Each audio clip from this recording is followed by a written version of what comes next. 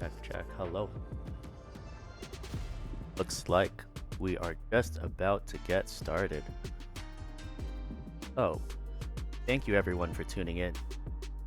Our very first Valorant social, powered by Academy, and also in support of Make-A-Wish Canada.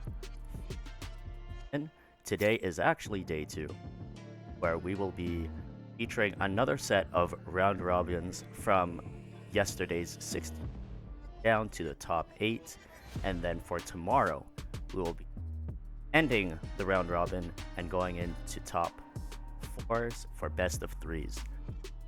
Very much for tuning in.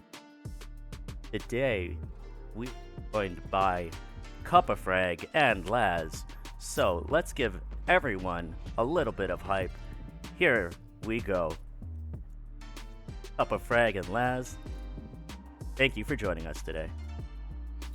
Thanks for having us. It's a pleasure to be here, and it's a great day for some gaming here, Kappa. And you know the other thing is that you and I haven't been together in eons, so it's been a long time. It's been a absolute minute.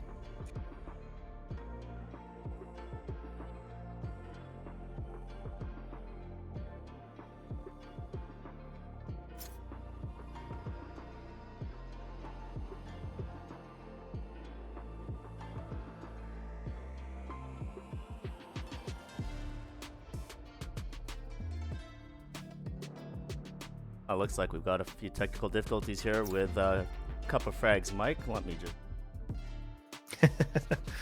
You know what? That's going to be a user error because it's been a while since I've been on broadcast. So let's try that again, shall we?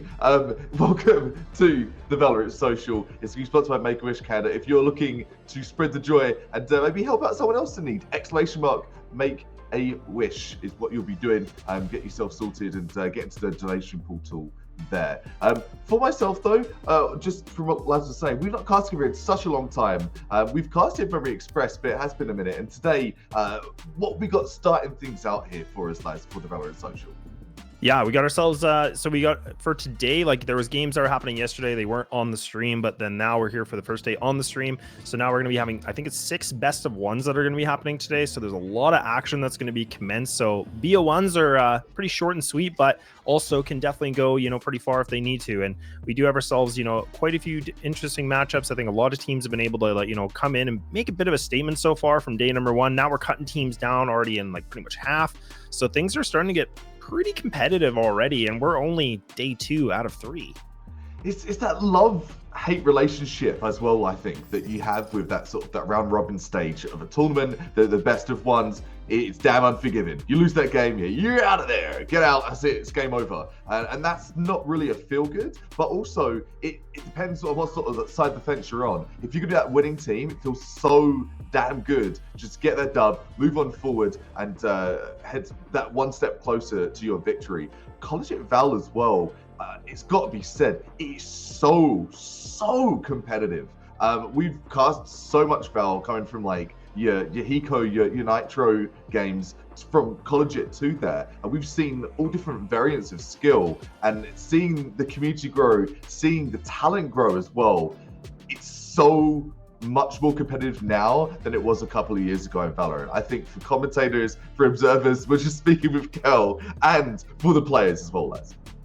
No, definitely. I mean, the interesting thing about this as well, like just for anybody that's not really familiar with the format and how this works, is like we said, it is the best of 1s, but there's a ton of Canadian players, and it is like a Canadian tournament. So that's also really exciting for us because we're also Canadian for the Canadian duo, right? So it's pretty cool to see a lot of teams. Yeah, there you go. Oh, Canada, right? And and it's a pretty cool thing to see, because I think for our first matchup, we do actually have TMU Blue taking on York University Red. So again, like kind of, the Battle of Toronto. I mean, this is a really cool thing. I mean, you and I are both in Western Canada, but now we get to see some people on the other end of the Canadian pond here on the east side to kind of compete and see what they can do in this best of 1.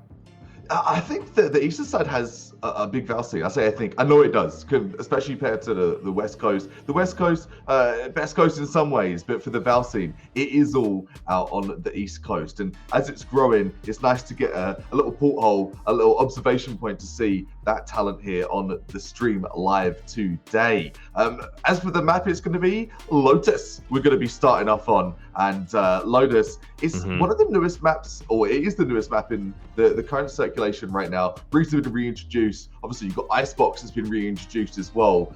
It's quite a strange time for maps in Valorant right now. And you know, I want Haven back. Give me Haven back. There's a lot of Haven haters out there, but I miss Haven. Call me salty, but I do. If Lotus has anything in common with Haven, it's 3 bomb sites. So, or 3 spike sites, I should say. Sorry, CS gamer and caster at heart. Yeah, well, I mean, that's the thing, right? Like you said, it's kind of like the Haven aspect, right? Like 3 spike sites. It makes it really interesting. It's become like a very popular map, so it is pretty cool to see. I haven't been able to see Lotus in a long time for me personally, so it's pretty exciting for us to have this first starting BO1 to be on a map like this. But I mean, the exciting piece for me is that both these teams are sitting at that 3-0. They both have been able to, you know, be pretty big heavy hitters so far in the tournament. There's been some pretty good victories that came through, like TMU Blue. Like they've been able to take down some pretty good teams, like, you know, Bruins Rising. They were able to take down like Humber Esports, Conestoga. I mean, which Conestoga is still alive in the tournament right now, but I mean, they've eliminated essentially 2 out of the 3 teams they played, which is pretty filthy, right? So I mean, I don't know. And that's the thing, like both these guys or both these teams are going to have to, you know, come up big, because this is going to be the first loss for one of these teams. And that's such a kick to the ego, isn't it? You get that sort of confidence, you feel bulletproof. And I know for yourself in the CS realm, but I think it goes for all of esports as well. As a competitor and as a caster, you know exactly how harsh that can feel, and a kick to the gut when you take that first L. And if that first L means you're out of the tournament, that's even more of a blow to the confidence. Yeah, it can be, right? I mean, this is the thing, like when you have like, you know, an undefeated streak and you're doing pretty well, like your confidence starts to grow. And then whenever a team takes a loss, it always kind of raises the question of how well they can rebound from that. Like if they're going to be so affected negatively, or if they can just kind of brush it off. That's always a big thing. And I don't really know how to like take this game, because again, like I think both these teams and both these, you know, schools are going to be able to show us like pretty big things in the sense of like what they can do. Like they all won, you know, 39 rounds. They've been able to have, you know, tons of players putting up some massive KDs. Like even I believe it's Stalin, you know, from TMU Blue came up with a 3.0 KD ratio with like some of the highest KDA and like this. Like, isn't that nuts? Like that doesn't even mean anything. I mean, that doesn't even exist. That's like not a thing. It's like a Call of Duty like multiplayer score, or like a deathmatch scoreline, right? Like it's something ridiculous. You don't really see that in like a competitive stats reel scene. And talking from Stallion to who else on TMU Blue, who's just been absolutely kicking ass. From the shared second highest team KDA, the whole team. So it's not just one player, it's the whole team overall with a KDR of 2.3, lads. So one player rocking a 3.0 KDA and the whole team 2.3 average. That's scary. That's scary to come against that in the best of one.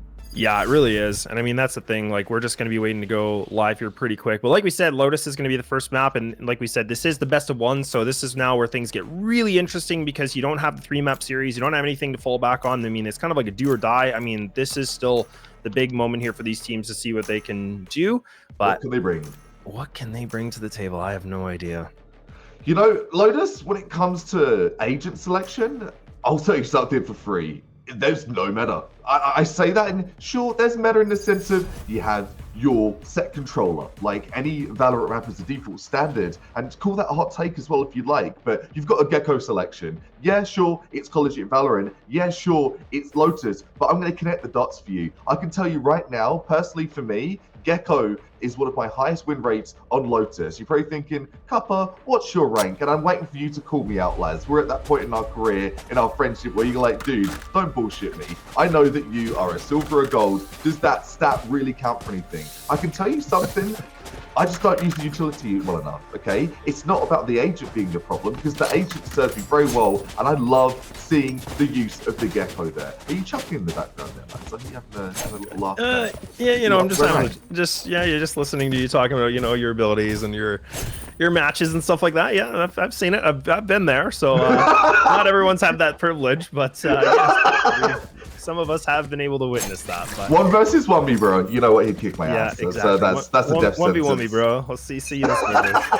That's walking off the plank if you've ever seen a shot from Laz or a clip from Laz. But yeah, he's pretty sharp with the aim. As these gamers will be here today for the Valorant social. And this isn't just a social where, you know, people are playing for funsies. Funsies is part of it, but the keepsies is the other part as well. There is some money up for grabs over this weekend, so something for these players to fight for. Some extra to go towards their tuition or maybe a weekend out. And all for a great cause as well, with the Make-A-Wish Canada being our sponsor here for this weekend. And one more time, exclamation mark Make-A-Wish in the chat if you're like, hey, how can I get involved? How can I give back some? That's exactly how you will, and it takes you to the donation portal as well. Just give a big shout out to Memory Express, to Brodenia, to Ronnie, to Juan, to Cal. Laz and I are super appreciative of being here today, and the reunion for us, I think it's reunion for everyone. Let's get things kicked off. Pissed around, just coming into mitts already. Careful. 4 players left on the defenders. 30 seconds left. What a late execute or re-execute this is here, lads. Yeah, and it's actually like an empty site here too. So I mean, this is the thing, is that like we can already see the Astros kind of making its way through this. So this is just going to be a full retake setup coming in right now. So York are going to try to see what they can be able to find.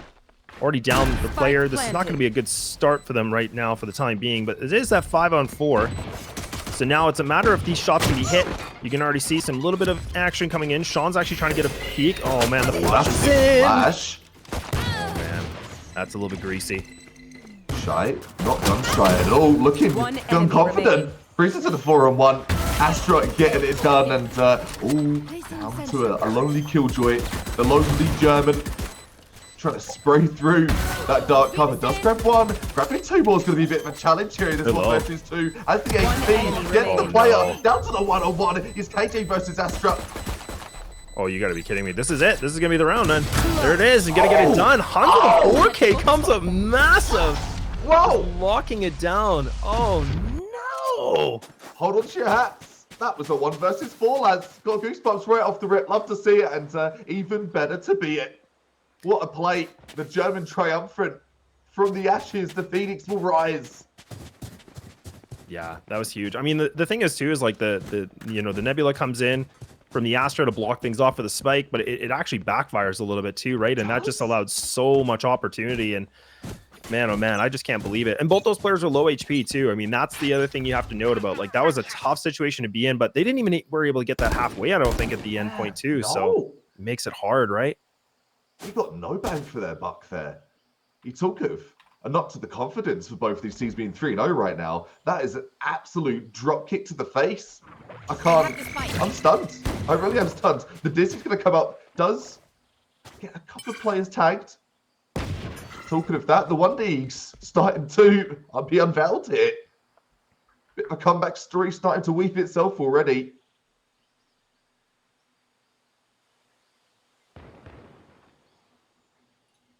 Yeah, and again, just kind of slow and steady on this right now. We can see that for the attacking side, they're just kind of waiting things out, trying to get a bit of a feel, but they've already lost 2 of their players. So this is now a bit more problematic, because you would, in their situation, obviously the less defense, it's more options for them. So in this kind of a case, they have to group up. They have to take something together if they can. The Sage is already pushed up some pretty interesting front here. If they can find this Astra, this is going to be a free site. Oh no, that shot is a giveaway. Like, I don't know why. Nice deceiving them. 30 seconds left. Okay. Stallion, talking of that disgusting KDA. Got loads of assists already. Stacked up 4 assists in that pistol round. Glad to see the KDA. Yeah, that's hard one. Well, actually the wall being broken for this retake, but we've got no problem with this retake. Everyone's going for the same angle potentially. Starting to reposition themselves, but times are ticking. Tick-tock, tick-tock. Yeah, they're kind of like, now they're trying to split things off through tree and as well as in connector here. So this is going to make it a little bit more interesting, but they don't have the best guns. Now the rifles are definitely starting to sing. Just leaving now to Hicks by themselves here on a 1-on-3. Not much to really brag about in this kind of a situation. Oh, these satchels are problematic. That's a nice shot, though. A little consolation prize. But yeah, pretty much an easy given round here for the attacking side. It's pretty costly, though, Cup. I mean, they lost 3 players right away. Yeah, they did. The one thing's looking sharp as a knife for the eco. I love seeing that. And it shows that they're not too phased by that pissed around last night. Listen, it is what it is. We put it behind us and put their faces right in front of us. Clicking their heads, they will. Gecko as well, using Dizzy multiple times. That's something huge when it comes to Gecko. You're not just trying to one and done with your util. You're trying to use it, recapture it, recycle it, and keep getting that reuse out of it. The B crawl coming in here are going to be blocked off by the Harbor util. Harbor being used more and more in the meta. I love the high Harbor usage. Such a pain in the ass to play against, Les. Yeah, it really is. It's not an easy thing to go against. And I always remember when Harbor was just like a joke of an agent, and now obviously such a different agent, which is so funny. That's Throws me back to how long it's been. It's true though. Harbor really has gone from becoming like a supporting controller to really holding their own. And holding from backside, talking of that hole, still lots of utility available. Having so many smokes. I wonder how that's going to come into play today. A pin drop, an acorn drop, maybe at the back here of Lotus. Do they have acorns in Canada and in America? I don't know. We're both in Canada, so I don't know. You're asking the wrong Sorry, guy. England. Sorry, I'm so patronised. Whatever. We'll come back to it.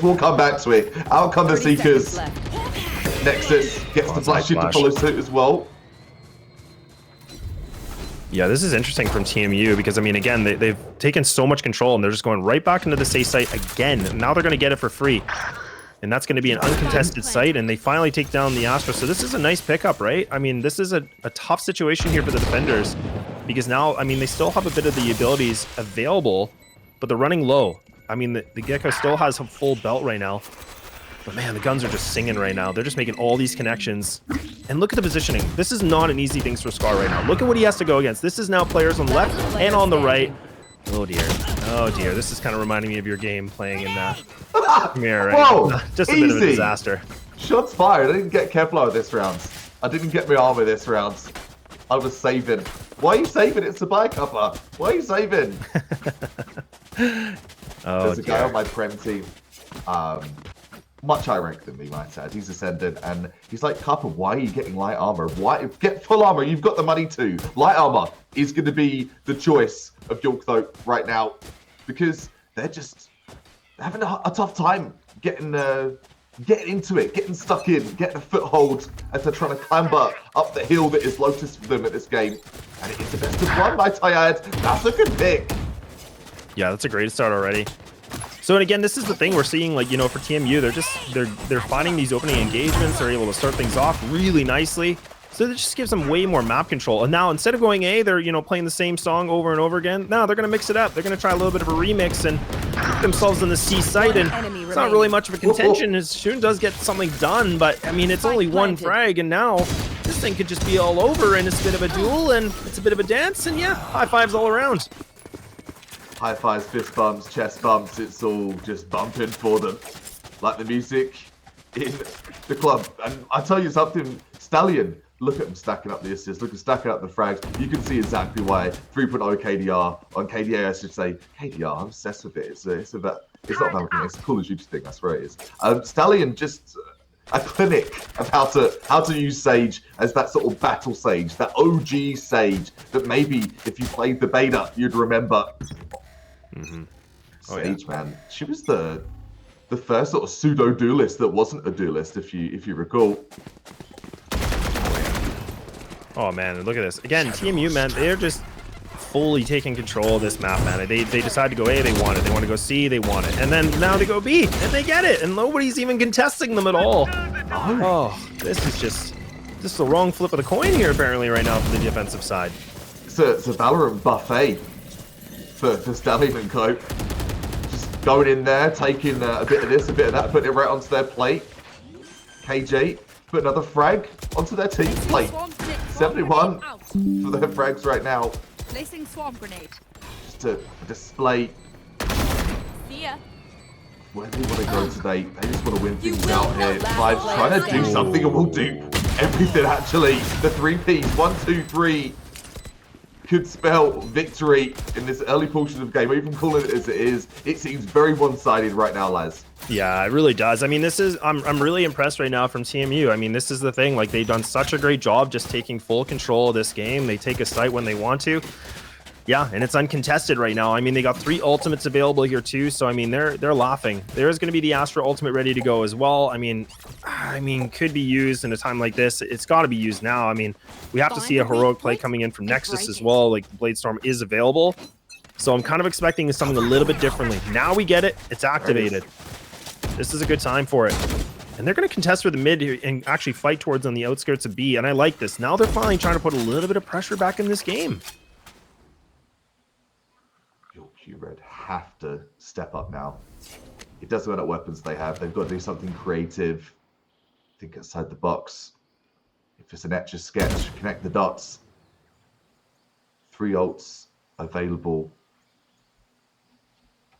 on the table for TMU Blue as well. Just add insult to injury of what they have in their armory right now. Not to talk about their money, just stacks. Look at that cash.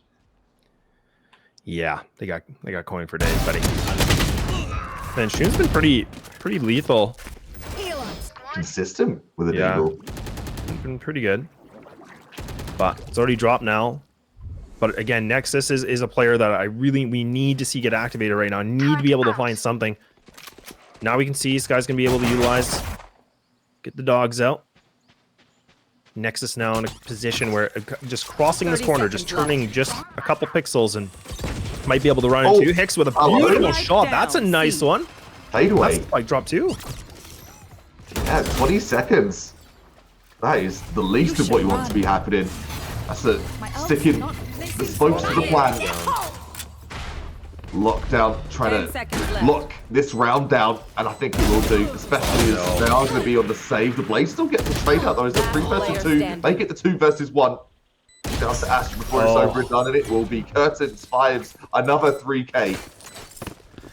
Man, oh man, this is incredible. Again, Fives is just having a field day right now, sitting at 8-2, leading in terms of the frag department, and close on by is Hans right now with the Killjoy as well. I mean, this is great to see because I mean, you don't get to really see like an Omen just popping off like this all the time.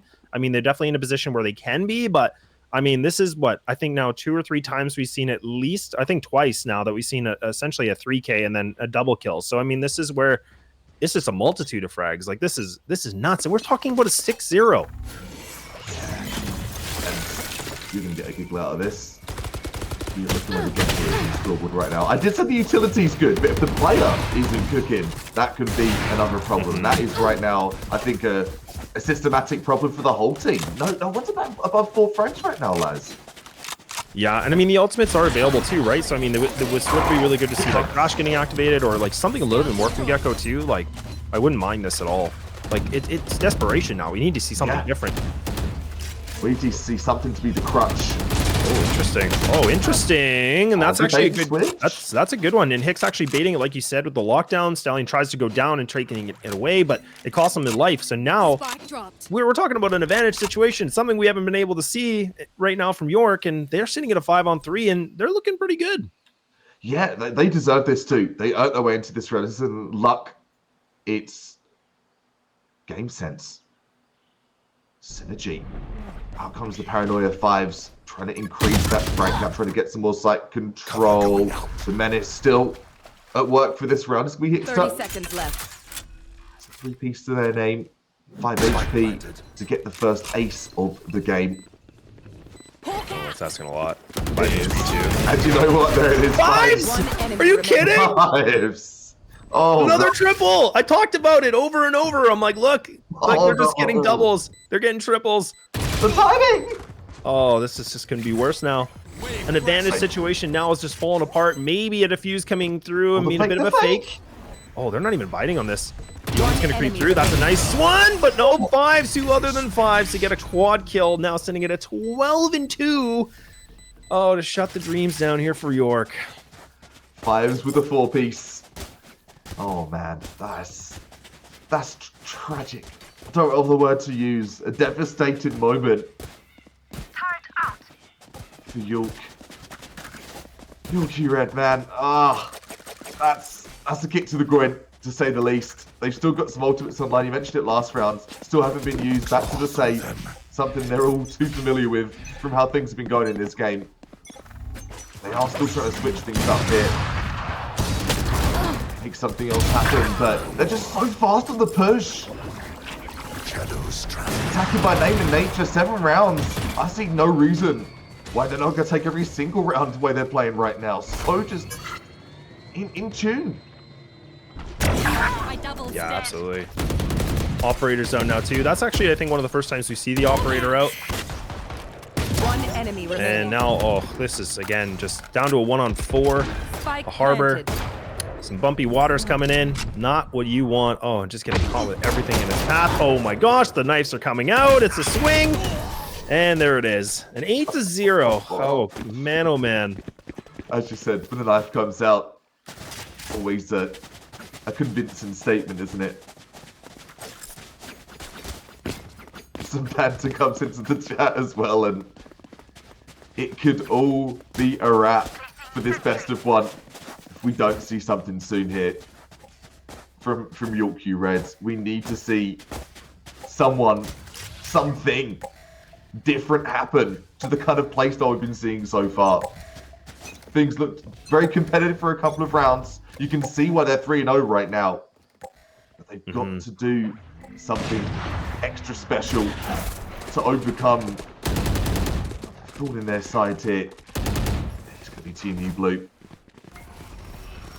Quick B push here from TMU Blue. Look how fast again. They've already got side control. Yeah, they've already just pushed themselves in the site. I mean, all these players here on the defense are just kind of sitting on the back skirts. They're trying what they can, but I mean, the abilities and the utility is just blocking everything off right now. And like, again, like you have Shy kind of just playing in the back. Can't able to find anything. Now it's just a 3-on-4. Still the advantage. A nice little bit of a drive-by. That's not too bad. Finally leaving it onto a 1-on-2. One of the closest rounds we've seen. Nexus maybe with something. Dashing some bullets. Neo in the Matrix maybe. I don't know. But it's going to be an operator and make a connection and getting closer. But it's just no cigar. And yeah, getting closer, but at what cost? It's going to be the half by the time they're going to be dialed into this. And best of one just don't give you the time to do that, to kind of have that slow burn warm-up. You've got to come in hot as the heart of the furnace. And one team, I think you can look at the scoreboard and make up your own choice and decision. TMU Blue, as hot as the fiery portion of hell right now. Huge. I mean, just such a dominant attacking side. Yeah. Like, it's just so uncontested, right? I mean, we've seen these couple of rounds where they come down to, like, maybe a 1-on-2. Like, the last one, the odd time where it's a 3-on-2, but it just gets slipped away. And, I mean, what was that one round? I think it was a 5-on-3 advantage for York, and then just slipped away, man. Five's just being a problem child. The 1 versus 4, it started the pistol round, it hasn't stopped. I've got It your really trail. hasn't stopped. Endless, relentless force. TMU Blue. The Seekers come through, gain the info. They know someone's going to be holding up by rubble. Try and take them off. Nexus does get the pick. The trade comes in, down to the 4-on-4. The showstopper's still available. I dropped the spike. Alarm bot coming back. Oh, I like this, though. There's still ultimates available here, too, right? So, I mean, even Dime could, like, just get the showstopper out. There it is. Just flying through this. Maybe make a connection. Just going to shoot a blank. And that's Scar able to get a nice double kill. And finally, a little bit more life coming in. So now we're talking about a 1-on-3. Huns now with a big task. Spike in hand. 36 seconds remaining. And the world's the oyster right now, Kappa. There is some time. And, I mean, this is going to be the question, too. 30 seconds left. I mean, this is going to be a free sight on towards the C. Could go towards B, but now the rotate's coming in from the Killjoy. So this is where this 1-on-1 duel is going to be critical. We need to see Huns find this and take as minimal damage as possible. The Killjoy diff is going to be asserted here. Both KJs 1 away from that 10 seconds lockdown. left. This round. Uh-oh. This bar Uh-oh. could be very valuable. Oh, okay, the swing. There it is. Hickster. Get the first as normal to shooting bodies. We're not getting 30 though. Not here, not today. Yeah, no 13-0, yeah. So they finally get rid of the goose egg. That's nice. Yeah, I mean, if you hold tab, it's like, whew, oh man, that's a lot of rounds in a row. Sleep But tonight. We can feast tonight. But no, it's honestly, if we can see a couple more rounds coming back here from York, that'd be a great way for them just to shift this momentum to get back into the second half. I mean, that could be the Kickstarter, right? I mean, we got those 3 ultimates available. I would like to see a little bit more from the Harbor just to be able to find something different. Activate the Reckoning, that could be pretty huge right now, but it's a moment of what is TMU Blue going to go for? I mean, they've honestly they pick a site and they go for it. They don't even hesitate on those decisions anymore. But Nexus, nice bit of an opener, actually. Going to reconvene and kind of go back, and good. This is good setup coming in from the defense. That takes out a heavyweight from their team. Bounced out though, Shy. Taking out the road. On these final rounds of this first half, the lockdown coming in. The defensive lockdown. Something to maybe help get more of a foothold for York U Red. Placing sentry. Stuck. Placing swarm grenade. Picking up another 2, down to the 3-on-3. Yeah, this is getting close. Sean with a nice bit of a reply here. So the Killjoy is going to be done. Nexus now looking for a bit more. Pre-firing just a little bit. Sean just on the other end of this. No more ultimates available. Nice little bit of a lineup coming in. These players are falling apart, but the Harbor needs to be able to find something in these waters. But it's Sean to get it done. Give it their best. Puts up the ultimate. Puts the Reckoning. Trying to rain down the heavy waters, the high waters down. Oh, the likes of TMU Blue, but they're just looking too consistent, too strong. 14-5 for the Omen. Double figures for 4 out of the 5 players. Only 1 player with double figures, that being Hickster, who has been left all too many times in that 1 versus X situations. Absolutely giving it their damnedest, giving it their best. The C push, the C peak coming in. They're trying to make something happen. Trying to force those plays, but forcing plays is risky. Yeah, it is. Even the Marshall is equipped right now. Nexus 2 tries to find a quick shot, but no, it's going to be even more damage inflicted. Now the lockdown's coming back again from TMU.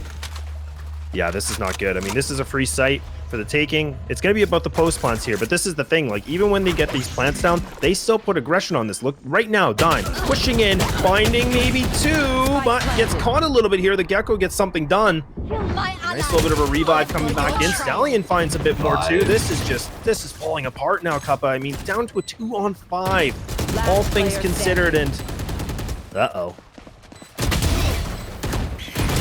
yeah, this seemingly over for this half.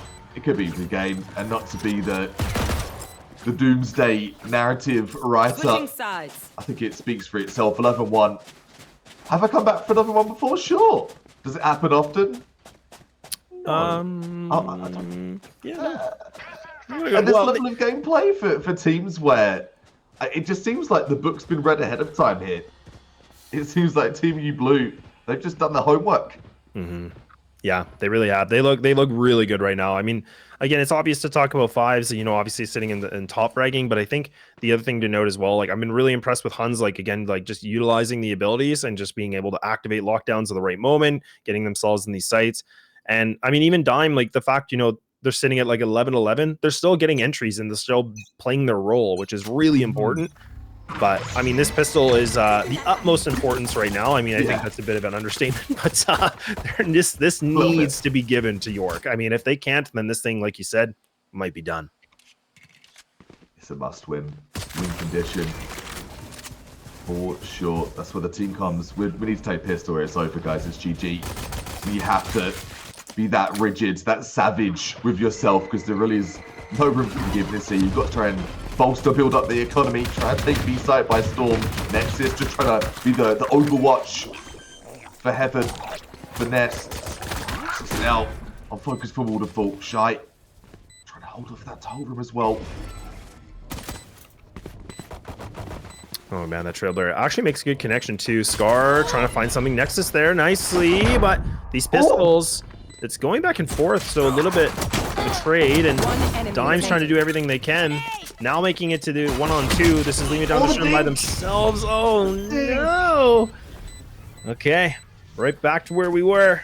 Still winning ways. A little bit of a hiccup, but we are a map point already, Kappa. You talk of the firing force, which He's going to be the entirety of TMU Blue. And Stallion, we pre-game talked about the statistics of the best KDA at 3.0 of the team. But look at the assists right now. 12 assists for Stallion. Sure, 4 of those came in that pistol rounds when Huns just popped up and got that 1 versus 4. But outside of that, that's when you know you've got a good supportive Sentinel and Sage in your team. Just doing wonders with the util. You've got the Sky to back that up as well. Times error. Getting that aggro push up to Rubble. Has the Bulldog in hand. Trying to hold off and push back the forces. Pushing A. Nothing's there though. Yeah, a little bit of contention coming in here from York too. They're trying to just push in towards B, but they just backpedal on this. I mean, as soon as the Nebula comes out, they're out of there. They're not even gonna contest this. The smoke blocks things off. Now they're grouping up towards on the outskirts of A, trying what they can. Utilities flying in, and Dimes there, like you said, close on by here with the Sky. They're running into a bit of a bear trap right now. Sean gets a shot through that. No way. That's sick. Confidence. Practicing those pre-fires, beaming those lanes, and that beam gonna strike his target real nice. Times zero. Here as well, gonna get punished for it though. Shy with the running gun. Liv 5's just coming through with the infamous 3K we've seen all game along here today. In game 1, over and done. TMU Blue coming through triumphant. Yorkie Red, noble effort, but no cigar for that first game of the stream. Yeah, that was nuts. I mean, that was a big speed run, right? I mean, that was a dominant performance coming in. And again, like talking about the overall stats, talking about everything in itself, a 13-1 that goes in favor for TMU. But I mean, again, 5s are sitting at, the combat score of 354, which is just nuts. And then, I mean, when we talk about it as well, finding a 19-7 rating rate or KD right now, which was insane. The next closest thing that we could see from York was from Hickster sitting at 11-13. So yeah, it honestly kind of felt like the firepower was just a little bit underwhelmed a little bit. And I think we just got to see that TMU, like, I mean, they are a force to reckon with right now. I mean, there's a reason that they're 3-0, and man, did they make York look like a brand new team, unfortunately. They did, and that was a 3-0 team. There was 2 3-0 teams in that best of 1, and I think it's a great place to start things off for the stream to kind of show the level of talent we have in this Valorant social, not just your average social and not just your average Valorant game, because my Valorant game just crashed. So I'm gonna have to get a restart going so I can reconnect to the game here. But yeah, that's a very interesting way to start things out. A very one-sided affair. I wonder how the rest of these best of ones are going to look today. Are we going to have teams that have done their homework similar to what we just saw from TMU Blue? They had the upper hand, and you could put it down to aim. I think there seemed to be some strategy, some sort of hidden strategy and understanding that they had ahead of things coming in, because the VODs existed, and it seems like someone's been sniffing around and doing their detective homework. Yeah, no, definitely. I mean, that's the thing. Like, I just feel like, again, for TMU, I mean, they looked really good in the sense about, like, they didn't even hesitate on their attacks. They just pretty much took what they wanted when they wanted. And that's a scary thing to play against, because when a team's feeling really confident and they're going into these spike sites and they're just bringing the fights, and there was a lot of strategy. There's some really decent utility being utilized to getting themselves in the control of that.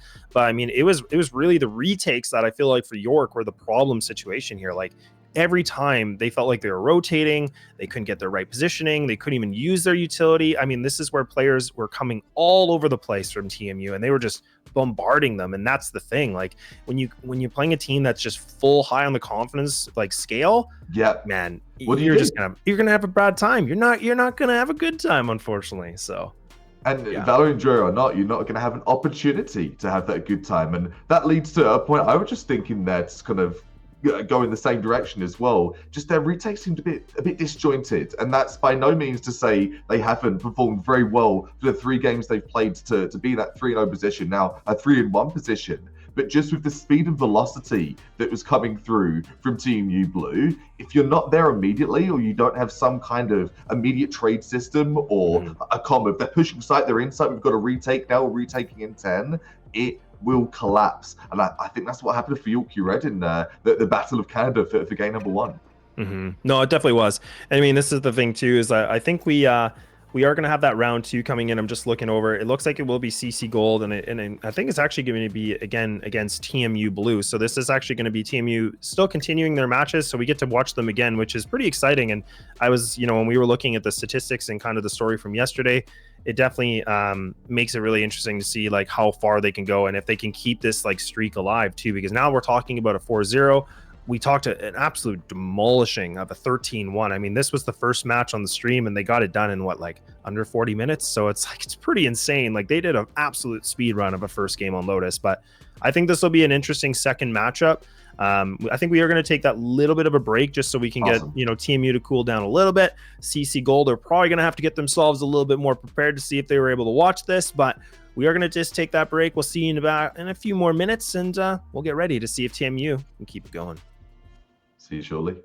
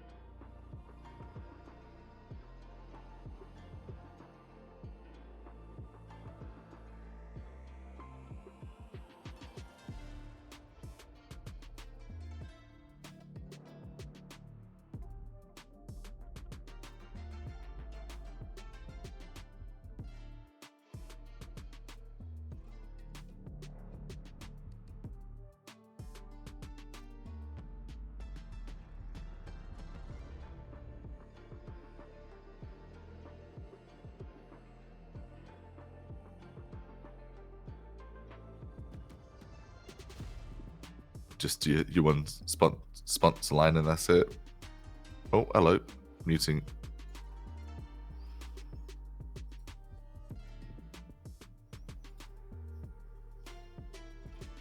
All right, we're back. We are here for the Valorant Social. Thank you so much for letting us have that little bit of a break as we had that 13-1 dominant fashion. But now we're here. We get to see TMU Blue taking on another team, and it's going to be CC Gold. And Cuppa, how you feeling? I'm feeling good, man. I'm feeling nice to wait, nice and ready, and very good to go. I'm curious though. We'll get that double mute sorted before we go. Yeah, that's brutal. That's even casters hate hearing their own voice. Ain't that the truth? It's hard. It's hard to watch a VOD. You know, you're like, I don't want to listen to myself. But we'll Once figure it is out. enough. Once is enough. Give it just 1 second, and we'll get that sorted. Yeah. So I was just gonna say, we do have the Conestoga Condors taking on TMU Blue. So we just got to see TMU play, and that's where we're trying to see if they can have their streak going on. They had a 13-1 victory. They looked really good, but the question is, can they maintain that? That's the biggest thing for me. Such a strong start, having with a 13-1, and the likelihood of that happening again, probably not. But saying that, stranger things have happened. Maybe this is going to be the team that just absolutely storm through the best of ones today, and we'll find out very, very shortly and get the maps coming your way as well. Is there any map in particular, I really want to see this map today, or are you like, I've seen Lotus and I'm good? Because that was a really interesting Lotus map. The aggression that we saw there, I think that's probably one of the most aggressive teams I've seen on Lotus, if I'm honest. Well, you know, I mean, it was good to see Lotus being played, and like I was really happy to see like that aggression coming in and just the attacking side. Like I thought it was going to be a really slow game. Both of them are going to feel each other out. I thought they were going to take a lot more time in this, but yeah, TMU were like, nah, we want to keep this going. We want to get through the BO1s. We want to be done for the day. We want to celebrate. We want to, hang out and watch some of these games as well on the stream. So I mean, that's where we get to see Lotus being played. I mean, I don't know if there's a map I'm particularly wanting to see. I'll tell you the map I don't want to see, but I think you already know from our history. But I don't know if there's any map for you particular that you're really looking forward to, or if there's something that you want to see or don't want to see. You know, I know Ascent we've seen a lot of Ascents. I speak with Cal. You see a lot of binds in these best of ones these days, and Ascent was like that sort of OG map. I love Ascent. It's still the Dust 2 of Valorant for me. So I'm hoping for an Ascent today. Ascent haters, be damned. I hope we do see an Ascent map a little later. You would want to do the opposite of what I want to do. You would do that. But it is yin and the yang, my friend. That is true. Yes, that is true. But I mean, unlucky for you and lucky for me, we don't get to see Ascent. We're actually going to be going to Bind, which is going to be, again, this is a best of one. So anybody that is just not aware or just tuning in now, we are going through, I think it's about 6 best of ones here today, and that's going to be solidifying into the pretty much the first and second place games, and then the third and fourth place games. So it's a big deal, right? So this is now a big decider for how well you do and getting yourselves in placements and things like that. So that's going to be a massive piece here. But I think for Bind, like, obviously a classic, right, one of the first beginning maps in the game. So I mean, this is where it's evolved a lot, and obviously it's had a lot of changes over the course of time. But I mean, I am looking forward to it. I know it's been played a lot, and I know a lot of people probably don't love it anymore as much, but I'm actually looking forward to it. I think there can be some exciting pieces to this one. Yeah, I think there could be some super exciting piece to this one as well.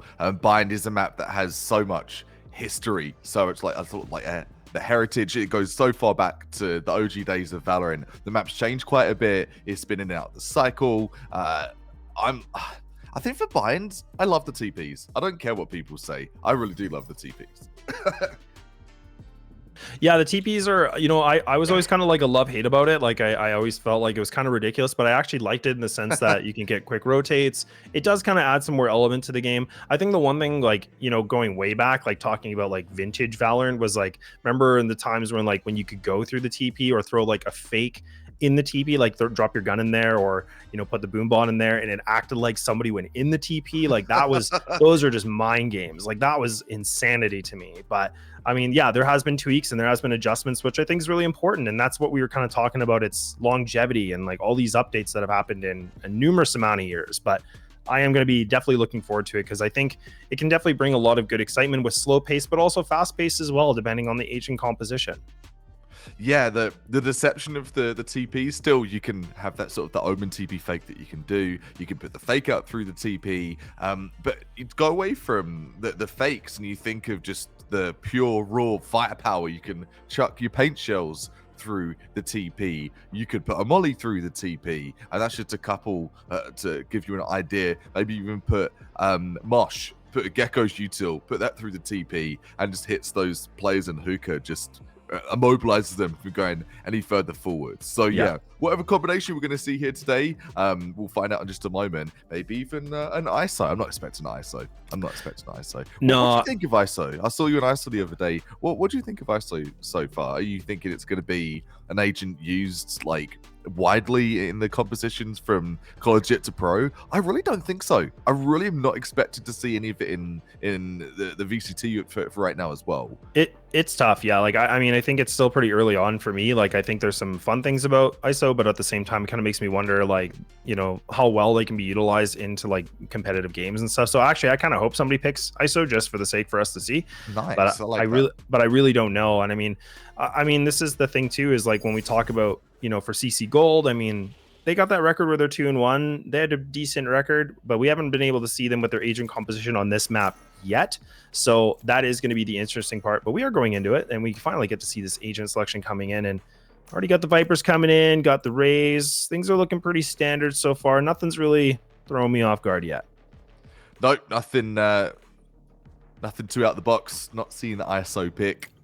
Seeing the Gecko pick, just seeing your bulk standard defaults. I do love the Brim Viper combo though. That's something that we've seen sort of just grow over the past couple of years, where how they can intertwine and work together. It takes a bit more pressure off the Viper, having to toggle the toxic screen the whole game to cover all of the map for the whole team. Instead, can focus on utility of their own setups, and Brim is there to cater for the rest of the win. As Soul Brim on the other side of the fence, and Fives was infamously the 3K demon over on Lotus. I'm thinking probably walks away with what? 5-6 3Ks in that last game from Omen. Yeah, that was pretty insane. That was filthy. So I mean, that was a big statement to be made. And I mean, now the fact that, you know, Fives is going to be playing Brim, like you said, that's a really interesting piece, just because again, similar agent in its kind of like premise, but not at the same time, right? Like obviously still with smokes, still with a few other pieces of good utility, but I mean, I feel like that wasn't even like the key piece, you know, we saw from Fives. I think he was just fragging out. Like he was just having a field day, which makes a huge difference. Yeah, it really, really does. If you've got your controller that's acting like a duelist, it's going to be a different kind of play style game. Yes, this should do. Trips being set up here. Well, things start. Yeah, either way, I mean, I think TMU, again, they're going to be starting on this attacking side. So this is going to be interesting because we got to see them before.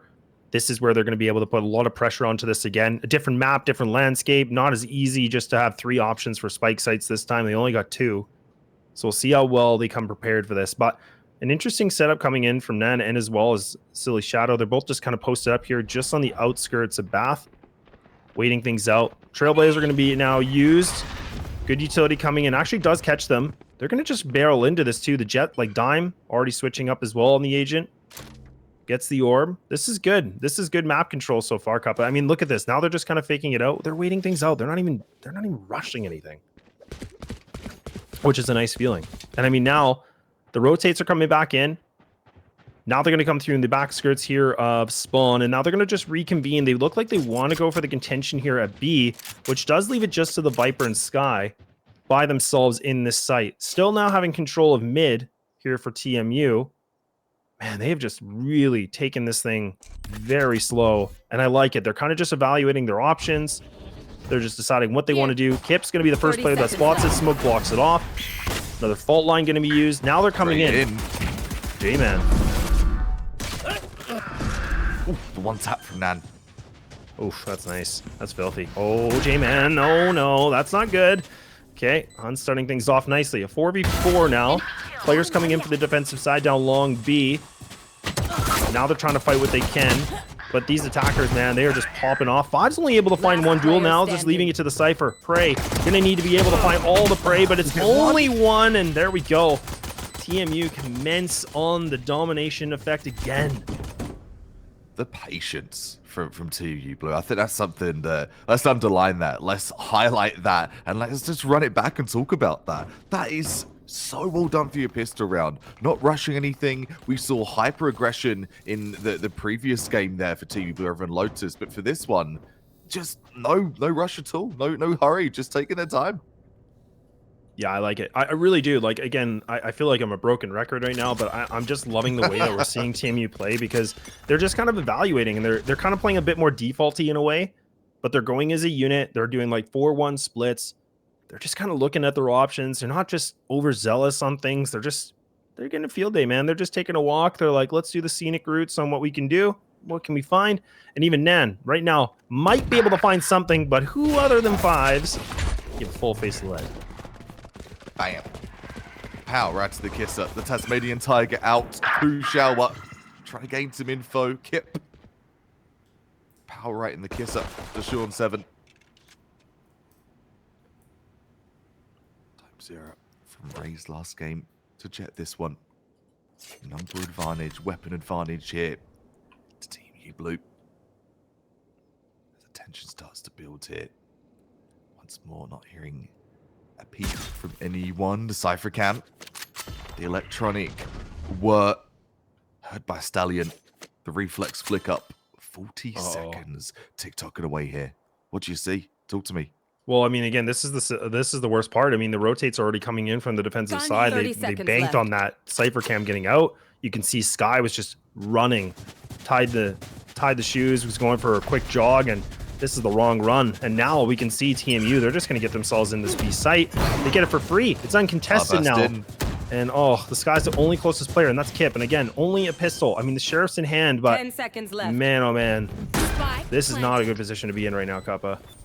It's not. Retake's going to be super grim. Planted for long, planted for gardens.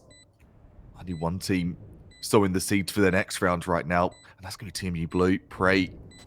Susceptible Prey, just holding outside hookah, trying to maybe go for a cheeky beaky little exit frag.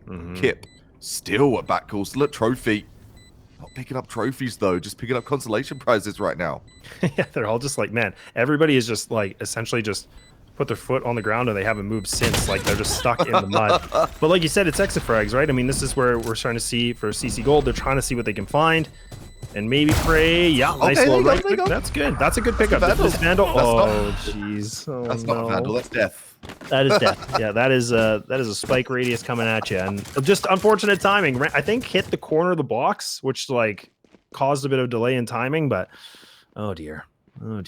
That's a skull emoji. Burning that economy a little bit. That's not bad. But unlucky, really, from the likes of Kip. That is true.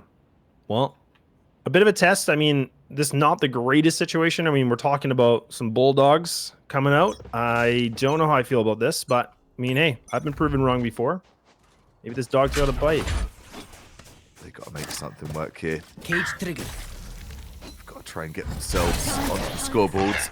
I'm sure they're paying attention to kind of what happened for the first game on stream. They do not want to be. Oh, that's nice. In the same position as you. They want to put a stop to this right now. Kip now getting it done. Oh no! Oh no! That flash actually worked? Are you kidding? That was such a distant reaching flashes while Stallion, king of the hill, on top of the tube in sight, down to the 2-on-2. Cypher Brim versus the Cypher Sky. Who's going to be seen with the all-seeing eye though? Stallion. The Aussie. Trying to put another shrimp on the Barbie. The shrimp on the Barbie is going to be Prey. They have so much time too. I mean, this is the thing. They can just wait it out. Oh man, that actually was a really scary situation. 10 HP and then 3 for Stallion. So I mean, that was almost like collateral kill with a Bulldog. So I talked about I'm not excited about it, but whew, it almost did its work. I love the Bulldog, man. The lack of recoil when you have the sprays. Listen, okay? It's a budget player's delight, the Bulldog. Fantastic weapon. Yeah, it can be. It can be. It can be. Doesn't hit as hard and heavy as your Vandal, but you don't get 140 in ones. You get 115 in ones. So for those Phantom players looking to get a bit more grief, maybe the Bulldog will be it. It is good for the budget buy, and that's exactly what they tried to do before our eyes just then. Unfortunately, that falls. He's going to put their Econ on super thin ice right now. Sheriffs across the board. 2 players without armor. 1 player with armor just removed from the equation. That's going to be Dimes error. Clicks up ahead. Takes out J-Man. I know exactly where you are. Yeah, we can already see KJ's already getting his ultimate activated here now too. I mean, this is where neural theft's going to be used. Information's gained. This is just now going to be a bit of a frag session. Uh-oh. Oh, they're getting hungry for it too. Oh, look at this. Oh, they're feeling it. Oh, back turned, and yeah, what other? Oh, man. Oh, this is not... Shorty kill. Ugh, okay, a 4-0. So let's, you know, like just a quick recap. Just to remind you, because I know you got short-term memory. Hit me with it. We were talking about TMU. We're sitting at a 9-0 last game. Then they lost 1 round, and then they won out. So we're still seeing like essentially just a streak of rounds coming in from the previous best of 1 now to this one. So I mean, this is what's getting scary. And also, you still have the Breach that can have his ability, his Rolling Thunder, his ultimate ready to go here too. So this is not good. This is not good right now if you're CC Gold. Not good. Not good. 2 ults available for these Initiators, Rolling Thunder, and the Seekers. So both Initiators poised, ready to go. The trip taken out. That's Hookah control contested. No one has been arrested just yet and detained. Still waiting for that play to happen. And just once more, round after round here, showing their diversity, their dynamic play style. TMU Blue just playing at a snail's pace. So frustrating when attackers do this as well, lads. We've been the receiving end of this. We're like, are they going to execute? I've got your what's the plan? Yeah, that's true. And now the Seekers come out here from TMU.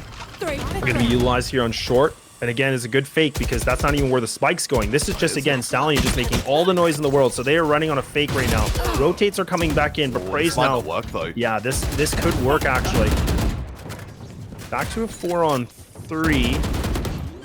Spike should be able to go down here. Ultimate now going to be available for Fox. He's got the overall strike. This is a problem. This is where the post plant could be devastating. Silly Shadows made his noise cue 5s. Needs to win this fight. Otherwise, this could be turning things around. Oh, man. What a flick. That's filthy. Flicker the wrist, and 3-on-3 it will be. You can even do a Rolling Thunder or right wombo combo. Saying that 5's out the equation. Is down to 2-on-1. Found one. Seeker is too. J-Man. You want to do something about this. Oh, they're sticking it. Oh my goodness, they get off of it too. He had it just there, and now he's down to 3 HP. 7 bullets. Yeah, he's got to get the right timing on this. He has to swing on this, but they're going to get the defuse done. They make it work.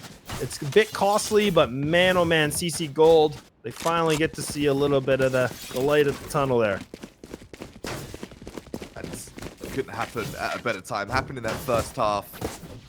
Walking away with, okay, it ain't over till it's over, and we are not there yet. CCG, a lifeline. A breath from the depths of the ocean, and that ocean is just bombarding. Frags, bombarding pushes coming through from TMU Blue. You got to say, it's intimidating to watch. They're so organized. They're so calculated with everything they do. It's very hard to play an attacker like that, especially not like Bind. Sniper coming through, Pinshaw's and Ray. Actually going to diff you in that. Yeah, that's great. That's a good aggression coming in too. I love to see this change of pace now from CC Gold. I mean, they're finally trying to put matters into their own hands, but Dimes there now going to try to creep into this.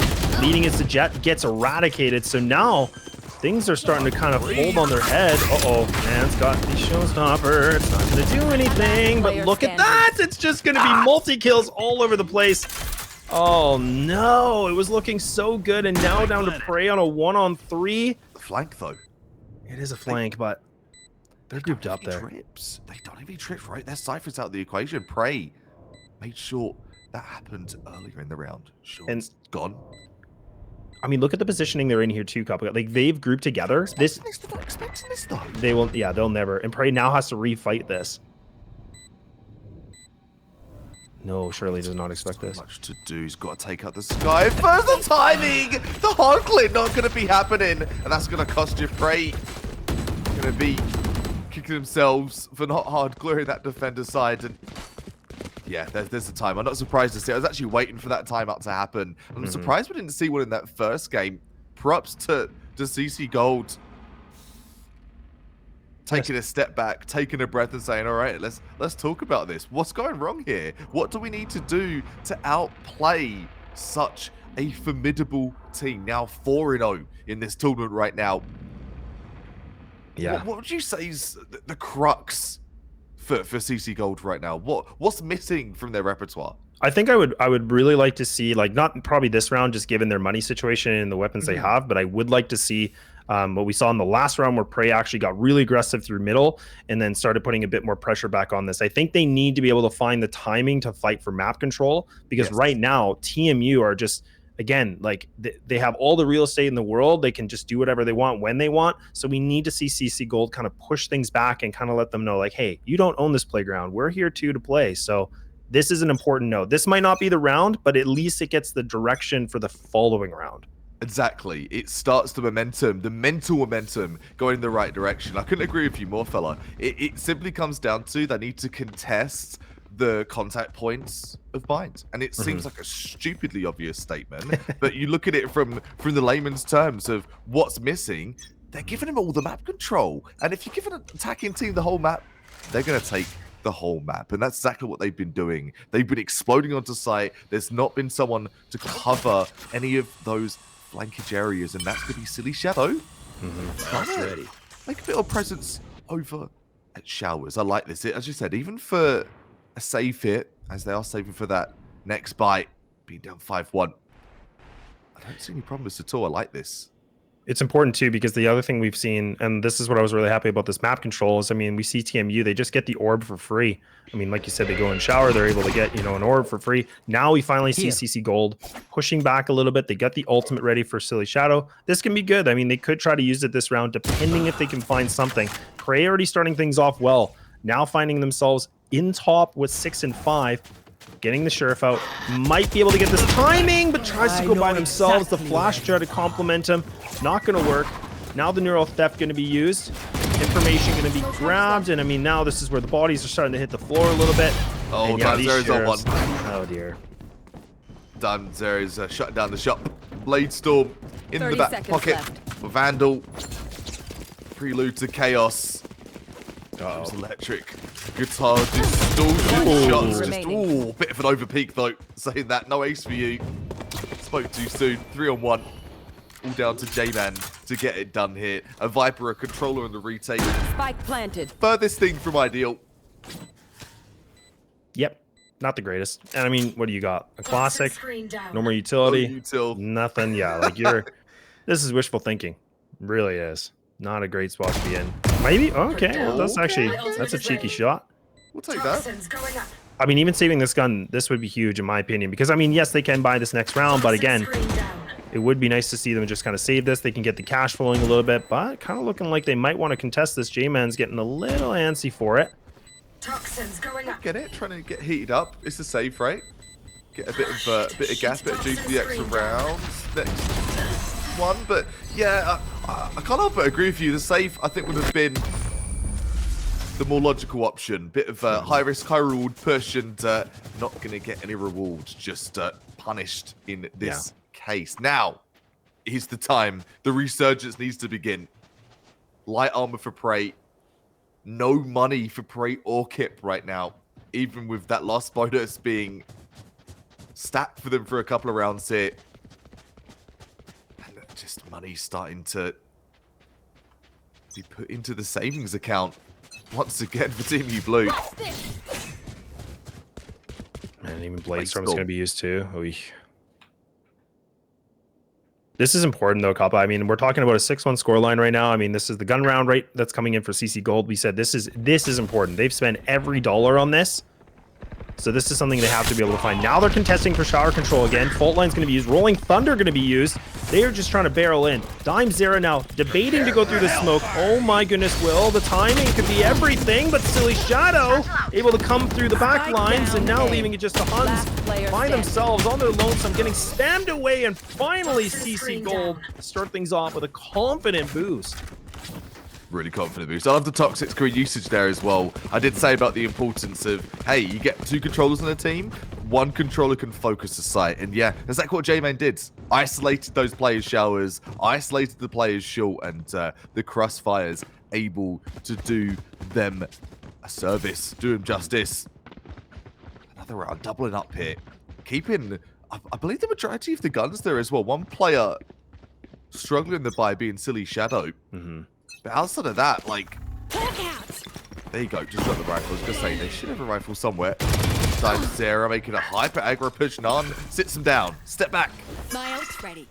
Yeah, good start. Finally, now we're starting to see that little bit of a life coming back in from these guys, and then now they're able to get themselves back into this game, potentially. Execute's coming in from TMU. Now they're going to do a 3-2 split into this. Orbital Strike going to make things a little bit more problematic here for the time being on the defensive side.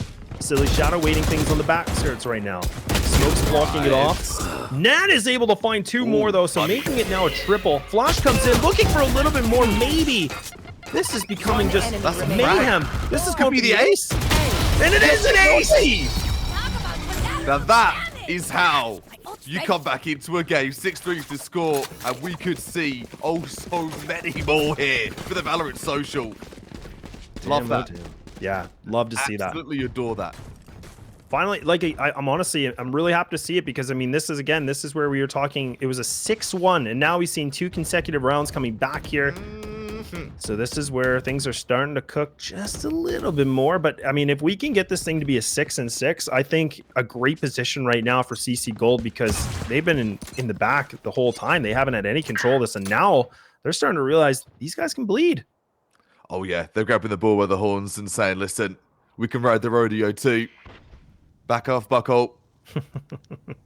Stepping in to the ring, stepping into the arena. A lovely ace coming from Raze. Ace in the opponent's face. There's nothing like an ace to really get you gassed up, though. No, that could definitely, that honestly, like, even just like getting the team fired up, like you said, in the mental, like, man, like an ace like that can just get everybody so excited. Oh, and yeah. And that's the thing. Like, I mean, this is a round on paper that we should see from CC Gold. I mean, they have the better guns. I mean, they have, you know, some ultimates that they can use as well in this situation. Nothing here for the attacking side, but let's not forget that these guys can frag. Like, these guys can shoot. They can, man. TMU Blue, they are so independently resourceful. They make something from nothing time and time again. The show's not coming in. And coming 2! Comes 2 from that! Last player standing. Oh, man, that could have been everything, too. And Shilly Shadow now coming in, just getting the trades back, 30 seconds leaving left. it all down to the lonely Cypher of Sean. Got the Vandal, a little bit of utility available here. No spike in their control. This is not easy. This is where we have to see a mistake being made here from CC Gold. Nice center cage, now going to be thrown. Looking for a bit more, but 13 seconds. Spots 1 player, now looking for someone to get a little 10 over and seconds see. left. And they're not going to bite on this. This is good discipline. This is good reaction coming in from the team. They don't give up a body. They just hold it down, and now they've gained themselves a 4th round, and I love that discipline. That is like a small detail, but it pays off massively. Shoot the bad guys. How's that And for a I just want to comment, that showstopper, that's like an OG Raze showstopper. That showstopper just doesn't hit like it used to. If you played Raze recently, let me tell you, it can be griefing sometimes. Why did I hit them for 100? Why did I hit them for 140? I swear that hit them. No, it didn't. Or maybe it just didn't do the damage that you wanted it to. That one, though, that ult was tremendous. Doing exactly what it needed to do. Launching smoke. 6-4's the score. Seems like just a second ago we're at 6-1. Yeah, this is now 3 consecutive rounds coming in. Coming in from the defensive side, this is a great thing to see. Still have the Viper's bit available too right now for the defense, which I actually really like that. So they're probably going to use it a little bit later, obviously, but they only have so many more rounds left to go for this. And now they're fighting for shower control once again. Now we even have, we can see, I think that's even Dime Zero actually pushing all the way through hookah. So now just kind of, again, getting some good position. These guys are losing control of this, though. Like, they haven't been able to find a lot of the real estate that we talked about, what, 3-4 rounds ago. No. Let's see that timeout. And let's talk about that. It's because of that timeout. That's when the tide started to turn. Yeah, absolutely. No doubt. I mean, and Prey has been able to find opening duels, and this is a position where Prey might be able to find something. In a tight position, but Dime Zera comes up massive here to start things off, but it's just the defense to clean up the kill feed now, leaving it 4-on-2, down to the Cypher on its own, and now it's Sean again. Shadow. And man, Shadow's just having a field day right now, just popping off, sitting at an 8-8. Good crosshair placement, man. I think it's like the frags quantity, maybe not, but quality, definitely. Yeah, there's only 15 seconds left too, so this is not easy. Again, in a position where the Cyber Cage can get thrown, should be able to pick up the spike maybe, but this might just be another save. There should be no reason to go for it, but Sean's adamant. Sean wants it, and Sean's not going to get it. Shut him down. And turn not to get right back up. The opposite of what Phoenix says. City Shadow, cut away from the ult here, could potentially see that ultimate happening in this last round of the first half. What was an abysmal start has turned out to be a formidable comeback. In fact, tactical timeout doing wonders. The ace just giving that resurge of energy into the team as well, as it would seem. Love to see it. Yeah. You have the Viper's pit available too. Smoke down. CC Gold. And that could shut down B. Or A, I should say. Forced them over to B. And you know what? B looks like where they're knocking the door of right now. Couple of trespassers over move towards Garden. Couple of players coming through Hooker as well. Shorts gets the pick. Bray taken out. It's a 5 versus 4. Yeah, Spike's going to go down too. They're not even going to fake this. They're going to actually fight for the elbow control as well. So this is now they're kind of getting back into their old roots here. They're starting to fight a little bit more. Seems like they've been a bit hesitant. Kip with a nice flash coming in. The guiding light makes a good spot here. Now holding a tight angle. This is not an easy shot to hit because, again, one quick swing and you could be a dead one. Now let's go for it, and that's what I was talking about. The shoddy just gets the job done. Now leaving it to J-Man and the Shadows. Shadow. Brother. Another one. Last player standing. And now leaving it just down to one. A nice shot coming in. Knows that somebody's coming in for the flank. It's about timing. Fives. He needs to be able to find this shot. Oh no! And I think there's not going to be enough time. I think this is going to be over. Hold on to your hats. Even able to strike 2 bullets in the magazine. Not enough to get down to the silly Shadow. Dime Zera takes that. Plays the post plant perfectly. And the late trade will see them through for the victory parade for the end of that first half. 7-5's the score. 5 rounds come for a team that were looking down and out. And giving all the credit where credit's due to Nan's ace. Yeah, really, again, such a great thing that we get to see, like you talked about, from the timeout. I mean, that was 4 consecutive rounds that came in from CC Gold, and that's a big thing because, you know, you and I have talked about many times about the benefits of a timeout and what it can do. And here's a prime example of it. I mean, this was a score line originally 6-1. It does turn into a 7-5, but at the same time, I mean, it was looking like TMU was just going to be able to run on over this again. So I love the time of the timeout. I didn't think it'd work in that moment. I thought maybe it would work after it, but it seemed like, you know, the thrifty buy worked, and then it was just full speed ahead. Full steamroll ahead. Going through the demolition site. Wasn't pistol round very important here. The likes of CC Gold, if they're looking to sustain the comeback train. As it will be, Prey gets the pick, takes out Hunch out the equation. Breach down. 1 initiator still around, that being Sky in the 5 versus 4. The smoke comes out. Trying to stop the hookah push. Prey jumps in, hyper aggressive this round. The most aggression we've actually seen from Prey. Just hunting heads. Gets the last one too. 4 to their name. Cypher, call him a raise. Yeah, and this is, again, like, from my perspective, like, what I've been really impressed with so far with Prey is the fact, like, I mean, they're not even sitting on the top of the boards. They're not the one that's, like, popping off, but they're getting these massive, impactful frags. I mean, they're sitting at a 10-9 right now, but the fact they can find the first opener, or they might be able to find that double in a critical moment, that changes the round all the way around. And this is where we get to see it, where it was not looking great in the beginning, but all of a sudden they're able to find, I think that was a quad to get that round over with. Yeah, but it was. that's the thing, right? I mean, playing the Cypher, playing, you know, a Sentinel like this and putting some impact, this is huge. And now we're starting to see TMU. They're getting nervous. That you can tell there's that confidence we talked about over the charts. It's definitely below it now. Yeah, it is. It's starting to see the wobbly knees.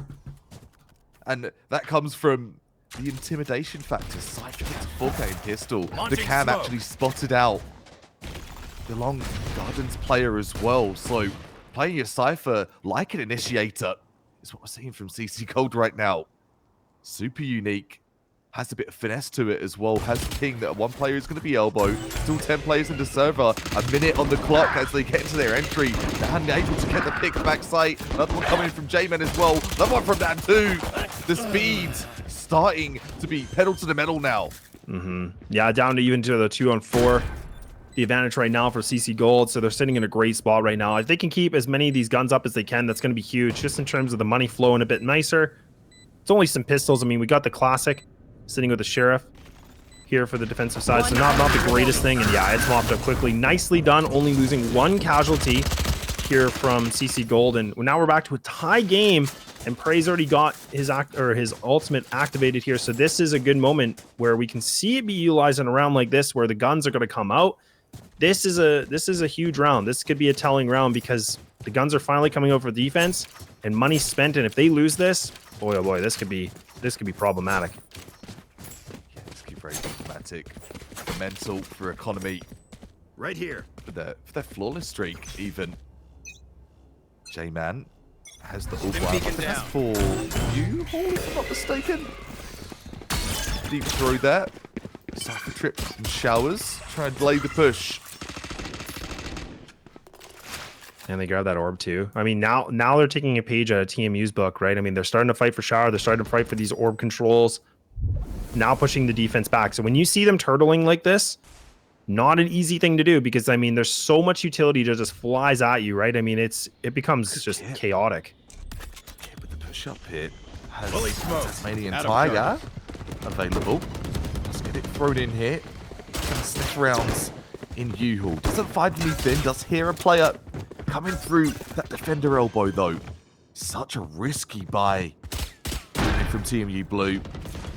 I hate it, to be honest, but I respect the thought of, hey, it's do or die now. They want to make sure they can get the momentum for the rest of this game here. One player without armor. Make that two players without armor now. Fives and shorts, just armor less. Oh, the Tiger that's comes nice. through. Oh man, just an absolute fight in Lamps too. Stallion now galloping into this, now finding two more.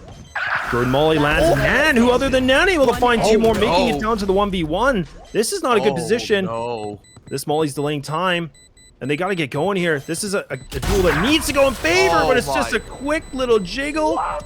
Show me the dollars, and there we go. Silly Shadow won't be able to save the gun, but you know what? They'll take that lead after a massive deficit, and they bring things back to an 8-7 through the thick and thin.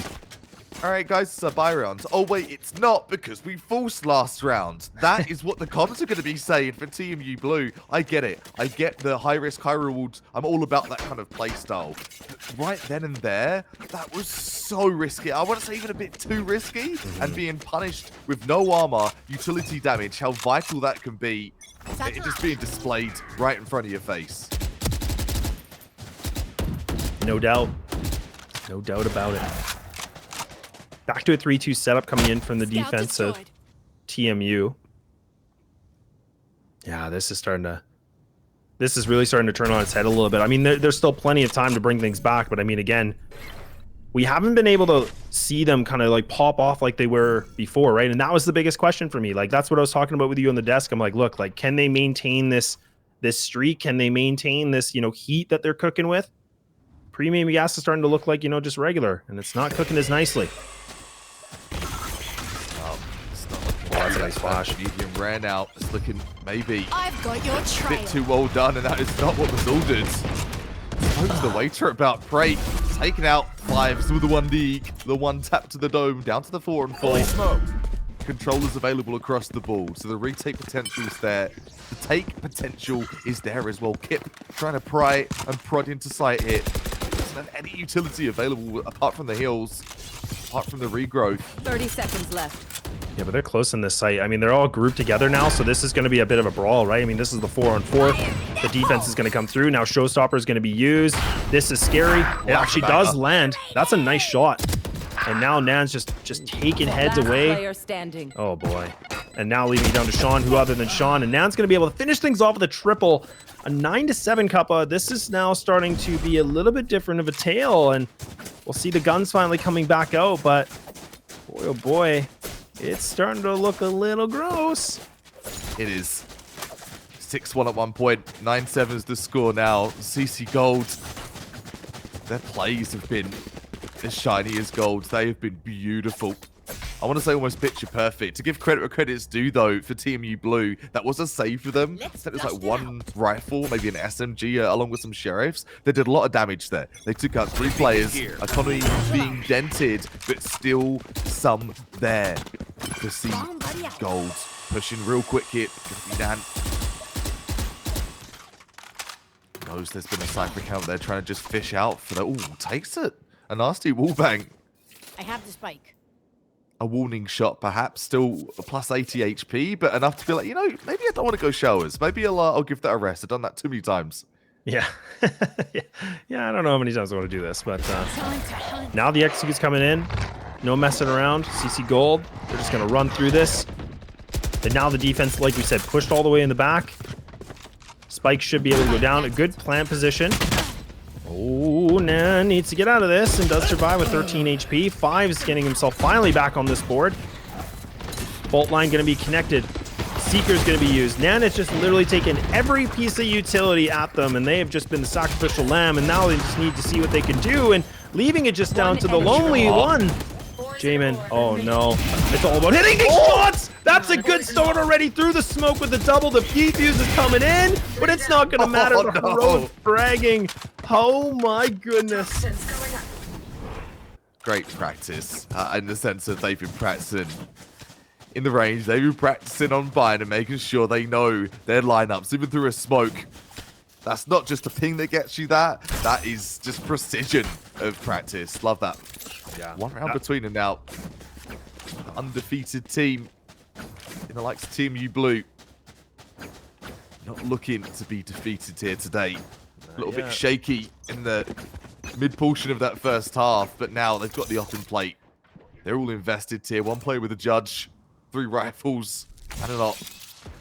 1 Spectre in the hands of Kip as well. So, bit of a misshaped buy here, but I'm sure there's a method to the madness. None. Yeah. Trying to get the pick here. Does indeed. Takes out Stallion. I know exactly where you are. That's one of their top players as well. Remember that KDA of 3.0 previously. Out. Gone. See ya. Well, there's those TPs like you were talking about. Now going to go for the rotates. The site's not going to be necessarily open. I mean, Dimezera is still playing a little bit more passively. Does have the operator, like we were mentioning. Now the Bladestorm's going to be used. Oh, man, that Rolling Thunder. That was perfect timing because you could see Dimezera was just getting hungry for it. And now the spike. Again? They TP'd out of it again. They're like, no, we're done. We're done, son. We ain't going for this. And oh boy. And a Brim trying to battle for the win here. 4 versus 3. Yeah, Dime's already pushed up. Good flash coming in, but does get himself back in a good position to get out of this. Nice to a gunfight, and that's what's going to happen to you. And now Nan's cooking something great, and that's a triple, leaving it just down to 5s. Classic. Not looking hungry, not looking good yet. The operator here was still 5 shots left in the chamber.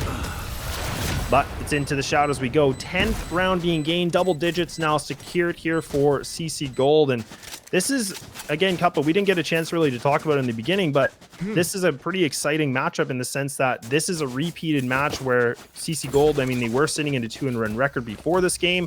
Their loss was against TMU Blue. So now they're getting this revenge moment to play them again. And now they're putting themselves in a position where they're leading by 2.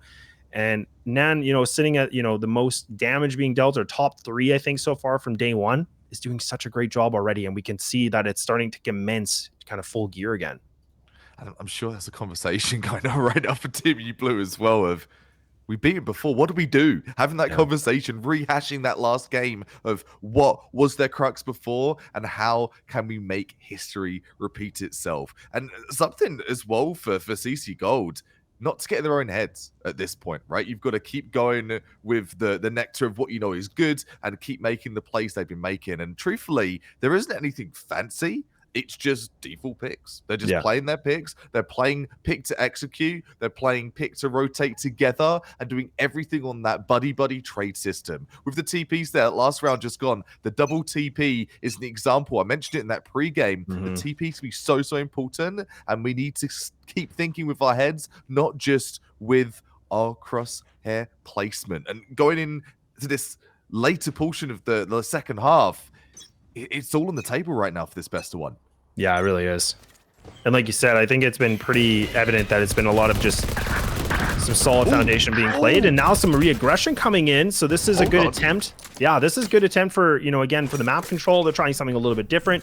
It backfires a bit though, right? They're not able to find anything, but yeah, they got the pistols. They're trying something new. They're trying something different. Eyes down. Now that's a nice shot from Dime. I mean, you should be able to pick up this rifle, but the question is, do they want to go for it? 42 HP? I don't know, man. I don't know either. I think that's a save.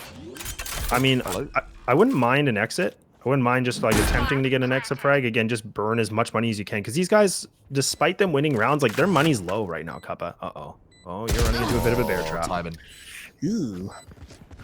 It's low, and you're right. It's worth seeking an exit frag, but maybe a tad overzealous there from Time Zero.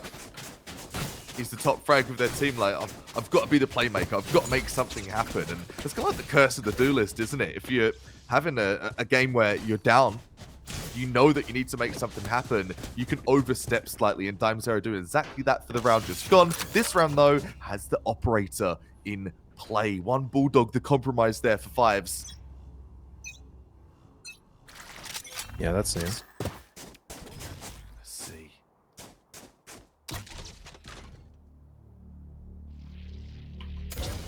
Man has been superb. 23 and 14. Match MVP candidate. The only one right now knows there's been a cypher close, and that could be a high damage play to get things started. Actually able to get out on dodge real quick. Yeah, that tripwire. Time. Stallion traced that trip too. Yeah, that was nice though. That was, again, just such a nuisance to deal with, right? I mean, you know it's there. You're trying to get through it. It's a choke point. Like, you're just everything possible. But yeah, it's such good reaction coming in from Stallion just to be able to find that immediate trade. That's a perfect situation. And that ultimate's gone too, right? I mean, so now CC Gold have lost the showstopper for this round for the time being. I've got your trail. Uh-oh. Got some Seekers though. Seekers online. The jellyfishes, they're known, just doing what they do best, seeking out where those players are. Kill Kit with a quick rotate. Gonna run straight into the barrel with up though. Time Zero shuts that one down. 23 seconds. That could be a wrap for the round. Yeah, this thing can be over quickly because there's only 19 seconds left. I mean, now we're talking about a 2-on-5. I mean, options are getting limited here. Prey has been somebody that's been able to frag out, but I think this is going to be the save. And yeah, they're just going to retreat this. They're going to keep these guns.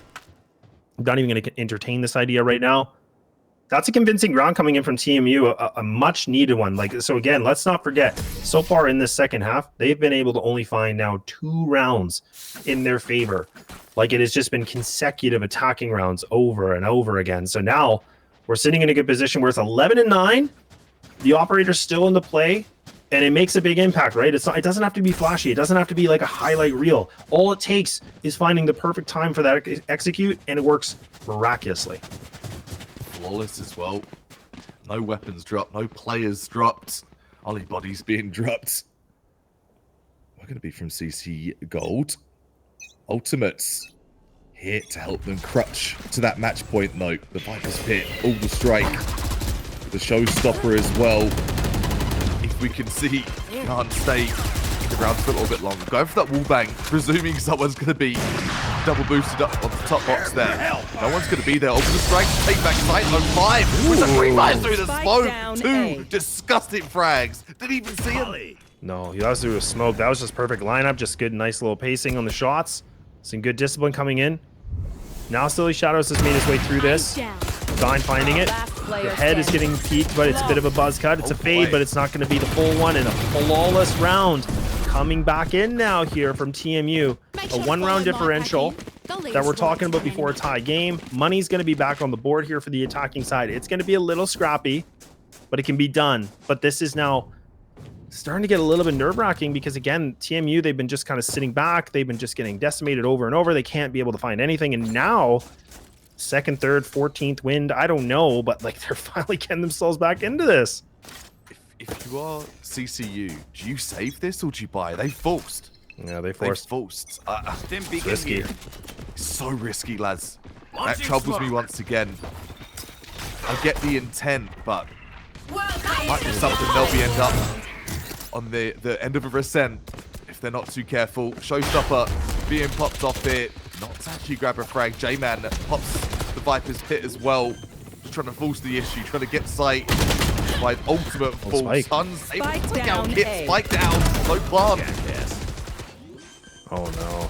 Yeah, this Viper pit doesn't look like it went deep enough. It's still shallow. That's a bit of a misplay coming in. But I mean, patience is becoming a bit of a virtue. They're still winning these duels. Now going through the TP. It's a free sight. So now the Sky, which is going to be Stallion. No util apart from the regrowth. Yeah, that's nothing. It doesn't even mean anything right now. Oh, this is good. Gets distracted by the tripwires. They're trying to shoot things out. Almost able to find that duel. And now they're going to backtrack again. They're not even going to commit to this. They're still going to reaggress. This is just like playing mind games right now with the defense. Toxins going up. Battleships moment, isn't it? 30 seconds left. Taking out the Destroyer. One enemy remaining. Destroyer is going to be Fire's formally. Boom. Headshot gone. Prey eliminates the deadly 5 Stallion. 3.0 KDA has to be doing something right now. No one's been checking that bench, and it's going to be something they are absolutely going to regret. Match point achieved for CCG. Yeah, this is big. I mean, CCG or CC Gold, it's starting to be pretty bright, right? It's starting to look pretty polished, and we put a lot of emphasis on what TMU were able to show us in the first stream match of the day. Doing a great job, and now we're starting to see CC Gold are really starting to come alive, and just again such a different team, because again it's such a small detail, but it's just paid off so well as that timeout in the first half. Ever since then, they've just been on a tear. They've just been taking round by round by round.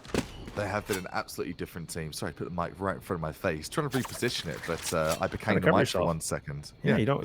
People need to see the embrace of your beauty. You know, like why are you coming around? You got such a big heart, Laz. Your Tash is beautiful. It's iconic, and I'll tell you what, it's iconic. It's the comeback here. 6-1. They were down. C Gold looking to be bold here. They're pushing, and just coming straight in. Dimezera shuts that the hell down. 5 versus 3. Dimezera sniffing out the parade of victory. Does just a shot. That could be crucial. It's 4 versus 2. Yeah, Stimmy's going to be used too, so now they're going to just run through shower. This is not great. Jamin now does have the spike, and I was going to say maybe able to get out of there, but Hans is going to get the job done. A nice round coming in. Only losing 2, so they should be able to have the funds here. Yeah, there's still 6K available here for Stallion. They're going to have enough money on the board. They do reaggress for the, not reaggress, but redo the thought of the operator. Going to come back out. Revisits. Yeah, they do. Revisit. Revisiting that.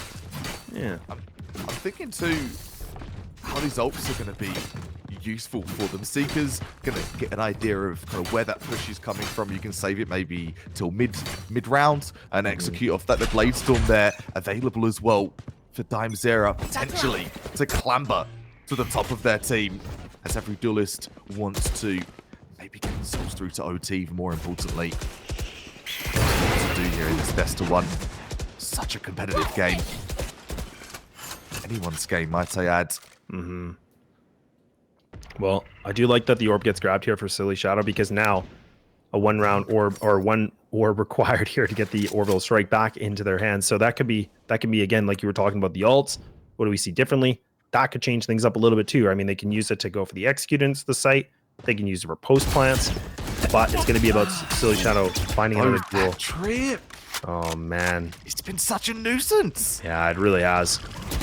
That's really good utility coming in, though. I'm really impressed so far from TMU. And then that's, again, Stallion, I think that's 2 or 3 times we've now seen that same duel coming into his effect. Time again.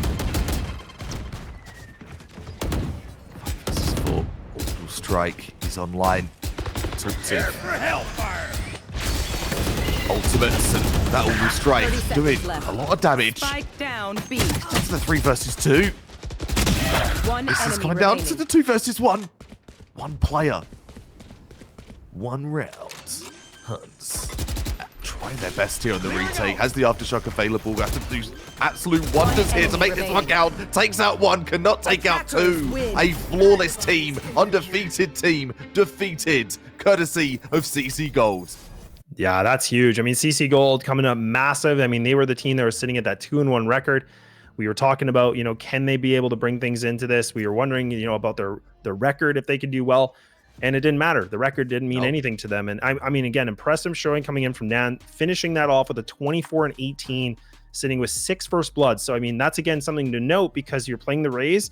You're utilizing your duelists to the full effect. They're able to find those opening duels. They're going in first. They're winning those fights. They're starting things off really well. That's such a good thing to see. And then Silly Shadow was really impressive just playing the Brim. And again, just be able to find the right utility at the right time. And I'm really impressed to see what CC Gold can do. And get a little bit of redemption. Like we talked about, these guys played each other earlier on in day 1. And now they get the sweet taste of victory. They definitely do. And Rajante, I did see in the coaching position, and before I was to yell out his name, I've cast Rajante before. I've worked with Rajante in a coaching position a couple of years back too. Infamous player, I think, in the Canadian collegiate scene and beyond, and just whispering in their ears some sweet nothings. I think in that tactical timeout because something magical happened. I don't know what was said, and maybe we could ask him later. But phenomenal coaching. It did something magic in that timeout. I don't know. That's the coach's secret, I guess. Yeah, and honestly, that's the biggest thing. And I'm glad you brought that up because, again, when you have a team with a coach, I mean, that's just like an extra set of eyes that can just watch so many different perspectives, the trends that are happening, what's going on in the game. And like you said, ever since that timeout, I mean, he must have said something just obvious and like a key point because ever since then, it was just like the team looked different, right? It was like from an apple to an orange. And that's the thing. They came back in. They were able to hit shots. They were looking way better in their executes. Even their defense was looking better since then too. So it really did become like the magic moment for these guys because that's where it really turned around. It most certainly did, and you'd love to see strategy to seek out a victory there. While we have a moment, please, in the chat, the biggest sponsor, the sponsor we have for this broadcast here for the Valorant Social, it is Make-A-Wish Canada, !mark, make a wish. Please put that in the chat there. It's all for a good cause, and it'll take you to the donation portal as well. On the last thing of coaching, I believe before, I think we're taking a short break before we come back with some more games. I have known coaches to say, listen, we're up against a tough team today. I'll buy everyone on the team dinner if we win this game and we take out the top team in the league. And I don't know, maybe that's what Rajan said. Listen, everything, drive-throughs on me afterwards, guys. Please do your best. And they put their best foot forward from 6-1 to 13-11. CC Gold taking out TMU Blue. Trebia, I'm thoroughly impressed, and I'm excited to see what else they've got to offer in these best of ones for the round robin. Yeah, no, me too. I think that's going to be a really exciting piece here because, again, like it could have been the most complicated coaching conversation. It could have been as simple as like, look, ice cream's on me, guys. Like we win this game, we're going to Dairy Queen. Like, I don't know, right? Like, on me. Who knows?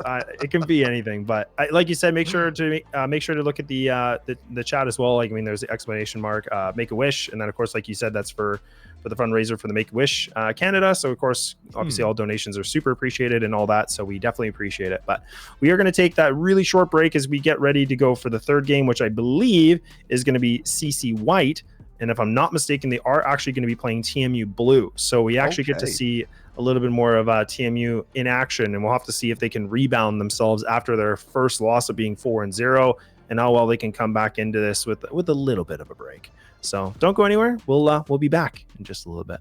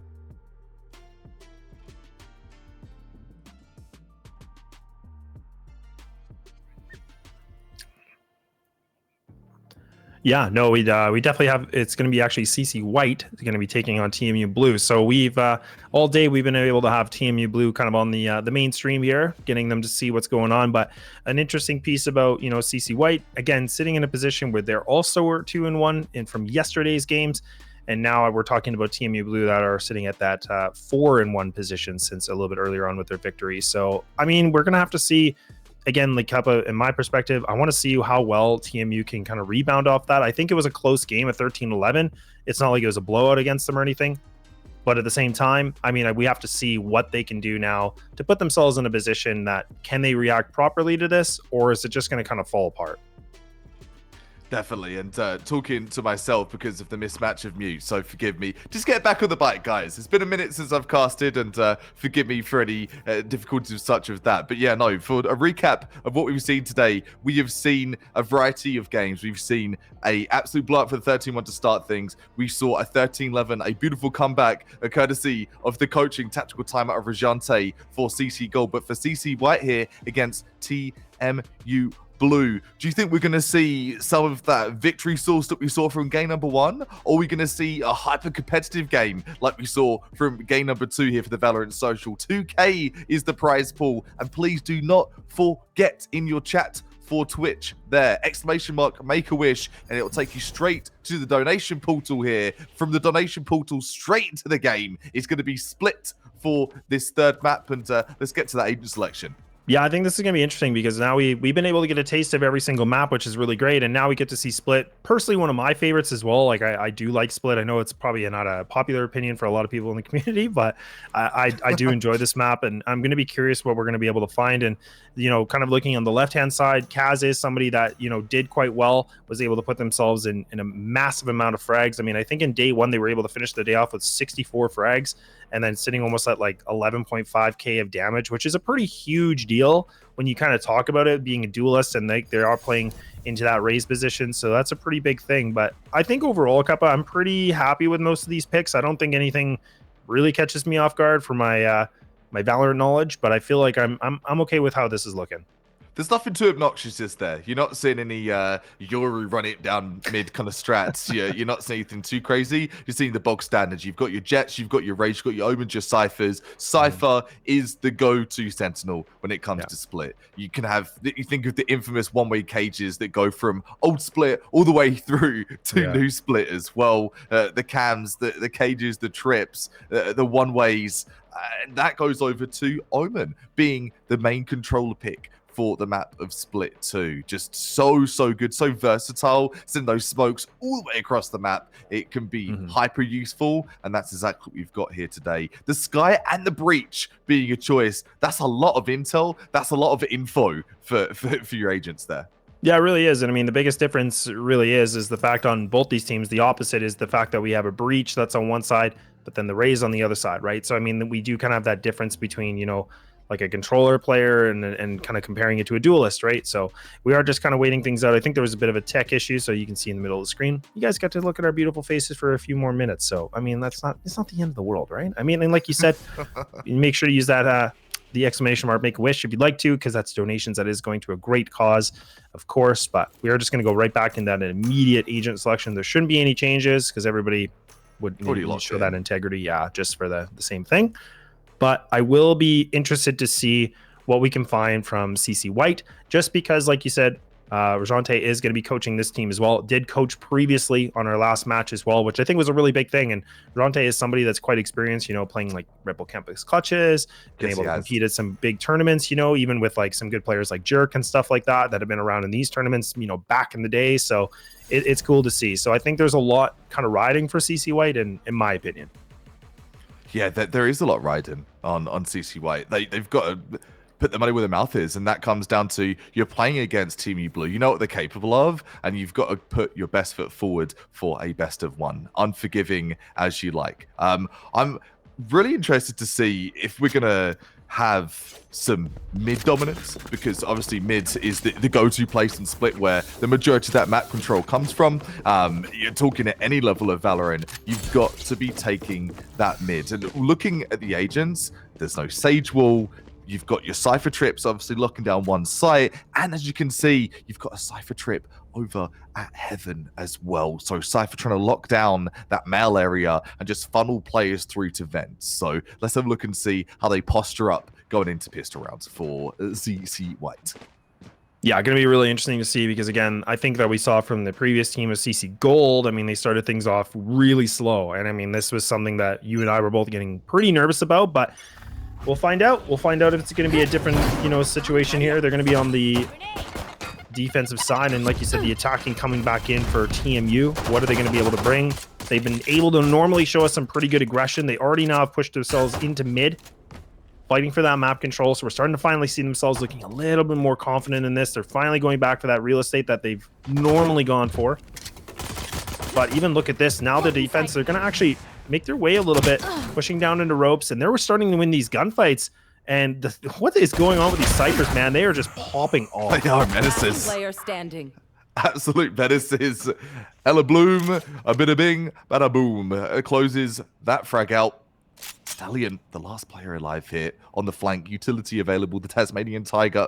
The flash is there too. Has so much to do though. Takes out one, 7 HP. Still enough to close this potential victory here. Takes out one player from Rafters almost. Ella Bloom. Boom, headshot. Stallion taken out. And that's one in the bag for CC White. Yeah, really nice start. And again, it comes down to the fact I think we see a double coming in from Chris, and then also again from Ella as well. I mean, sitting at a 2-0 and 2-1, and that's the thing where we were saying, like, the Cyphers seem to be the playmakers so far on day number 2 here for this tournament. So this is what's really interesting. But right now, I mean, it's a matter of what we can see from CC White and what they're going to be able to bring into this. They are going to fully invest. It is going to be Stingers, actually, nonetheless, here that's coming in from the attacking side. So they want to try to rebound this despite losing that last round. They want to try to equalize this situation as much as possible. They're just going to barrel into this. Cypher now. They're going to see if they can do something. Cass is able to help them out. I have no idea.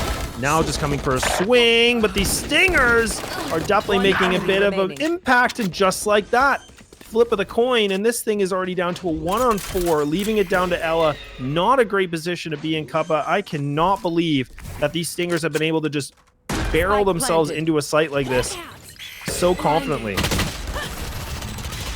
The Stingers power on a hard push like that, and that's exactly what they'll get their power on through. Equal on the scoreboard, it will be 1-1. CC White take that first one, but the comeback not too far behind. Coming in from TMU Blue. Stingers, Spectres, a Vandal and a Bulldog. Almost the whole inventory in the form of rifles and SMGs that they have there. Switching to the Guardian, it's going to be Dime Zero up. Seen some good aim. Definitely one of the strongest aimers there from the jet roll. Sean, U2 using that cage has a full for smoke, takes ramp control. Dime Zero straight to sight there. Like something from Paper X, straight in. Oh dear. Yeah, and I mean this is a good attempt from a call coming in from CC White. The fact they tried to just go for a full stack on one site, it's really a 50-50 chance, right? I mean there's only so much you can do in this. A little bit unlucky, so they try to go for the B main push. They try to see what they can find, but instead you can see TMU, they just barrel through into A. Now these pistols, a 5-on-5 retake. Ooh, potentially some spam. Yeah, that's nice. Good damage. Yeah, but these rifles are just singing right now. They're doing good. Oh, hang on. Kaz all of a sudden finds 3, but makes things interesting. A costly round, but hey, it's still going to go in favor for TMU. But man, that was scrappy. That was super scrappy. The 1-digs, the nades, the paint shell follow-up from Kaz as well. Phenomenal. Impressive. And a salute to, you don't need the big guns to get the big frags. The big guns coming in here now. One Guardian. And hands of Huns, though. Not too sure why they're rocking that gun. They got 6k in the bank. Just feeling very, very confident. Why not? Ain't broke, don't fix it, I guess. You're 4-1. Get it done. Yeah, kind of splitting this off for a 2-2-1 setup right now from the attack. A little bit more pressure coming in. Panko just getting some information. Bit of a fight happening, just some information gathering towards B main, just trying to see what they can do. Sewers are going to be grabbed up as well. So this defense, again, they're just kind of holding back. They're playing pretty passive. Panko's just now repositioned themselves. Good position now, just kind of tucked away in the corner. A lot of respect. Now Pem's able to start things off, winning the opening duel, takes out the Omen on Omen. Fives is going to be removed, and that was somebody that we said was a big playmaker. So, I mean, the fact we already see Fives getting done this quickly, that could be a problem. No smokes too. There goes your controller. No double controller format. To be the ace in the hole for them here. Panko. To be crispy. Crispy crust and crispy shots. Panko crust on the chicken. 30 seconds left. Myself hungry as it goes to lunchtime here. And it'll be the 4 versus 2. Make it the 3 versus 2. Spike is down. What's to do here? Time Zero. Wasted no time at all. Gets that spike down. 2 off the Blade Storm as well. Have that in the back pocket for next round, or potentially to close out this round here. The third of the day for the Valorant Social. Time Zero does have the tailwind engage. Just peeling the envelope, peeling the corners, trying to get something done here. He's going to be sure to take that one. He's down to the 2-on-1. Yeah, Panko does have the high ground, so able to take down the Jet. So now making it down to the 1v1. Cloudburst going to be used. Diffuse has to come through. They haven't been able to find any sort of time on it. So, I mean, time is ticking. And now, ring around the Rosie. Yeah, this is not good. Oh. Trying to get the Diffuse at least halfway. Needs to commit to this fight, but it's actually just going to stick to it. But Sean finally gets a bit of a spidey sense and gets this thing moving with a 3-1. And TMU Blue now have got themselves in a position where we're kind of used to it there, Kappa. Yeah, they're looking like they're back to their winning ways. They're looking like, listen, made a mistake last game. Maybe got a little bit complacent against CC Gold. Not looking to make the same mistakes and repeat history. 4 Sheriffs. A Bucky being offered here by Kaz. Maybe the double satchel Bucky plate. Something any Rays is familiar with. Classic flight style gameplay. Paranoia coming through. Didn't actually hit the players. I think it was meant to there. Kaz able to pick up a double. That's sensational. Yeah, this is amazing. Kaz, and this was one of the players we talked about right in the pre-show. Like, that was somebody who was able to put up some massive damage, massive kills yesterday. Starting things off, already finding that first opening 2. Now has been able to grab a Vandal. Neural Theft going to be activated, both the Seekers, so all the ultimates are being depleted here from the attacking side, making it to a 2-2. Position is now given away of Kaz, but it's going to be a matter of what the Cypher can do as well. Kind of stuck here in mid. This is not a great position, and Kaz is doing everything they can to just kind of buy some more time. But Crisella is going to be in a really big position here. Needs to be able to find something here, but Kaz again, Kappa! Kaz clutch. Clutching Kaz. Stallion. Uh-oh. Immense falls for the likes of TMU Blue, but not enough falls to take out the 2 versus 1. That's Kaz. Kaz for the win there. That showstopper Bucky combo. Oh, man. That's the chef's kiss.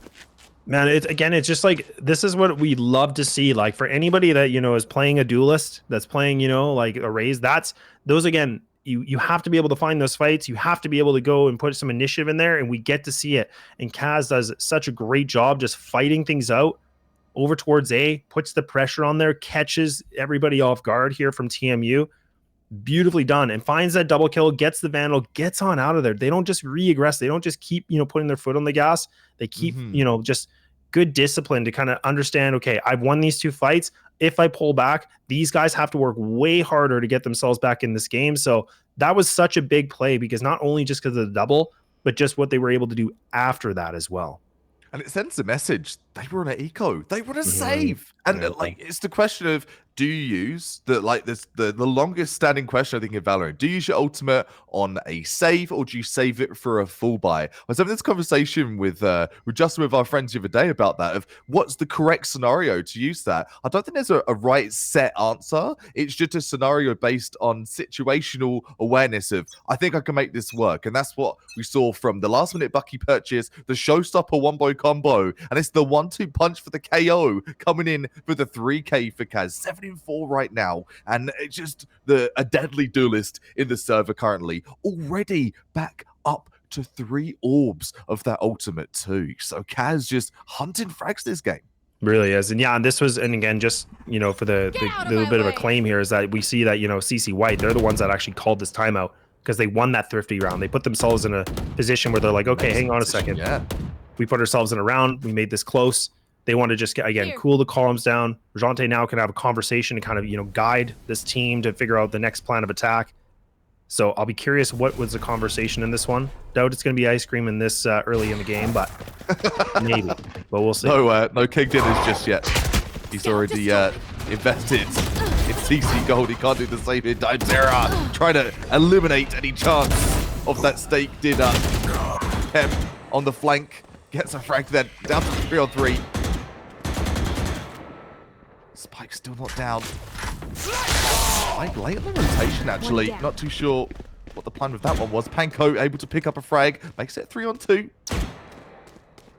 Conestoga's not trying to go for the swing, but leaving into a 1-on-2. But again, this advantage in terms of the HP, not the biggest, but Panko gets it done with a triple. Nice movement coming in again. Kaz, like a minute detail, but it pays off massive, is again, fights things over in towards mid, kind of sitting on top, then is able to kind of fall back, reposition, and just being a problem, right? It's like that little bit of an itch that you can't get rid of. And now TMU Blue, they had 3 consecutive rounds. It's starting to slip away a little bit. This is where we start to see they were having problems, right? They looked like they were red hot. They're coming out the gate. Now barricades coming in, and it's really just made an effect on them. And so we'll have to see what they can do differently. It's a bit of a mixed purchase on this one. Double rifles with a stinger, a couple sheriffs. So not the best buy, but I mean, this is a situation where they want to be able to keep themselves alive in this, and they don't want to, you know, give any sort of a lead. Can't say diff, man. I'm saying it as it is. Like, just some magic ingredient to this team strategy. Falls Dimezera looking to shut out strategy with pure aim. What a headshot. Just drifting down into vents.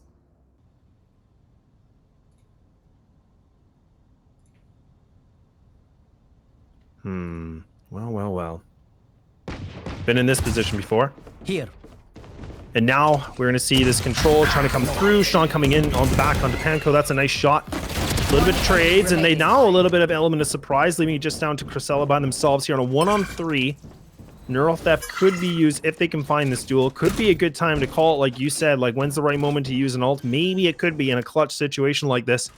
Spike's going to get planted. Spike planted. Very, very winnable. One of them's lit too. If that info has been communicating past forwards. Does for Cage as a camp.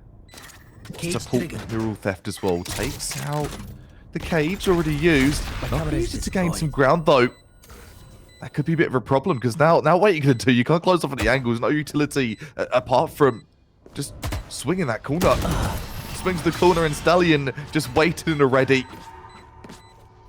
Kicks it out the rounds and begins the next purchase period discussions. Starting to go from a murmur, maybe building up to a full conversation here for the likes of Stallion and everyone over on TMU Blue. Looking a bit shell-shocked after that last game, I must say. Yeah, definitely. I mean, they're still putting in a good fight right there, and I like that play. I mean, again, they go through mid, they go into vent, and then they come through a tower. So, I mean, it was a nice way to just kind of isolate the players on a ramp. But, I mean, now it's a position here where we're going to have to see what they can do a little bit differently because, again, it is still a 4-3 the advantage, but there is 4 ultimates. Seeker's available. Bladestorm can be used here from the defense. Probably doesn't need to right now since they have the guns and they made the full purchase, but it is still there. That threat is still something to note. And right now, Hem going to get a little bit overwhelmed. Actually does get caught by the Trailblazer. Oh my goodness, can't get out in time. And Dimezera just gets it with the last second, last pixel of a foot too. Dimezera, so slick with the picks. Really, really. Perfection on the timing. The one and done, and has that game sense to not overexert, gets the frag, backs off, doesn't commit for the seconds. That could be... I've got your trail. Seed sown to spell to get to the lead here. Stallion lurking. Been an absolute demon with this so far over this best of 3. Lurks the way to the 30 side. seconds left. How impactful that flank's going to be, though. Stallion just tucked over a B. Look at the radar right now. Look at Stallion has so much info. Yeah, this is good because again, even if like all he wants is his team to just stay alive, because right now he's going to come from the back lines. He's going to be able to do some big work. Stallion is in a great position right now to make an upset here. They're never going to expect this. Panko does find a kill, but he needs to get moving here. Leaving it just down to the 1 player, I don't think it's going to matter anymore. Panko is fully, caught by the paranoia. Now getting nervous. Knees weak. Arms maybe a little bit heavy. And Stallion finally with that flank is able to get at least 1 kill. And there we go. TMU now get themselves a secondary round in a row, making it 5-3. I don't know if we're going to see another timeout being called. But I think it might not be. That's a cherry on the cake for Stallion with that flank too, right? The flank wasn't even given up. Able to kind of just say, I was heaven, but not that the big flank was even a thing. So good trigger discipline by Stallion, not just trying to run it down. I need to get more frags. 9-4 right now. So just chasing Kaz for that lobby lead up, for that match MVP status, the bragging rights. Because let's be real, it's not about RR here. It's not about your elo. It's about getting that win for the purpose of money. 2K on the line here for the Valorant social. Panko knows that. Pushed up the Blade Storm. Oh boy, the Tiger just running past Panko. Oh man, this is scrappy. I mean, despite how like awkward and uncomfortable that is, I mean, at least they're still getting a couple duels in their way, but an advantage right now is still here for TMU. But all 3 players not going to group up together. They're going Sewer's help. Now, I mean, we can see the defense a little bit split apart here. 1 player in B, 1 player just going to be in A. The Cypher cam is good because, again, this is going to be great information. Just can play back. Doesn't have to be over committed on positioning. But, I mean, it's going to be a question what the Raze is going to do. There it is. Info grabbed. Camera's gone. Tape's going to be... Heaven. Yeah, there it is. Just classic. Classic OG Valorant with OG agents. Apart from the Raze for the server now. The Raze was first edition. Mistaken. Pardon me, it was Reyna's first edition. But either way, OG is 3-on-1 down to a Kaz with an ultimate there. Not to be used this round though. Just thinking, Val has been around. I think it's over 3 years now. Val's been in existence. Pretty crazy, hey? Yeah, I think it's pushing. It's if I'm not mistaken, 4. Yeah, because it came out in 2020. Yeah, it was like early 2020. Yeah, there you go. It's 4 years. Losing track of my years and the years of Valorant, and so many like meta changes that we've seen. Yeah, the Bucky once upon a time was meta. Long time ago. Kaz making it look like it's still in meta though, with the frags we've seen so far here today. Sean having a banger of a game as well. You talked about impact frags from Sean in the previous games and started to actually step up in the quantity of frags this game too. Panko looking to pack a punch here with the operator over at middle, but sad story. It's been smoked off. There's a dark cover at mid. Yeah, and there's already good aggression coming in right now from Dimezera too. You can see just pushing through. But it's actually Ella that finds 1 and making it 2. So 2 heads have now been removed. That's a big amount of kills coming in. So this is a great start for the defense. A 5-on-3 cup of this is huge. Finally, some reply back. TMU fashion. Oh my word. And this is the prowess and the danger for a team like TMU Blue. They can make any round winnable. They're going for the big rotation as well. So methodical in the way they play the game here. Making their way over to Cafe. Sean grabbing an espresso while they grabs the cam as well. The time in the dark cover might be a bit of a problem here. Oh, and Sean actually makes a ton of noise. That dark cover was perfect because, again, you would think it would be pretty scary, but Sean was just kind of being, a bit of a distraction point, now leaving the other players to get themselves in the sight. 30 seconds left. Marcella now waiting things out, just going to be back in towards spawn and alley, trying to figure out what they can do in this kind of position. Spike is going to get planted, so a 3-3, but let's not forget the Omen's low. They are definitely wounded in this situation. 5's down to 11 HP, needs to be the first point of contact. Paranoia going to be used. That's a good connection. The Cypher is just no chance right now. No sights on anything. And a flank's coming in from Cypher right now here too. Sean coming in for the backlines. Finds Panko. That's a huge kill. So now problems are arising. Camera exposing this player. They're all over the tape. Sean looking for 3. Looking for 4. Why not? It's going to be a quad with a 7-3. I'm telling you, this is Sean's game. I actually... It's funny. The caster's blessing approved Sean straight to the match MVP candidate right now. 13-5 is Cypher. Having a field day. Sheriffs, the save, the full save. Coming in. For CC White. They've been putting up a mighty fight against a formidable foe in the likes of TMU Blue. TMU Blue looking to get things right back on track for the way we've known them to be. Fires with the first blood, takes out Kaz, takes out the big fragger. See ya. Yeah, that's a nice start. And that's, again, kind of this like classic TMU Blue thing, right? I mean, they find for opening duels, they start things off really nicely. They remove the showstopper potential. Took the mid control as well. The dark cover just repossessing that mid of like, yeah, maybe you shouldn't push this. Yeah, and I mean, this is, again, just Sheriffs across the board here for the defense. Now it's an execute. TMU Blue, they're not really going to hesitate on this. Trailblazers are going to be able to actually land on the Crisella, so this is not good. Utility is flying all over the place. It's too much of a serving here. That's an easy site control. This is easy for them. Now it's just about the post-plant positioning. Has been so consistent in all the games that we've seen here. This one looking no different. Pem looking get something done from rafters here. So much to do with a Sheriff and not going to be able to do anything actually. The 3K, the wallbang headshot coming from Dimezera, finishing up with Huns, taking things into their own hands, removes the other initiator. The Swede taking out the Aussie. The last round of this first half. Scraping together a bite. Will be CC White. All in here. Ultimates across both teams. The showstopper. From the shadows. Neural Theft. You've got the Rolling Thunder. You've got the Blaze Storm over on the attacker side as well. So I think more of what I'm focused on, we need to see CC White do some of these ults and make a play. Dime Zero's looking to do exactly that though with their ultimate. Take the plays away from them. All the way in mail, grabbing the mail, grabbing their letter. First class.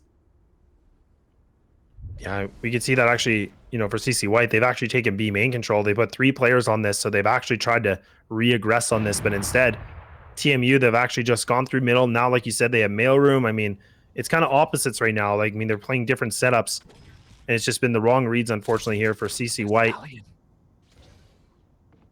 Stallion's pretending they're a defender. They're just holding vents. Yeah, this is good. They have the spike too, right? I mean, they're going to reconvene with their teammates. Going to just get some info. Oh, this is so much intel. Like, now they have free control of this. And this is not good. This is not good right now.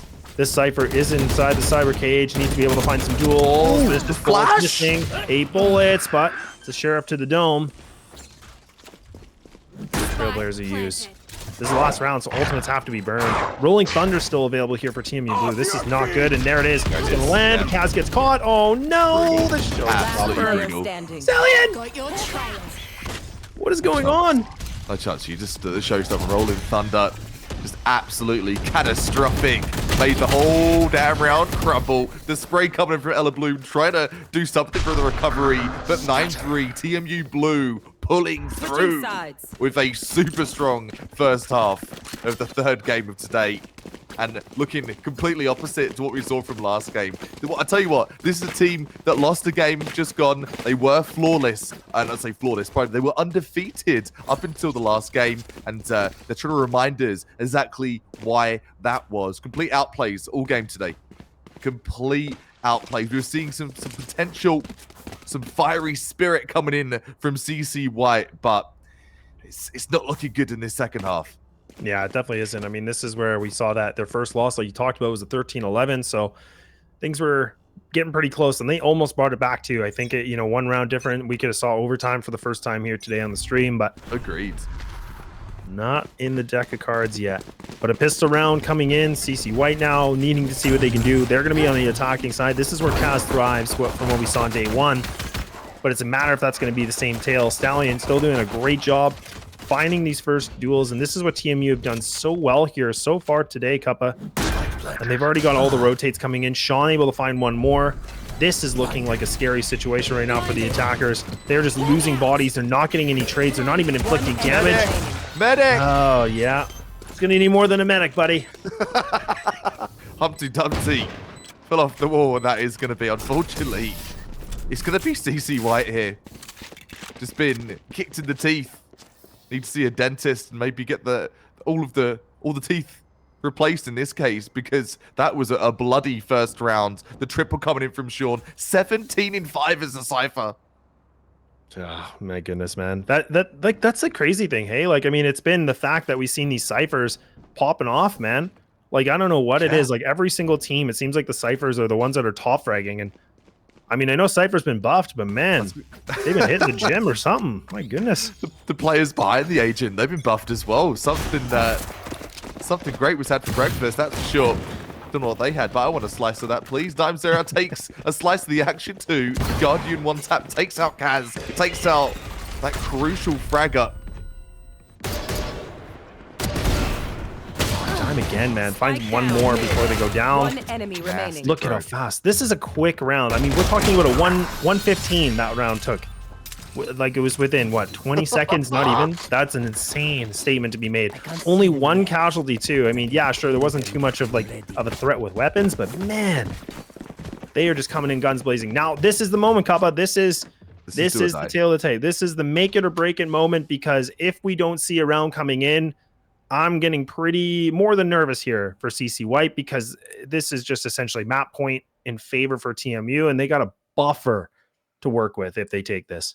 TMU has sending a message in this game, it feels, and I do feel for CC White. I think it should be a message for another team that we saw in that last game of the stream. Regardless, though, Panko faced with the challenge here. Has to take on Dimezera. Has to be the special one, the chosen one, him. In this case, Stallion does get the pickup with the Guardian. Sean just so patient on the trigger discipline. Gets the trade. Spike down A. Bloom gone. Pem steps in. It's a 3-on-3. Yeah, no more ultimates either. Still some good utility. Ooh. Good dark cover coming in, blocking off the defenders for now. Spike's going to make its way. Should be able to get planted unless Fives is able to find this. Oh, but Fives actually didn't clear the corner. Oh, you hate to see it. Dime coming in with the Outlaw. Okay. Interesting moment. Now a 2v2. The attackers kind of putting themselves in kind of interesting positions here, but Huns might be able to get this timing. Uh-oh. That's not good. I think Dimezera loses these ones, to be honest. Yep, no. Dimezera does not. The three-piece, the pre-fire, the spray down. Well, that could potentially be one of the last rounds. Match point achieved for TMU Blue. 12-3. Looking similar to what we saw in that first game. 13-1 was what we saw from TMU Blue for the game number 1 over on Lotus. Absolute frag fest, and this is looking almost like an identical twin. 18-6 for Sean, Dimezera 16-11. Every player is in double figures. The assists are off the charts as well for the initiator. For initiators, plural, Stallion with 8. 15 for Huns. And that diff being felt across the board for White.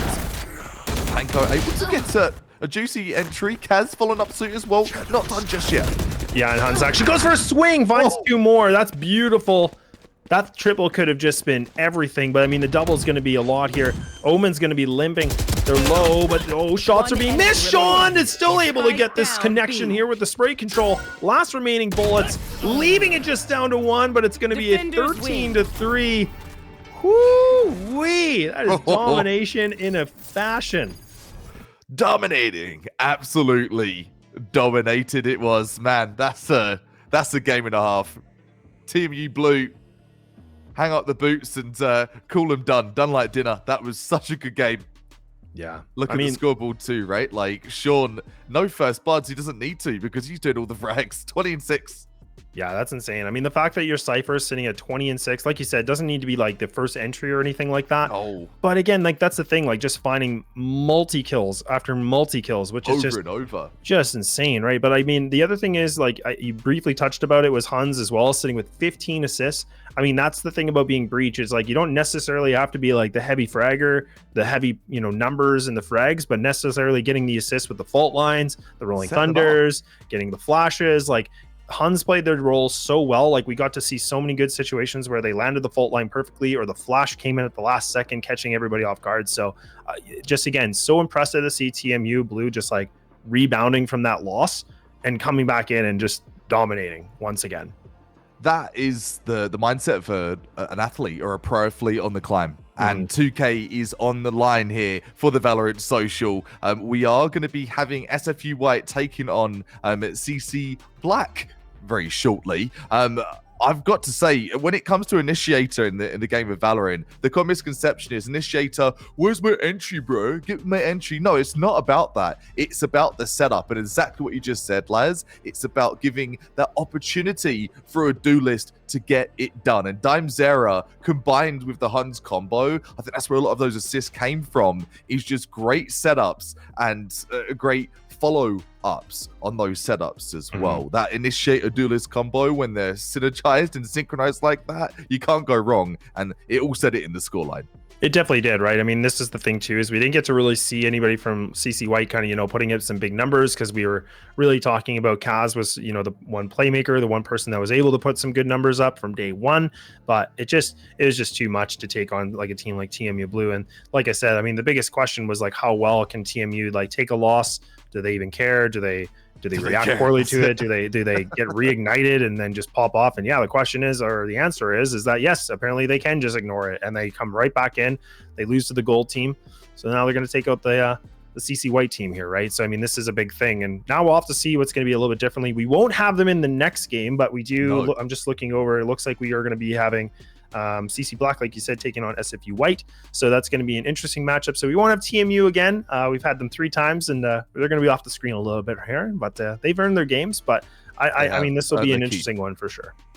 It will be. What's around the corner here for the Valorant Social? Well, you have to stick around to find out. Exclamation mark, make a wish. If you're looking to bring up that donations page, thank you for sponsoring as well. Make a wish, and let's give back where we can too. Don't go anywhere, or in fact, if you do, be back in just a few minutes. We'll have some more Valorant just around the corner for you. We'll see you very shortly.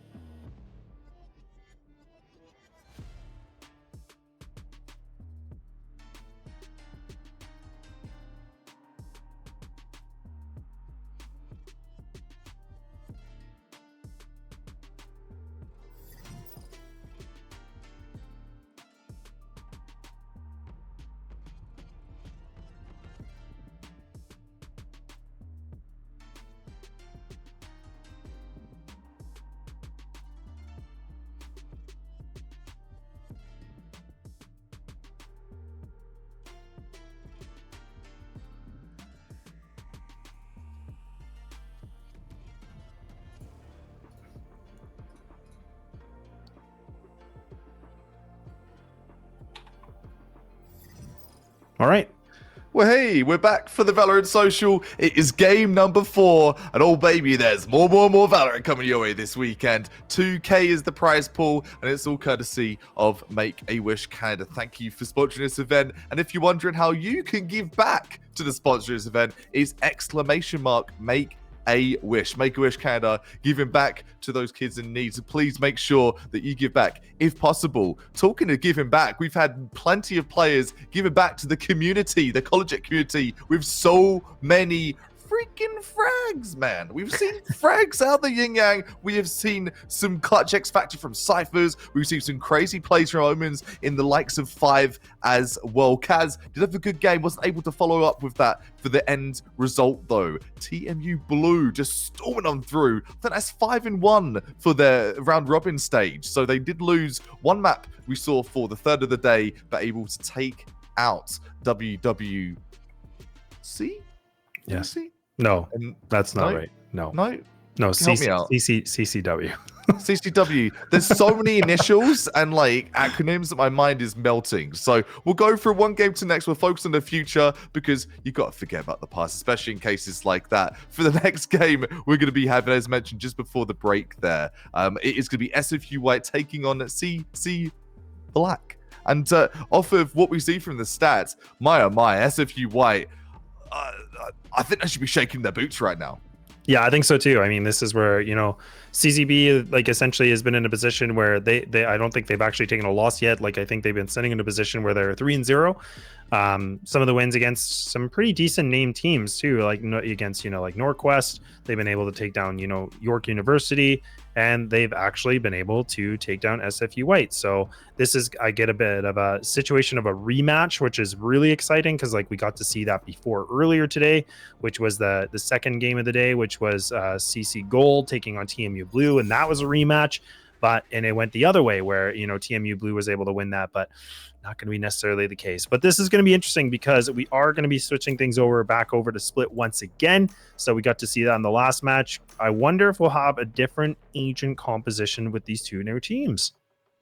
Yeah, I'm very, very curious to see that as well.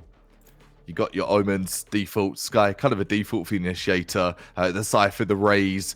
Double Initiators become more and more common in the Val scene. It's just off of get me the info and I'll get you that potential entry. That's, I think, sort of the underlying motto of a lot of teams. Rays being postured. So good for the movement. Kind of satchel off that top rafters to back sight from both sides, as it will be. The Jets being teased as well here by Super Meave. Rays locked in. Cypher's locked in.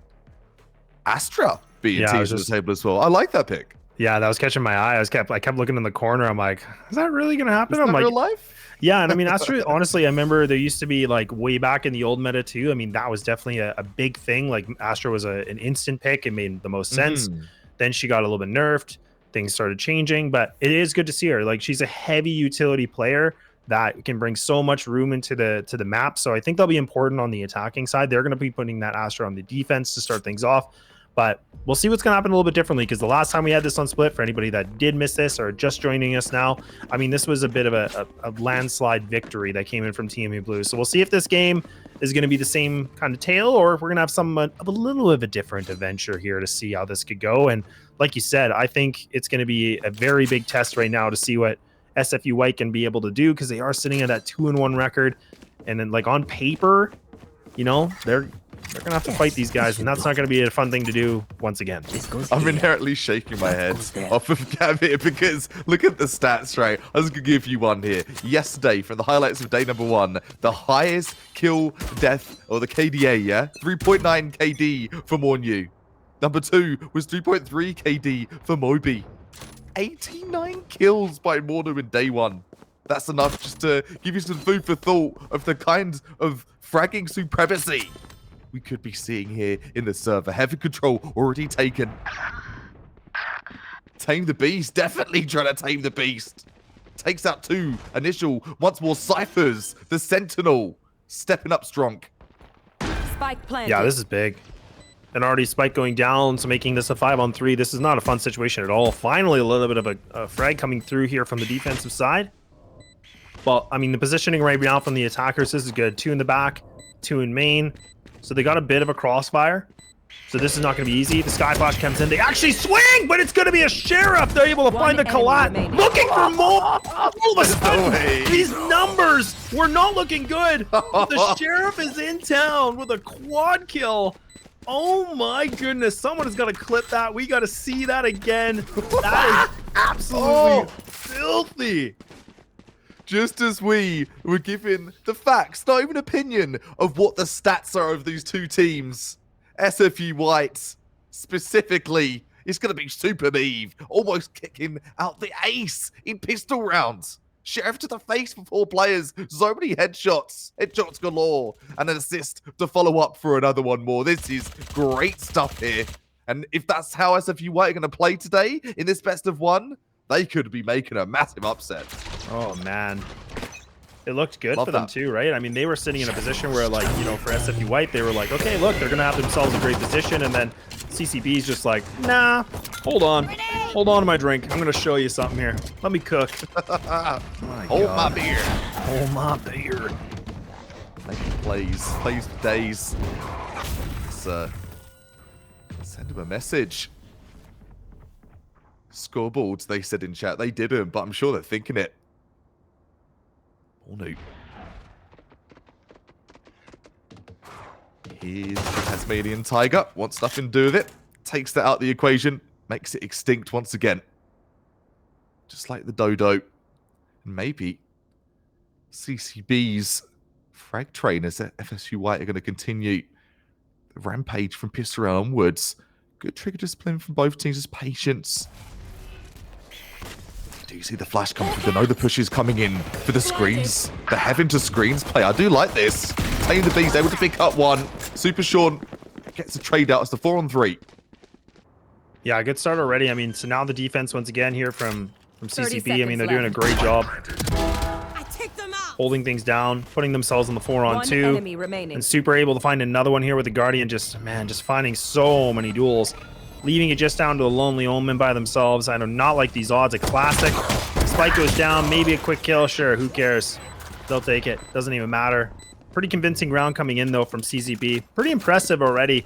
And, like, I think you brought this up in, I think it was the first game where, you know, we talk about clutches, we talk about aces, or we talk about a big moment, right? Something where somebody does something massive. And we got to see that already in the pistol round. It makes me wonder if CCB now have went from, like, 0 to right to 100. SFU White, man. Like, I was in fear for them of what they're going to have to do here, but as to how things are looking so far, I think they're heading in the right direction. Really, really heading in the right direction. Super Meave has the Guardian. Looking at poke and prod, be the spearhead for the challenge. Got him.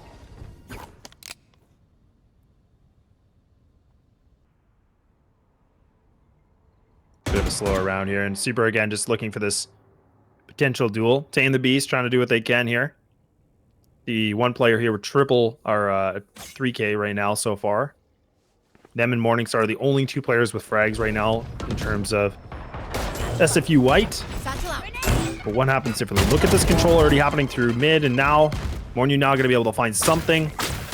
Curry now trying to see what they can do. They're in a tight position here with the Spectre. This could be something nice, a bit of an easy one. Given. Morningstar's gone. Back to the 4-on-4. 4-on-4. Who's going to be seeking a frag or 2 more? Still a couple of players stuck on the loose egg. Early days, though. Round number 3.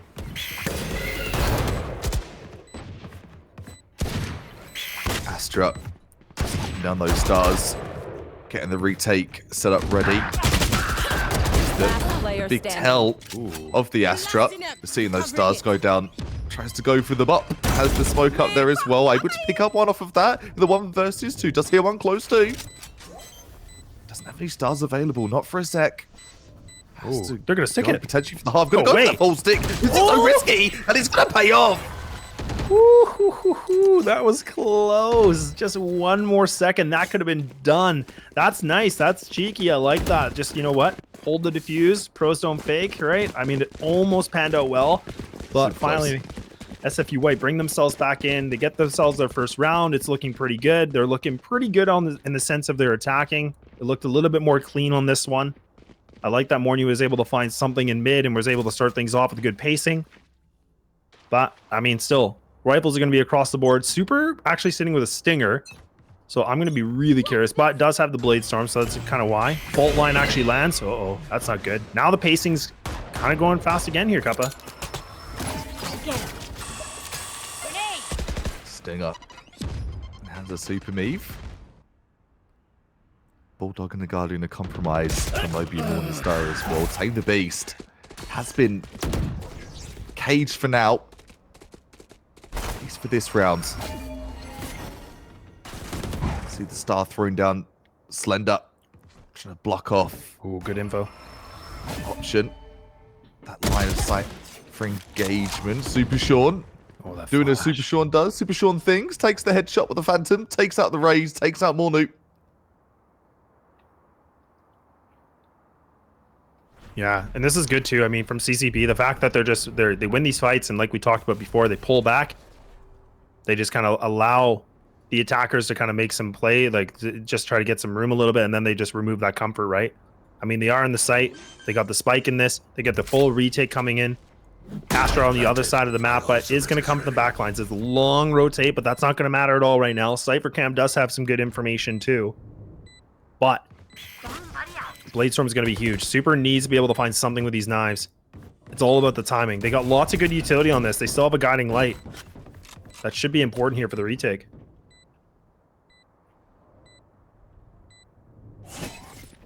So slow on this. So much patience on this. Turtling in the site. Finally, they're getting going. Knives are coming out. Paranoia going to be used. Floating in. Man's going to be able to find two. And oh, the knives miss, but they should be able to have enough time. Just enough. Man, oh man. That was a bit slower than what I would have liked, but they get it done with 1.35 remaining on the defuse, but whew, it was getting a little too close for me. Yeah, definitely down to the wire. Taking their time on the retake and, well, just patient really and cool as a cucumber, but not looking to be sweated at all. It's going to be what we're seeing here from CCB.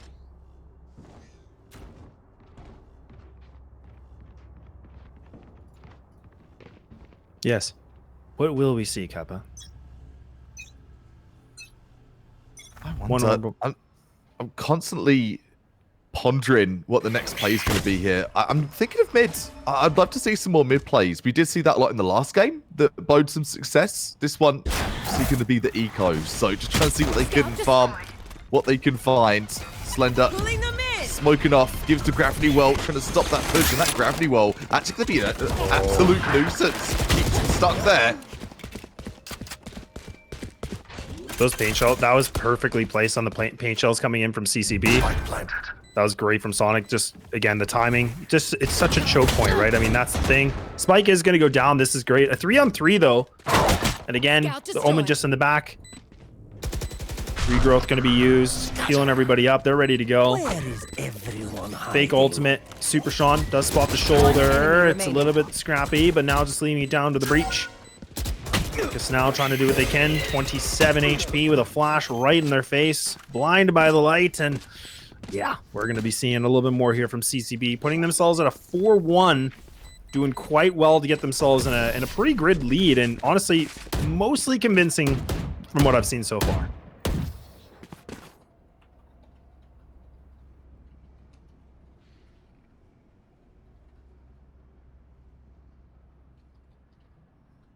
Well, timeout's going to come through.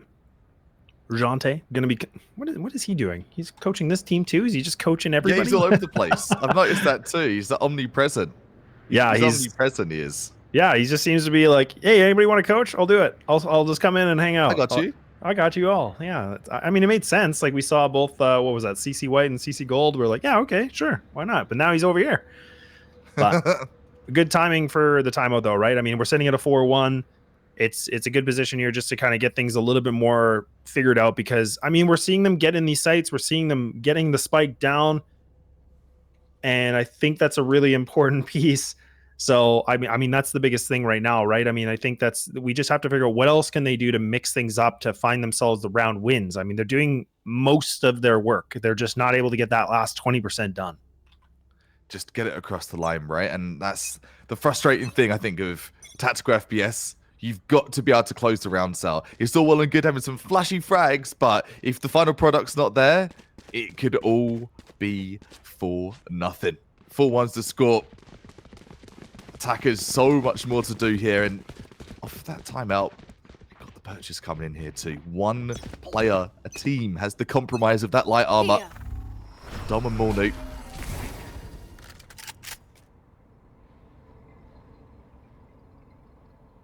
Well, your wish is granted here, Cuppa. I mean, this is where mid control's looking like it's going to be the This is it. the plan of attack here from SFU White. I like this. Me too. It's essential. Honestly. Would you say you've got to take mid control? It's good to split the map? It's good. It's good to split it up. That's exactly it. Dad jokes welcome here. Yeah. I'm not really a dad. I mean, I'm a dog dad, but you're a dad at heart. Jokes. We're dad at heart. Yeah. You give me dad advice before, so you're adopted as a dad. We try. There we it try. is. We're there for each other. We are indeed. Mornu trying to be there for his team as well. I've got your trail. Bring him back into this game. The Seekers seeking out their foe. Out of charge. Does see one on the go there too. The tripwire taken by Mornu. So much presence over A Heaven. Satchel, double satchel. The second one going to be missed. Does still navigate their way to site though. Oh, I never liked this position though. Like you got 3 of the defenders here, just kind of in between from spawn and screens. I mean, it's a little bit tight, but they're fine. Nobody here from the attacking side is going to try to contest it. 5-on-5 retake, and you still have Sonic here available for the showstopper. Might try to see it. Might get the blast packs. Yeah, there it is. It's going to be activated. Easy duel. Going to be able to win that. Looks for maybe one more. Why not? Finds another head of another. Paint shell's coming through. Barreling in. Orcus is finally able to get something moving, but it's only just them remaining. Spike's going to get diffused. A heroic effort, but just not enough. And we see that CCB again, once again, find themselves in a 5-1 position and only 1 round away from getting 6 minimum in this first half, which it's been impressive. I mean, their retakes, I think, are something different we haven't seen yet today. They've been pretty slow on what they want to do, but it's very well coordinated. And that's something I'm loving right now. This is crazy right now from what we're seeing. Mornu, one more time, 3.9 KD from day 1 for CCB. That's a huge KDA. This game not having that same kind of impact. And full execute coming in, but nobody's here. So now we can see that CCB, they've actually just, again, re-aggressed for mid. You wanted mid control, you're going to get it. They actually get all this information. They're right back into a 5v5 retake. And now the attackers are finally putting a little bit more into this. They go into screens. They're able to win these fights, making it back to a 4-4. Ultimate's still here too. So, I mean, this is a good position here for the breach. This is important. Information now going to be gained that some players are coming in from the back. But it is finally looking like a little bit here from SFU White. They're able to take these players 1 by 1. Nicely done. Just leaving it all down to Sonic. Somebody that's sitting at 5-4 on the score. And this might be a bit too much. I mean, this is now just trying to do what they can to burn the money situation for them if they can. An operator is picked up, but look like they're going to hightail out of this. Yeah, they're out of here. They're not even going to go for this, and I don't blame them. No. Get a dodge.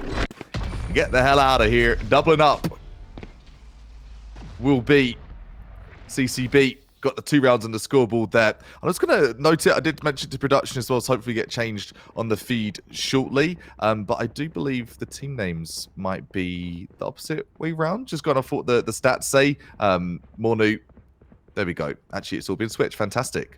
Look at that. Prod quick on the dot there. Boom. Bish, bash, bosh. So just to recap, SFU White, they are the underdogs, I want to say, in this matchup right here. CCB, they have got the stats bolstered to the 9s. 3.9 KDAs, KDRs. Everything is in their favor going into this game. But right now, SFU White just outdoing themselves.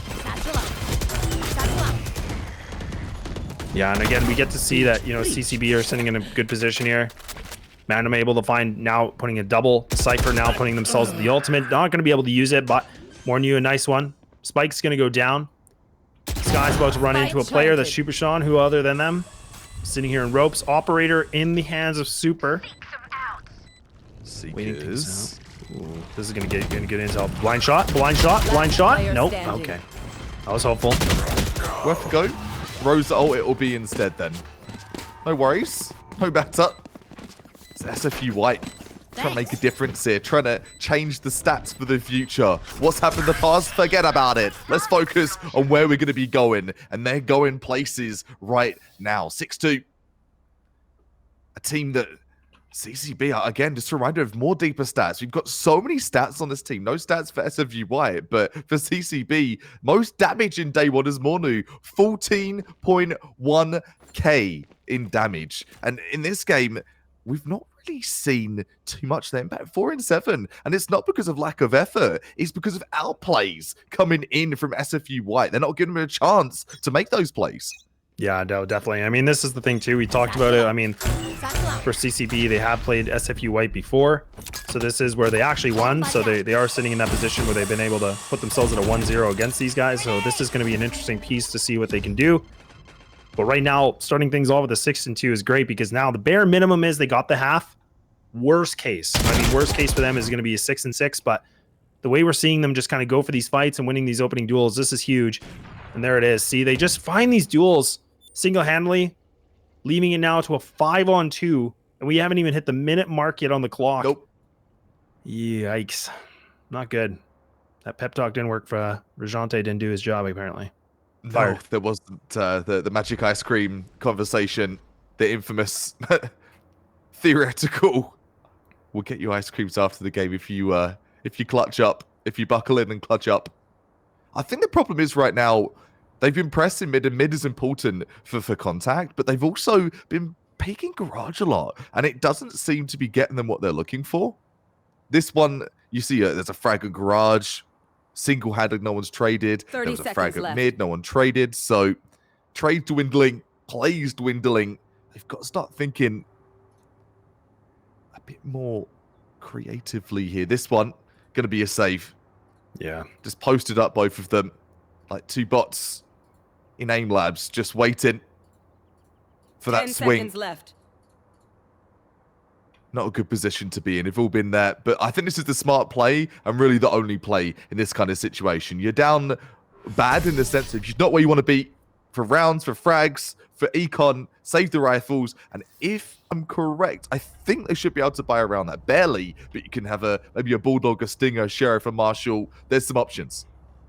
Yeah, and I feel like in these kind of situations, it's always I think it's a great debate between a lot of people because in my opinion, I would say like if we're SFU White, like I would almost rather like you have full utility and you can just purchase like a, like a pistol, like kind of what we're seeing now versus like going for the force up because again, we're sitting in a position where it's 7-2. Yes, you need to bring up some rounds, but like try to use that utility to complement these rifles as much as possible. And that's what they're going to go for. They want to try to keep that money afloat, kind of keep it over that 1500. And they're just going to barrel into this. They're going to get this site. They should be able to have this convincingly to get the spike down at least. So a little bit of money gained here, which will be nice. But it's a matter of this post plant. Ooh, regrowth is heals coming in. Yeah, regrowth, saving grace there. The beauty of having a Skyway. Sky so sorry, I pulled it on this map. Super short. Trying to play off that info coming in from Dom. One enemy remaining. Pinging all the players, and well, they got to sight, but they're going to take it. Yes, they can. Not much to be said, really. Retakes on point, frags on point, and that's SFU White absolutely dominating that round. 8-2. Yeah, this is big. I mean, this is again like we're seeing some really strong defense. We haven't really, I feel like, seen a ton of defensive sides yet. Like, I mean, so far the theme today has been the strong attacking sides and kind of getting that momentum built to switch it over when you go into defense. But now we're starting to see a team with some pretty decent protocols and probably, in my opinion, probably some of the best protocols we've seen so far today. Like, I mean, we've seen some really good attacking sides, but we're seeing these retakes. They look so clean. I mean, everything just looks yeah, discipline's probably another great word to call it because I think it's something we haven't got to see yet. But I think from CCB, we're definitely getting that full presentation right now. Yeah, we are. Oh, Super Meme takes out Mornu. It's about to sound like a master chef. Chef's kiss. So it is the chef's kiss, yeah. Every play that you're seeing is just convincing, confident, and so much damage, collateral damage in the form of just knocking out frags, players, and mental at once. 8-2's the score, 5 versus 3. And as you said, this all happens before a minute's gone. Before it gets under a minute, I should say. They don't have a chance to really think about how to counter it because the round's already done. Do you save here? You can't. Surely, you've got to try and get some more rounds. Yeah, you got to try something. I mean, they are down that 5-on-3, but if they can find, I mean, obviously 2 kills, I mean, they're going to be bringing this thing back to an equal footing. But again, it's not easy. Like when you're on that attacking side and you're down the numbers, like your job becomes extra hard. I mean, you're playing like the more difficult side. And this is not good. I mean, Curry's already putting up some really good utility. Oh, it's going to go through this. Oh, no. Oh, no. Oh, no. And that's good. I mean, oh, SFU White, this is just problematic after problems. And Super Sean going to get things even more super. Man, a 9-2. This is, again, just timings are perfect. And again, these protocols, I'm nothing but impressed right now. That is quite something. Clean up on B site heaven, clean up on B site heaven. Thank you. That is literally what the intercom would be saying. It's an absolute disaster. It is a mess if you're over on the side of CCB. For SFU White, though, give him a massive pat on the back. The coach's approval, if you will. That's really impressive first half against a team that just dominated day one. Maybe came out of the gates a bit too hot. Gave away some of their protocols they did day one a bit too much. And the reads coming in from SFU White. Nothing off the showstopper though. Sonic fast, trying to be as good as Sonic can be. The satchel, the nades, the double, the triple. Down to the 3-on-2. Guess what? It's not even a minute. Yeah, so this is the thing. Things are just fast, quick rounds. Yeah, a little bit of a DM session, right? I mean, now just leaving down the breach. Oh man, the camera spots him. TMZ all over this now. Paparazzi. Surprise. TMZ, I like that. I like that a lot. No pictures, please. No photos. Says CCB, but it's too late. TMZ, they got that photo. SFU White, they've got you on candy camera. It's all over the internet. It is plastered everywhere. Every Google search, and well, everyone in this game right now got to be wondering what the heck's happening. SFU White have come prepared. CCB have really come prepared. Yeah, and SFU White are the ones that are going to need a lot of rebounding here to see what they can do to bring things back. And unfortunately, I mean, like I think the highest amount of kills right now is sitting from Tame the Beast with an 8 and 10. Orcus, I think, sitting again at that 6 and 2. But now we'll see what can happen a little bit more. Pistol again. I feel like, you know, I've said this a few times. Pistol is the name of the game. It's going to happen again. That has to be the name of the game. I love a good pistol round, man. From CS to Val, I think there's more importance than people do put on the pistol rounds. The impact you can have is so important in a game like this, though. Not just a matter of opinion. It's a matter of statistical fact. 10-2. 1 round here for SFU White, and they could be off to a bye. Take the game away. Super Meave has that control. 3 plays over a ramp. Super Sean doing wonders with the classic here. Good readjustment. Oh, that's a TK as well. Mornu taken out by the aftershock. That is the last thing we needed to see for CCB. Oh, man. Yeah, this is a good position because now, I mean, it's only 1 player remaining here from SFU White. I mean, Orcus is trying everything they can. And Swirly as well. Yeah, no dice. And I mean, full steam ahead. We're seeing CCB are trying to get this thing done. I mean, again, it's been this situation where it's 2 rounds in a row, a little bit of a blip, 3 rounds in a row, a little bit of a blip, and then it's just round after round after round after round. So it's just, ay caramba. I got a TK at that point. It's just, that's mental boom.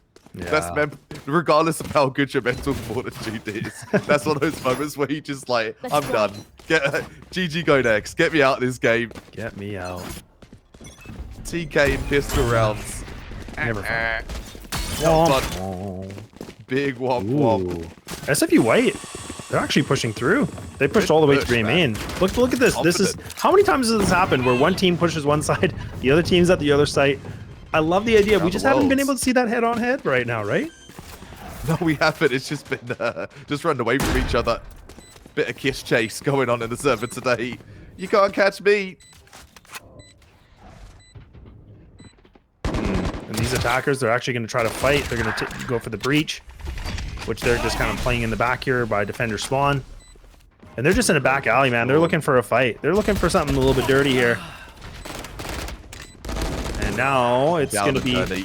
Yeah. Oh, dear. Oh, dear. Yeah. Yeah. The wine glass is spilled. Yeah, it's an absolute mess.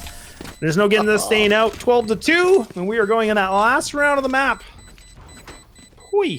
Match point. No white wine on scene to remove that red wine stain from the carpet. Fun fact, you just pour red wine, put a bit of white wine on there, boom, red wine is gone. There you go. You're welcome. Not any idea about spillage because I'm just perfect when I make no mistakes. You can tell my house is probably a mess, and yes, it is indeed. A bit of a mess is in the server right now too. Enough of the mess in my room. 12-2, CCB. Oh man. Not a good look right now. Great look for SFU White. Ooh, nice. Oh, that is good work coming in. Flying through the sky. Now putting it a 5-on-3, a situation now where there's 12 rounds, could be a 13. Looking for a little bit more here. Finally a reply here from the defending side. Spike is going to go down though. Great use of those stars too. Slender, just so ready in between the astral form and back. Orcus tries to make the comeback from ramp, slides down ramp onto their backside, and 13-2 is a wrap. SFU White closing things out, taking out a team that I did not see that coming. Statistically, I thought the opposite was going to be the case, but Dom, 17-8, 10 assists. We said Cyphers are on a different level today. That narrative continuing for this game as well, as 5 first bloods, 10 assists, 17 frags. It's a Cypher. Yeah, I don't know what it is, man. There's something in the water here, something going on with this tournament, but I mean, Cyphers seem to be the agent of the day because they're the ones that just pop off and they put themselves on top of the kill feed. And yeah, like you said, I mean, sitting in at a combat score of 308, sitting with 17-8, 5 first bloods, like I don't get it. I don't know what's happening. I thought, you know, they were Sentinel. I thought you're not a duelist, but it doesn't matter. They can do whatever they want apparently, but you'd love to see it. And honestly, a very convincing game and a lot of blowout games so far today, but I think it's just kind of showing us like some of the big differences of these teams and how strong they are. And I loved, again, like just the discipline and the coordination that we got to see from this team because they looked so good. They did. I want to say that's an upset. I want to say that's an upset from SFU White. Statistically, they were coming in as a bit of an anomaly. Not too much on the record for what we had here at the analyst desk, but showing in the server is what counts. Enough of the back-end stats. They proved that they are worthy of being here for day number 2. Plenty more games coming your way. I believe we'll be taking a short break and we'll be coming back with those. I was going to say, today so far, we've had a really mixed bag. We've had stomps, we've had super even games, but stomps being what we just saw right now. SFU White taking that home and leaving something for CCB to think about and something to VOD review before they go further forward. What would you say was the biggest issue we saw from CCB there versus SFU White? SFU White just seemed more confident to me on their chows. I'm going to put it as simply as that.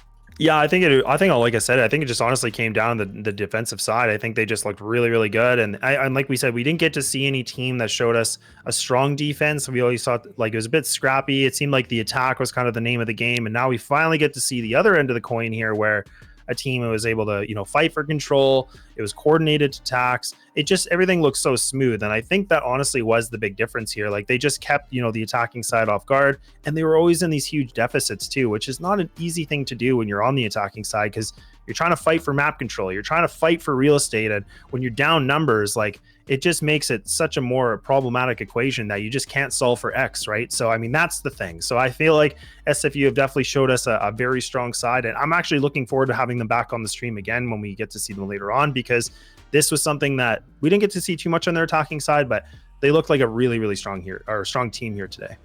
Yeah, they most certainly did. So we'll be right back after a short little break. Before we do, !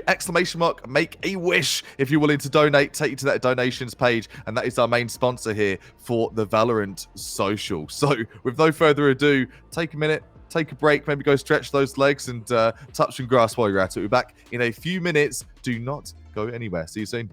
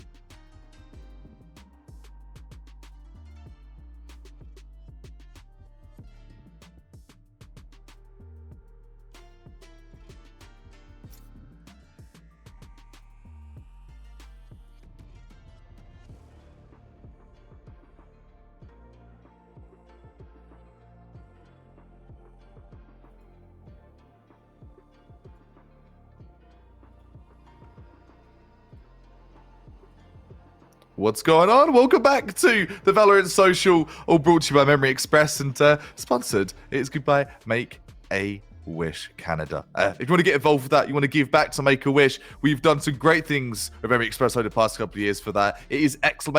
Make a Wish in the chat, takes you to the donation page, and bish bash bosh, you are off and giving back to a very, very worthy cause. Raised quite a bit of money in the past, so hopefully we can do so over this weekend as well. But aside from Make a Wish Canada and trying to give back to a great cause, let's talk about what is on the line this weekend. There was games yesterday for day one, was off stream. We're on day number 2 of a 3-day fiasco. 2K on the line for this Valorant Social. We are 5 games deep in the round robin right now. We have seen some stomps. We've seen some close games. Let's see what's going to be on the menu for this next game. Let's even say about an upset. Last game, just to recap from where we left off, SFU White really bringing their best foot forward in that game and taking out a team that were looking to be a dominant team statistically.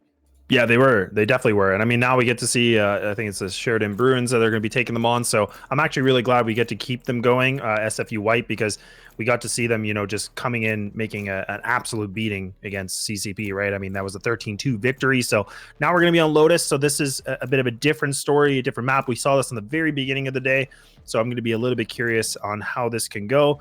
I think it was pretty interesting. Lotus was a pretty one-sided affair when we got to start things off here for the Valorant Social, but yeah, I'm looking to see what we can find here. I mean, SFU White showed us a really strong defense, but now we're going to see them. I think they're going to be starting the attack. So this is now where I'm curious of, I talked about protocols. How good is that going to be now? How good is executions going to be? Are they going to be as pitch perfect, as disciplined as for what we saw from the beginning of the stream today? It was 13-1 on Lotus previously. So not expecting to see a 13-1 here today, but you never know. Lotus, I still think it's one of those curveball kind of maps for Valorant where teams still don't quite have that recipe down pat as to what is the perfect recipe to give that tasty dish, which is a victory at the end of the day. I did mention Gecko being a selection. We see another Gecko in this server, so let's hope to see some more plays from that Gecko. As I mentioned, you need to see recycled util. That's crucial when it comes to Gecko in the server.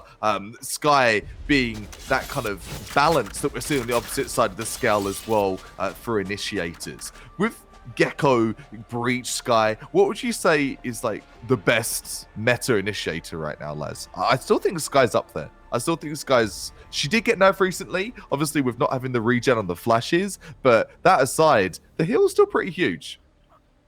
Yeah, they are. And I was going to say, you know, I don't really have a good opinion on this one, but what I would say is that I do think that, you know, Gecko definitely brings a little bit more than I thought they would. Like, I wasn't too sure about the agent, to be honest. I know you were kind of telling me a bit about them earlier in the week and kind of like what they can do. So I do think their utility is quite interesting, but I still love, you know, like just the classic, you know, having their KJ and stuff like that. Breach to me is a huge thing in my opinion. Like I think that's you have to have your Sky. Like she's absolutely critical in any composition. I think those opinions of meta are still very warranted, and off the mention of Gecko, not really a high pick when it comes to your VCTs and your quals. I'm talking that Gecko being deleted, message deleted, taken out of the game right away, down to the 4-4. Carrier's dead. Yeah, this is already looking like a pretty good round in the sense about like 3-3, fighting things out just in, you know, kind of in the old sand pit. People are just hanging out. People are having a nice little bit of a fight, making lots of noise. Door's going to be opened here too. They're still going to press forward though. That spike is starting to make its way into the C site, leaving it just down to the Sova. There's going to be Marcus kind of waiting things out a little bit. Still have the recon bolt, so that's a good thing.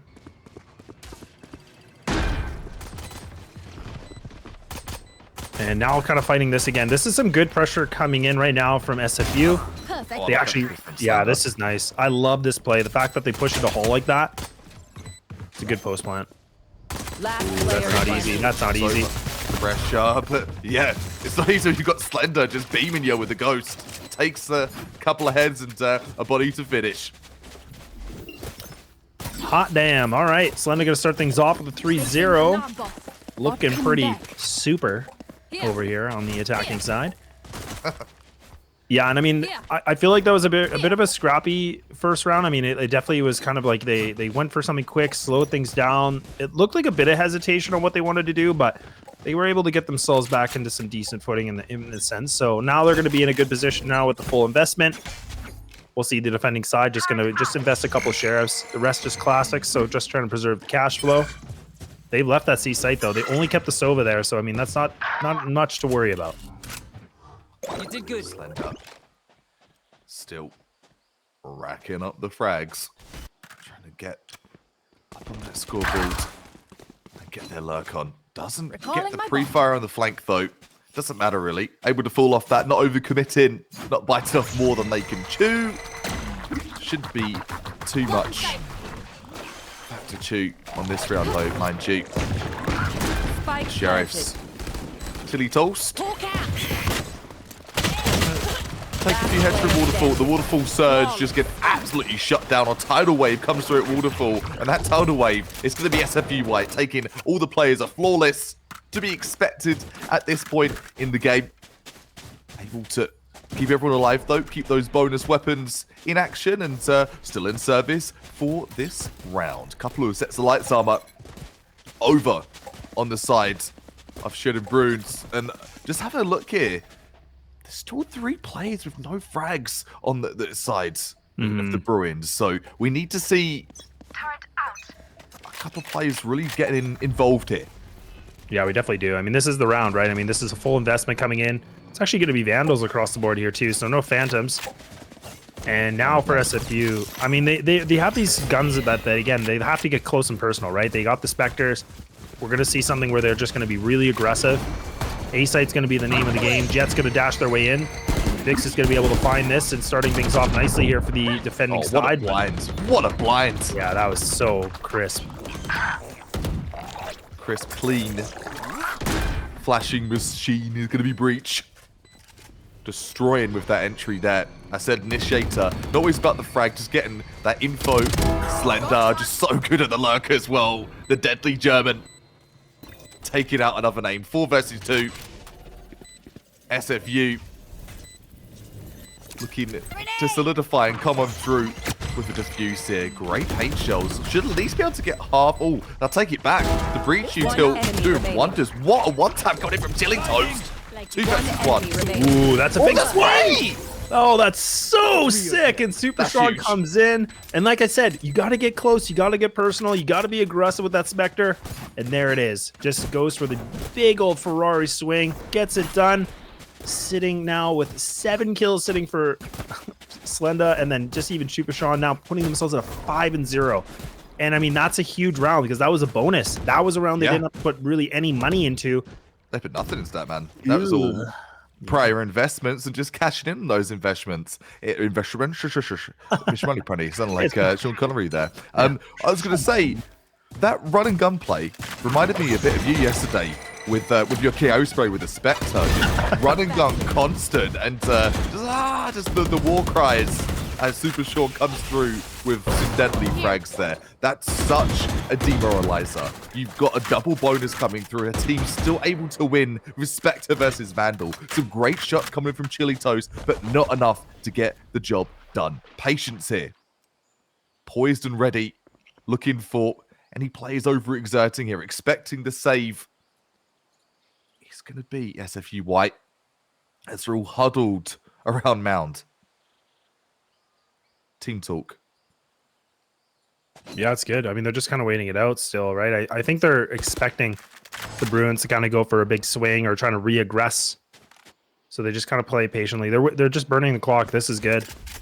And that's kind of what I was wondering too, is like the discipline of this team, what we saw on their defensive side, if they are going to be a bit more coordinated together, and that's starting to look like it could be. Super Sean now already pushing himself into tree. Now they're all going to group up together on this. Goes for a big swing. Dix with a beautiful shot comes in. Spike's going to get planted. This site's just getting overwhelmed with utility. It is just flying, and now... Oh, the desperation sprays. Oh, Vix again. Coming in with the pistol. 2 bullets in the chamber. My God! Not another! Not another! Not like this! That is so sick, and coming in for a little bit more. Why not? With a full reload, making it to the 2-on-3. These players need to be able to stay alive, but they're just no! down, No and there it way, is! lads. Pistols! Get them back on the board! Fixed. Trigger discipline. Not forcing that sort of Call of Duty early reload. They were just one-tapping people with one magazine of that Sheriff. That is disgusting. That is the best play we've seen so far today. Straight up. Yeah, it's definitely going to be up there for sure. I mean, that honestly, I don't think we've seen a position where someone with the Sheriff landing what I think that was a quad kill. That was a quad and all headshots. Yeah, that's pretty good. A little bit of a headhunter. Yeah, that's when the Sheriff is your best friend, right? I mean, when you get that's why it's such a great pistol. Like the first shot accuracy is great, but it's after that when it starts to become a little bit of an issue, but wasn't even the worry at all for Vix. And they were in a position too where they were pushed back by all the utility. I was thinking, okay, they're a dead man walking. There's nothing here for him, but proved me wrong. That's phenomenal, man. Love to see that. Absolutely love to see that. Gecko coming in with a thrash. Sonic does get taken out immediately, but it's about gaining space, taking ground. Wingman for the plant. Sonic fast. Saw in the race previously. Keeping that speed momentum going with an agent like Gecko. The initiator role this time rather than the do list. Plighted for Mount. That new sight orientation with the changes we saw before Breeze. Sorry, Breeze. Before Lotus was reintroduced. Breeze. There's been so many reintroductions. It's getting me. It's getting me good. Chili Toast comes in with a showstopper. Absolutely eating that nano swarm. Gets detained as well, which I think was from the regain of that thrash. Gecko on the hunt is going to be Sonic fast. I think 2 players detained. That's a nightmare. Yeah, that's oh my gosh. It's even worse. I mean, this is where 3 of the players get detained. There's nothing you can do in this. You gotta go. You just gotta tuck tail and get out of this situation. That is some good utility work coming in. And again, that's what I love from SFU. Like, it just seems like everything they do has a purpose. Everything just seems to be like step by step. Everything just lines up nicely. But again, such a big, or I wouldn't say a minute detail, but like a detail of a KJ sitting at 8-2. But again, that utility work landed them the round. Yes, it did. Knockout blow that. One player contemplating the purchase can be Dom. Joins the Vandal gang. 1 Phantom times 2 Phantom. Sean and Curry stepping in. Represent the 114-1. Hopefully no 114-1s. It's the Phantom Nightmare. Ooh, that's nice. Whoa! Oh, a double! Okay. Oh, all right. Press, we see you, man. Okay, we get it. We see it. Nice little bit of a double start things off. An ultimate. We haven't actually seen it. I don't think the Hunter's Fury land anything yet so far today. So, I mean, that's a huge start. And finally, they're swinging a bit here, Cuppa. I mean, they're starting to look a little bit more like they're getting themselves back in this game potentially. But 3-on-2, nothing yet. I mean, the spike is still in possession here for the attackers. A long road ahead of them. They're going to actually go back to Mound, and they're just going to go for the C site. This KJ is quite far away, so I don't think the utility is going to matter in this case. And now they're gonna get out of this. They have that aim A, and they realize, okay, I don't think they're going this way. So they have a good inkling. They do. Got an idea.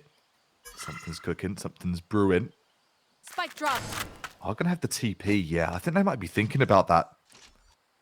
I like How this. they can switch things up and faking tools to see. Not committing 30 though. seconds Dom left. just lurking. Cover going out. Oh, this is smart. This is so smart. Fake plant, do you reckon? I was thinking, there there it is. Yeah, there it is. Oh, that's so gross. Man, that timing too. Perfect. That's a perfect fake. Look at how fast all 3 of those players are. I think they even landed a shot onto planted. Mandem too. So this is, No one's there. yeah, they're pissed. Like, I mean, I'd be pissed. You know, like, how do you not get angry about that? And now in a tight position right now, Mandem just sitting right underneath this wall, right on drop. Finds his first. Needs a little bit more. That's a triple kill. Looking to make it a quad. No, but it is going to be the Jet now. Super. Gonna get pushed back. A swing and miss and miss. Maybe a little bit more. Not enough. Early on the swing. I like the idea. Trying to kind of eliminate, bring it down to a 1-on-1 nice and quickly. But you said about haven't seen any Sova plays or many. We've not seen any Sova plays. And it's the first Sova we've seen selected over the 5 games we've had the opportunity to cast today. And, well, what better way to represent it than the Hunter's Fury double entry? That's how you initiate in the form of your Sova, climbing their way right to the top of the scoreboard for their team at least, and potentially contesting the match MVP position as well. Slender, super SFU White, looking to save it. One Vandal in the hands of Dom. Not sure if that was a salvage from the previous round. No, it wasn't. That is a purchase for this round. So going for the Gladiator rifle, one player having the rifle is what that represents. Not sure if that was a commitment. We'll see just a few moments. But Bladestorm revealed here by Super Meave. Ooh, misses a couple of blades, but threatening with a sharp edge. Yeah, I'm not against this rifle. I know there can be a lot of discrepancy about that with a lot of people, and they always think it's kind of like, why on earth would you keep one rifle in the rotation? But I think this is a good complementary piece because the Jet does activate the Bladestorm, so you kind of have two heavy weapons on this and then keep the Sheriffs there too. But Chili Toast going to be here in mid, close with their teammate Vix, trying to fight for the same main, and the flash comes in from the sky. Counter flash now getting thrown here too. This is just utility across the board. Vix might be able to get this timing, maybe catches just on the corner of the smoke, and taking some big damage, down to 17, and now these attackers, they're going into tree. They're going to get themselves in the sight. Vixed again, back into familiar territory, looking for a little bit more. Oh man, just getting caught here by the Gecko. It is just utility all over the board, but Vix is feigning more kills, finding that triple, and leaving it down to the Gecko by themselves. And what's up? I'm going to tell you what's up. It's the third round. What's up? That Budweiser commercial, man. That classic Budweiser commercial with the frogs. You know what I'm talking about, don't you? Yes, I sure do. Maybe not everyone does. Could be a boomer thing, but yeah, it's probably a boomer thing. We gotta blow past that real quick. Damn it! It still holds. It's still a meme. It's still a GIF somewhere, surely. The Bruins getting themselves right into the equation here. It started with Vixed, that 4K with a Sheriff on that eco, and it's all looking to be a role reversal here. Nice flash. Guided light round straight into the face of the opponent there. SFU White not really getting to see anything with the flash, the white of the screen there. Super Beam coming through. Overextended slightly. Vix getting trades out. Sonic Fast with the trade. Nice little bit of a lineup. I was thinking that what's up, maybe going to be able to find that Rolling Thunder going to be used coming in from the attackers, and they try to fight for mid, but actually even what? Micah's able to take down more, and these defenders now have just taken over A main control. Yeah, nicely done. I mean, despite the Rolling Thunder, again, like everybody always thinks even if you get hit by it, like you're not going to be able to land shots. Like, no, like you can. It's just, it feels like it's a slug, right? Like you feel like you're taking forever to make a shot, but you can get it done, and that's exactly what we see from the Omen. Nicely done to react to a hectic situation. Being hit by Rolling Thunder while trying to shoot is like being in a washing machine with a Vandal. You're trying your best, you just, whoa, just spin around, hit your head at the top of the washing machine, but you can get it done. This takes a hit and a hope, really, and that's exactly what we saw there. SFU White back again on the save.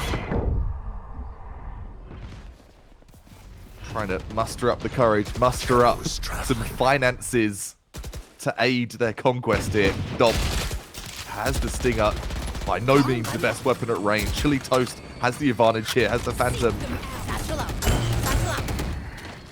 Oh, Chili Toast has already gotten some good positioning here too, but doesn't expect man. Yeah, man, that was huge. I mean, no way you would ever expect somebody to be in sight like that. Oh, the double ding coming in from Sonic Fast. That's so unlucky. That's Stinger problems, really, at range especially. That ADS gives you that burst, similar to that of the Bulldog, but not enough to really burst their opponent's head like a cherry. Like a great 4-on-3. Dom just dominating A site right now, just walking around, leisurely cruise, saying, guys, come over to A. It's clear from what I can see. Oh, Mandem is in such a good position here, too. This is perfect. Teammates are going to make a lot of noise come through the front side of A. Left. Dark cover now going to be placed on top. Oh, but sting up. This timing, I mean, this is where they can kind of go in the back end here from top. I am not sure about this one. They actually go for the plant. Look at Vix's positioning. I think this could be a problem. Revealing area. A little confused. They're going to get themselves just on the outskirts. Good fault line. That Sova get caught right in there. Bad moment to be there. And then still somehow reacts to this. Mark does a great job to get something, but Vic's now been a clutch factor. I don't know if this is going to be the one.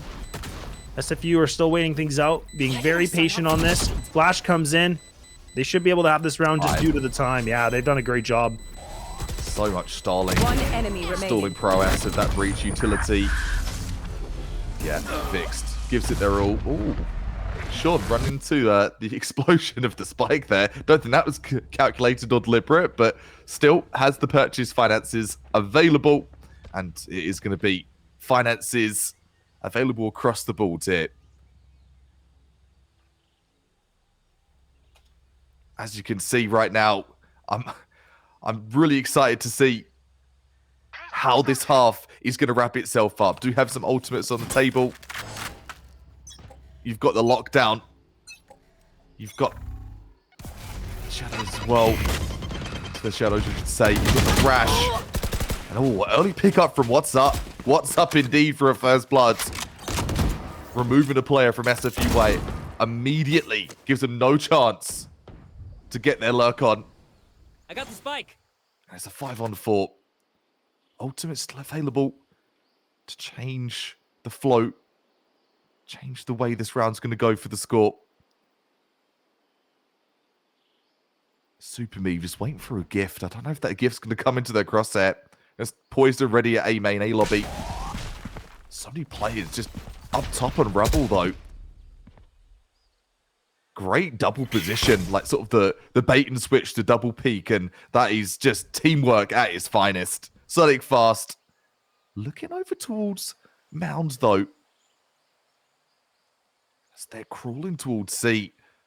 2 TPs available for both the Omens here. Thrash available. Looking like it's going to be the entry. Spike in hand here for Sonic Fast 2. 30 seconds on the clock. Tick-tock, tick-tock. Thrash comes in. The dark cover comes in. Thrash trying to grab something here. It would be huge. And into the site they go. Thrash not able to grab anything retrievable. It will be 20 seconds on the clock in this 5 versus 4. In comes the lockdown. That's got the defender's lockdown. Make no mistake. The other KJ out the server right now. That lockdown could be such an issue. They had to take it out. The Dizzy coming in. Out. Oh, for the lockdown. The Thrash coming in. Oh, getting blocked with the Thrash from the retake. There's a couple of the Taints coming in. The Diffuse going to come in as well. That lockdown was so huge. Oh my goodness, man. That lockdown was everything too. And again, they come right back into it. A 5-5 that the Diffuse is there. Just, whew, okay. We were talking about if SFU were going to be able to have a competitive game, and yes, they are. This first half is just neck and neck. I mean, we see like consecutive rounds being done in the first place, then rebound coming back in. And all of a sudden, we're only 2 rounds away from being done this first one, but it's been impressive. Again, I think we've seen a lot of big work coming in from Vix, despite their 10-7 scoreline. It feels like they have way more than that. They're doing such a great job already. Yeah, they are. Map presence. SFU White, they've tried to be omnipresent. They've tried to be everywhere, poking and prodding, but I think that could be the reason for their demise in the sense of rounds here. They've been spreading themselves a little bit too thin. Trying to go for these, I want to say, slightly flimsy re-executes, and that's simply based on you run out of util when you come to that round end. You've got your ultimate, sure, but relying on ultimate for a play is a lot of pressure to put on one ability. This time, looking to play a bit slow, a bit more methodical, without pushing the issue right away. I like this. Keeping the number advantage, keeping things in an even playing field. A lot of damage inflicted, though. That's going to be Sonic down to 1. Ooh, and Chili Toast. Yeah, that's big. I mean, already finding 2. That's huge, and that's a Bulldog to get the other one done. Regrowth now, going to bring back full HP. Wow, what an impressive showing from the Bruins. I mean, they've been able to get these fights going in their favor. Look at that. They haven't lost a single person yet. Now leaving it just down to the get-go, which is Sonic. No longer for this world. Flawless round being done, and also Chili finding themselves a triple. And this could be a conversation about a 7-5 victory in the first half here for the Bruins. And the timeout's going to be called.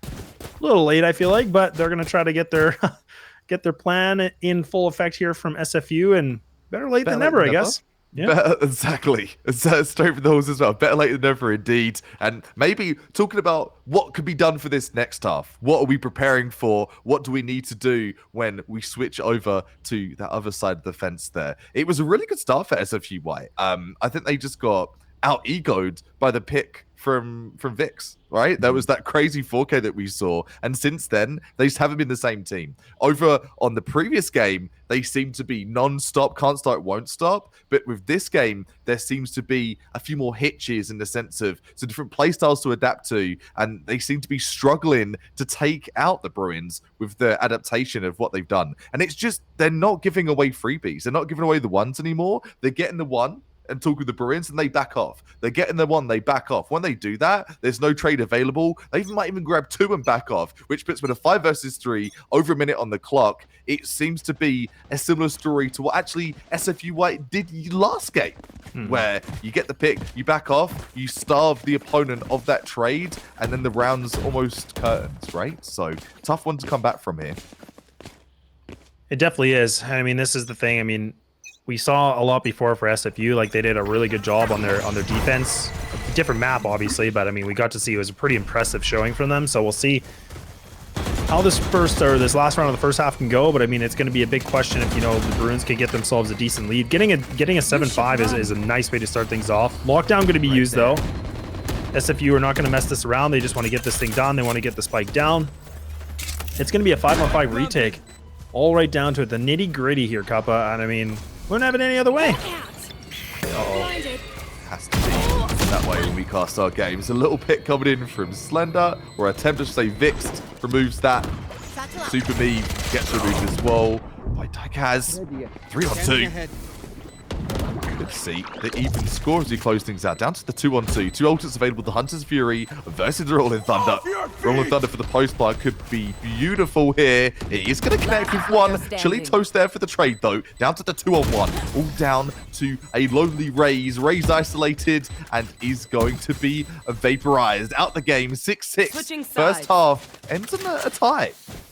It does, yeah. And that was a really nice job coming in from SFU. I mean, I was a little bit worried too, because when you're in those kind of situations with the Rolling Thunder, you always kind of wonder, is it going to be too early? When's the best time to use it? I thought that was a bit too quick on the draw, in my opinion, but it does pan out well for them regardless. And I think Mandem, was able to find themselves in a great position where they were able to find that, you know, double kill and getting things done. So now they're going to be on the defensive side. This is where we talked about they had a really good showing before. They had a huge, huge victory in pretty convincing fashion. So now the question will be if they can transition that over here to Lotus. But we will see. An extra spike site is going to be another extra variable in this equation. It will be. Just look at the frags too. Yeah, it's 6. That's the mount push. Look at all these players there. I thought it was like 2 or 3 players up by mounts. Contested is going to be Vix. Vix going straight into the heart of C-Site, a little bit overzealous, might add. 4 versus 3. All the players are in there. They're not holding back at all. They're full sending. Yeah, they're just going to commit to this. I love that. I mean, like, just no hesitation. Hold W. Let's just do it. Let's just not even mess around on this. And they're trying to re-aggress on this. I love it. So now they put themselves in a 4-on-2, leaving it just to the Jet and also the Breach. Full super player. Super Sean now by himself here with a classic 10 HP. Yeah, no, I don't think that's someone we want here. Now just trying to survive, maybe trying to take an extra duel or 2. But this is not looking good right now. Going in for the swing, fake flash and swings again. What's up? What's up? What's up indeed. 3 players walking away with their lives. A Sheriff is going to be saved for this next round. The Spectres, the SMGs. The full purchase indeed here for Vix and the Bruins. Made a nice little comeback. Well, looking like an icky start has turned out to be. Decent comeback again. And I think it really tells the tale of how every team that is here in this tournament, there's a lot of talent in the collegiate scene right now. And everyone trying to put on a show, a display of that talent right here today. Yeah, it definitely is. I mean, again, for anybody that's not familiar, these are all Canadian teams. Canadian players playing. It's very cool to see. Some good talent. Coaches, everything. Canada. Everything Canada. Oh, Canada. Super Mave coming in with a nice triple. Takes out 3 with a D. looking to get a couple more. Could we maybe have another opportunity for that D-Gaze? Low HP will be Super Meave. Well, Spike's going to go down. I mean, let's not forget the HP's low here. Very low. Not looking good for Maeve right now. 12 HP. A turret alone could just take them out. Dark cover. Oh boy. This is just... Things are thickening. Not very well. Mandem now just trying to make a bit of a fake going in towards tree. Has to be able to win this duel. Oh my goodness! The timing! That could be a gift. Sick. This could. Fake TP too. Problem is though, don't know where they are. Do not know. Oh, noise cues there. WhatsApp is gonna stick it. I think this is the play. Saying that though, they get it half already. They might have it. I think it's just a bit too late. Oh my! They have it. Oh, that's man. huge. That is absolutely huge. Huge Remandum. I mean, I love those plays again. Fake TP, fake everything. Door. Man, just Rotate off, walks through the dark cover, plays the perfect omen diff there, takes out Daikaz. Daikaz goes to the Shrouded Step, oversteps the mark, goes straight to the dark cover into no man's land, and what Manda's like, oh, I'll take that. 14, 9, and 10 for the omen. Some really bizarre games in the sense of it's not just duelist centric here, it's about the player behind the agent, and these players, they are gaming chairs, locked in, buckled in. There they are. They want to take this all the way. I think we can easily see OT for this game, lads. Easily. yeah, this thing does really much smell like an OT. I mean, we'll have to see. I mean, still a tie game. Sonic able to start things off nicely here for SFU. Winning that opening duel. That's going to be the spike down. Mandem just doing more work. Looking for a triple. It's getting a bit greasy of a challenging spray, but trying everything they can. Paranoia going to get used. Should be able to find this triple maybe. I don't think they expect this. He has great positioning right now. Mandem might be able to just swing on this. Look at that. Guy has no idea. It's a fresh haircut. And there it is. That's an 8th round done with 1 casualty coming in. And that's Mandem falling after a triple kill. Mandem feeling real good. Real gassed up after that 1 versus 2. And yeah, they know that's the case. Mandem, we've got to stop him. What can we do? 17, 10, 11. Starting to run away with this game. Looking for the 25, maybe the 30. Mandem. At this rate at least. And with this tactical timeout, what would you be saying to the Bruins? What would you be like, this is what you need to do to change the game? What are they doing wrong with their playstyle right now? I think honestly we're starting to see that SFU are getting their, I don't like saying comfort, but I think they're starting to get their footing a little bit back on. So I think that we need to see the Bruins just kind of get themselves again re-aggressing in these situations and winning these opening duels. Because when, like I said, when you're on the attacking side and you lose your numbers, that's a problem, right? So I mean, right now the coach or the IGL right now should be saying, okay, look, we have to fight. And if we lose our first player, we have to have that instant trade. Like there cannot be an excuse for no trade. If you don't have the trade, problems arise. So for me, I would say, look, if we're going to attack something, do the buddy system, go together. We need that trade instantly. 100%. Get the trades, and trades equals rounds. Straight up. Right now, light econ for Vix in the gang. Light armor. Right here. Funds. Everything is bleeding out and heading towards insufficient funds. SFU White trying to gain back control of this game. The Sova Dart coming in real deep over to C main. Turret out. Blinded. Vix gets the flash through. Trying to make some presence over at A as well. So looks like they're kind of posturing through default here. But my concern, sure they're spread like across the map, but they're spread a bit thin. The trade still does not seem to be prominent for all players here. One player on the lurk. Backing off that one. Could be a smart play here from Mux. Ooh, a little bit of testing coming in. Aftershock. That aftershock, no! Oh, man. That's a good stoppage right there. What's up finally getting something done, but it's a desperation thing, right? I mean, it's going through the dark cover, just trying to find something. Oh, boy. Now to a 2-on-4. Marcus and Daikaz right now together. I don't know what they want to go for. They have the spike, which is great. I mean, they are just going to be together. But, I mean, again, you have this A site that you could try to contest where the jet is going to be there. Maybe just waiting. Operator. Easy connection. Boom. 30 seconds left. Yeah, this is not looking good. I do not like the odds here for Marcus right now. No, this is Super Meve site. Leave A alone, please, or you're gonna have to face my boomstick. The boomstick still being chowed. I find this super bold. 10 seconds Wants to try and take that up out their hands there. The double swing coming through. Yeah, that's not it, is it? Bit of a Rosa dart, if you will. Not even such a thing, but we'll call it now. That shock dart not going to do what it needs to do. Team Ace, right in the face there of the Bruins. SFU White. Sorry. Looking to be sitting back in the driver's seat now.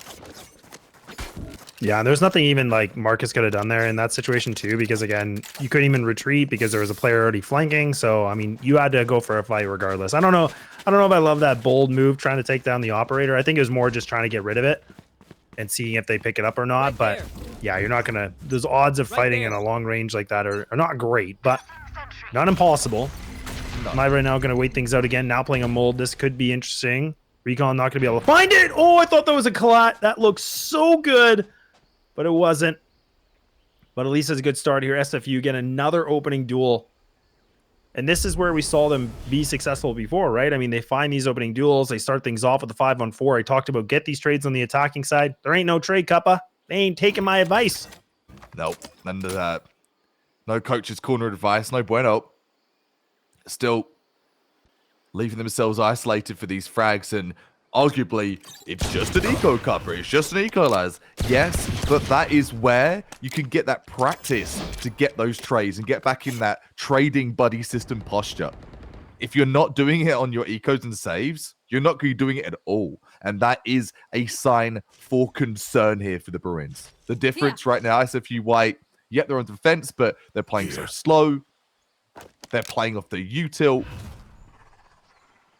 And they're just leaving the Bruins to really do themselves dirty, you know, overthink the situation. Left. The Nano's just waiting with the alarm bot there for the push out. The walkout is going to be stopped and prevented for the push. Slender just there, waiting. Actually being able to push past the Tiger, I think. Not so. The Tiger doing the damage, doing the stun. 13 seconds, lads. Yeah, this is not good. I mean, time is running way too low. I mean, the spike should be able to get down. I think the nade's going to be a bit too slow. Yeah, it's not good enough. Mandem's still alive, though. Gecko's got full utility available right now. Mandem able to find another duel. This is just becoming Mandem all over the kill feed again and again and again, sitting at 21 kills. And I was thinking that could have been a round going in favor here for the Bruins, but man, it just falls apart. And Mandem seems to be putting matters into their own hands. Yeah. Controller, Nana. I'm a jet. The jet mentality there from Mandem. Taking out every other duelist in the server, might I add. Duelist is just a role. Mandem is the man of all men. With the performance so far today, so much money available as well for SFU White. They have been investing super, super well. They've been seldom with their spending. And you look over the other side. The full buy, yeah. The econ, no. And for what the score is right now, this is going to be a must-win round for the Sheridan Bruins. Simply put. Yeah, it is. Absolutely is. Couldn't agree with you more. And now even Mandem again pushing good pressure here towards mid to have the operator just locked in and really slowing things down here. So this attacking side from the Bruins are really trying to evaluate their options. They are just going to go into mound, like you said. They're just going to see what they can do over here. I don't really feel like this has been the best success for them. I mean, yes, they can get in the site. Yes, they can get the spike down at times, but it's the post plants that become so tough, right? 100%, lads. We're on the same page. We haven't spoken about it yet. I think we're synergized to know what you can see. It's just messy. It's a messy post plant. They're forcing shells that don't need to be. They are going to have a lockdown to getting some ground tier, and this could be a good posture. They're all out to defense. This is what we talked about in that first half. That was so good for SFU White. They're doing exactly the same.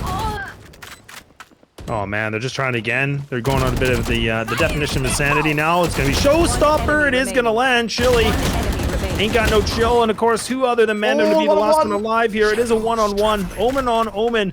Dark cover going to go on top of the spike. Fake defuse comes through. This has to be a commit. Has to be a shot, but it's going to be missed. It's somehow in some way the Bruins, they bring it just barely. Scraping into that next round. I said about financial woes. Well, they're still able to collect their money together. get the purchase necessary, get that primary rifle, a compromise from Vix with the Guardian, thinking about the Guardian and the Bulldog to be the selection here. But no worries, because Vix has fantastic aim. We saw that in that first half. Looking to offer just the same here. Ultimates available. Rolling Thunder available for those defenders. For SFU White to try and close this one out. To make it 2 on the truck, 2 on the go. Super Meave. Try and do exactly that with the operator. Gonna get taken out by Diecast though. That's a sexy one tap. Yeah, that's a great one tap. Love that. Yeah, back in the sandbox we go. These guys want to just go right back for it. Why not? Utility going to be burned here just in front of C connector. Or C main, I should say. Now they're just going to reconvene on it. The defense is actually going to regroup together. They've been a little bit short here, but they do have the Rolling Thunder, so that's going to be really important to note. This breach needs to stay alive so that they can use this to get some space. Already locked in. They're going to use it, but it doesn't land very well. I think it caught on one player here. But all of these players okay. They're on hull. Fuse is already getting just a little bit tapped. Nothing committed yet. They're faking it. Oh, they might stick this. Oh, that's easy for Mandem. How is that a thing? How is that? And they're just going to stick it. They're going to be able to get this defused. It's a bit of a ninja. And there we go. I talked about protocols. I talked about retakes. I talked about good utility usage. There it is. You see a position where Bruins look good. They're in halls. That's a great position to be in a post plant, but when that utility gets thrown at you, man, how do you react? You get ninja diffused. The wingman starts to defuse, gets denied. They thought that was it, but no. Mandem TPing into defender spawn side off the defender connector, able to just make miraculous plays. A magician this game. I said heading towards a 30 bomb, maybe 25, definitely fit in the bill of that. 24 frags here for Mandem. I'll carry you guys, no worries. Goes to the TP as well. I think cancelled it if I'm not mistaken, though. Tele at the end did, yeah. A little distraction. Tactics, more magician acts. No more sandbox. No more fighting in the playground. They're going to try something a little bit different. Here from the Bruins. They're going to push themselves into B. Chili toast. Looking like a little bit of burnt toast, maybe. And yeah, it's looking like these guns are just starting to connect. But look at this. The attackers are trying to actually re-aggress on this. I love this. And actually a shot being missed here from the Jet. That's big, man. That's a triple. But look at Mandem. Look at Mandem. What is Mandem doing? How are they in this position to find a double kill like that? Vix is down to 2 HP. Yeah, this could be too much. One steep fall could end it all here and put match point on the table for SFU White. Vix really contemplating, what the hell do I do here? The reads looking like been read like a textbook. Maybe from one of their colleges for that matter. 26 seconds. Both players heading towards C. Vix 2 HP. The plant surely is being heard. Oh, there's so much noise being made. Korea has all the information in the world. It's easy. Man. That's beautiful. I mean, so you could just see it on the mini-map too. Again, like, you know, for Slenda just running around kind of like, you know what? Nah, they're going to go C. They're going to go C. That you could see there was a bit of hesitation, but they had the perfect read, perfect timing. And that's just unfortunate here. Bruins now, a lot of work ahead of them. They're going to need to get 4 rounds to push overtime, which would be the first overtime that we see here today. But only one more needed, and we got SFU. They're going to be able to keep their streak going a little bit longer here too, right? So, I mean, they had a dominant performance first on the stream. A little bit closer of a game, but now they've been able to get themselves a little bit untied here, and they've now been able to get themselves some good footing. Unleashed. SFU White unleashed. Taken out an undefeated team. Formally undefeated, I was saying. Whoa. Looking to bring themselves up to level as well. Whoa. Some util. Sending some players flying over at A-Main. The Hunter's Fury coming in. We did see a double earlier on today. Might add in this game. No double this time around, though. I think any damage was inflicted by that Hunter's Fury.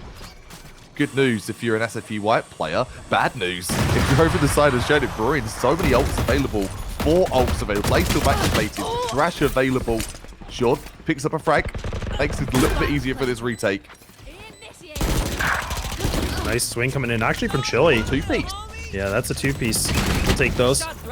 Ooh, looking for a little bit more. And Sonic, wow, he's just getting a little bit too close. And Diecast comes in, and there we go. Chili Hello.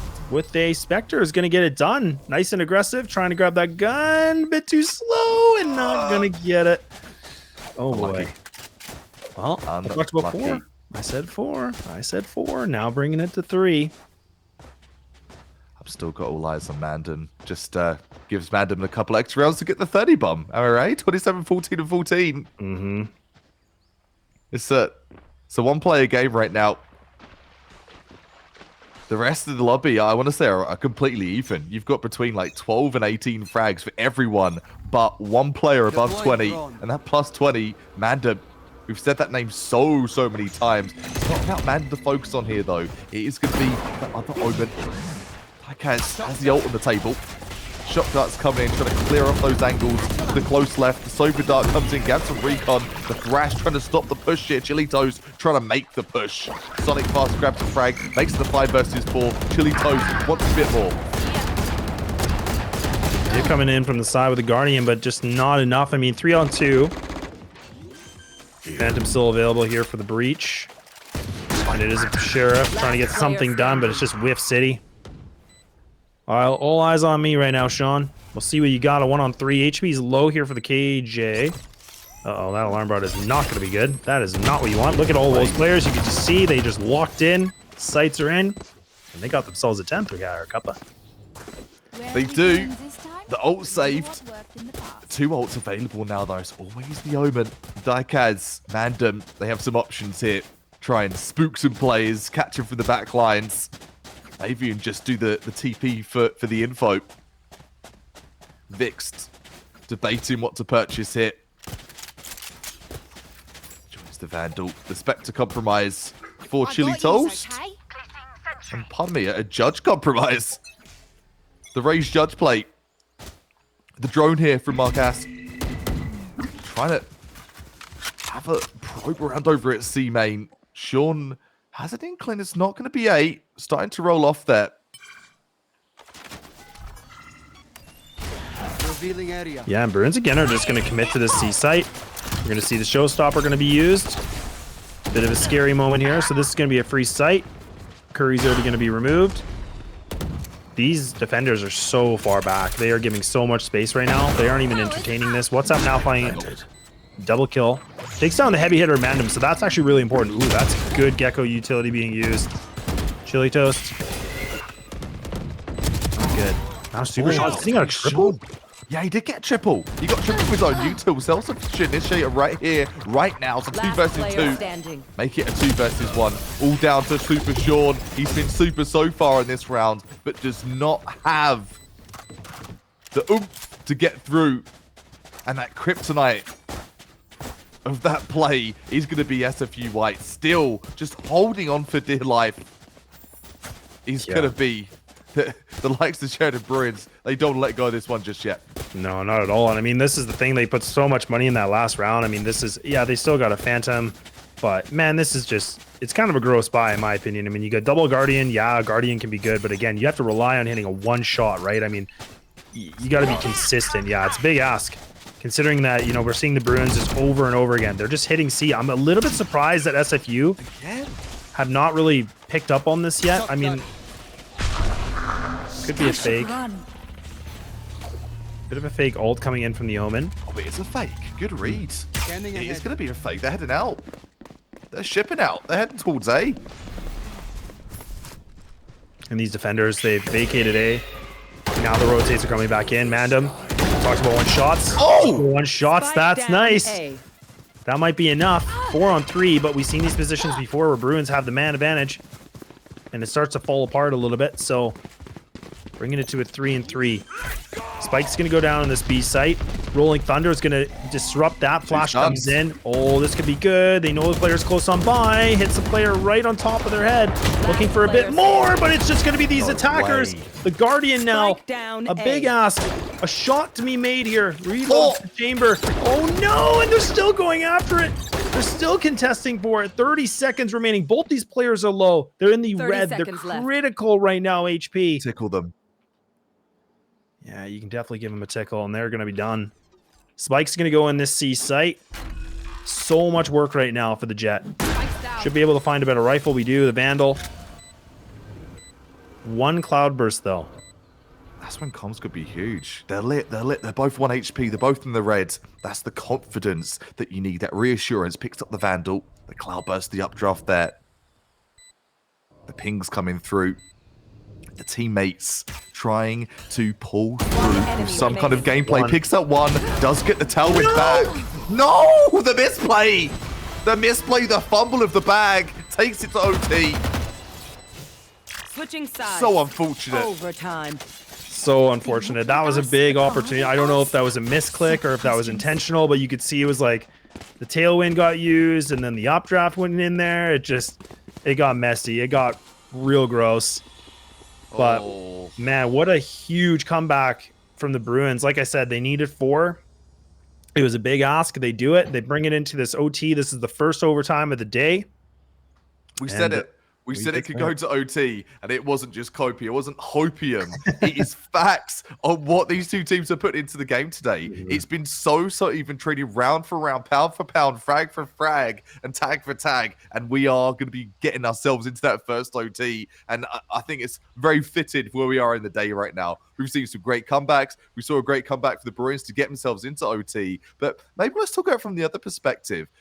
SFU White, they couldn't close it out. Maybe that's more of a tone that they were doing something incorrect with their plays. You said it yourself. They weren't reading that C was being pushed on over and over and over again. They didn't react to that. They were just playing retakes and playing passive when you know where a team are pushing. They're going to keep taking it.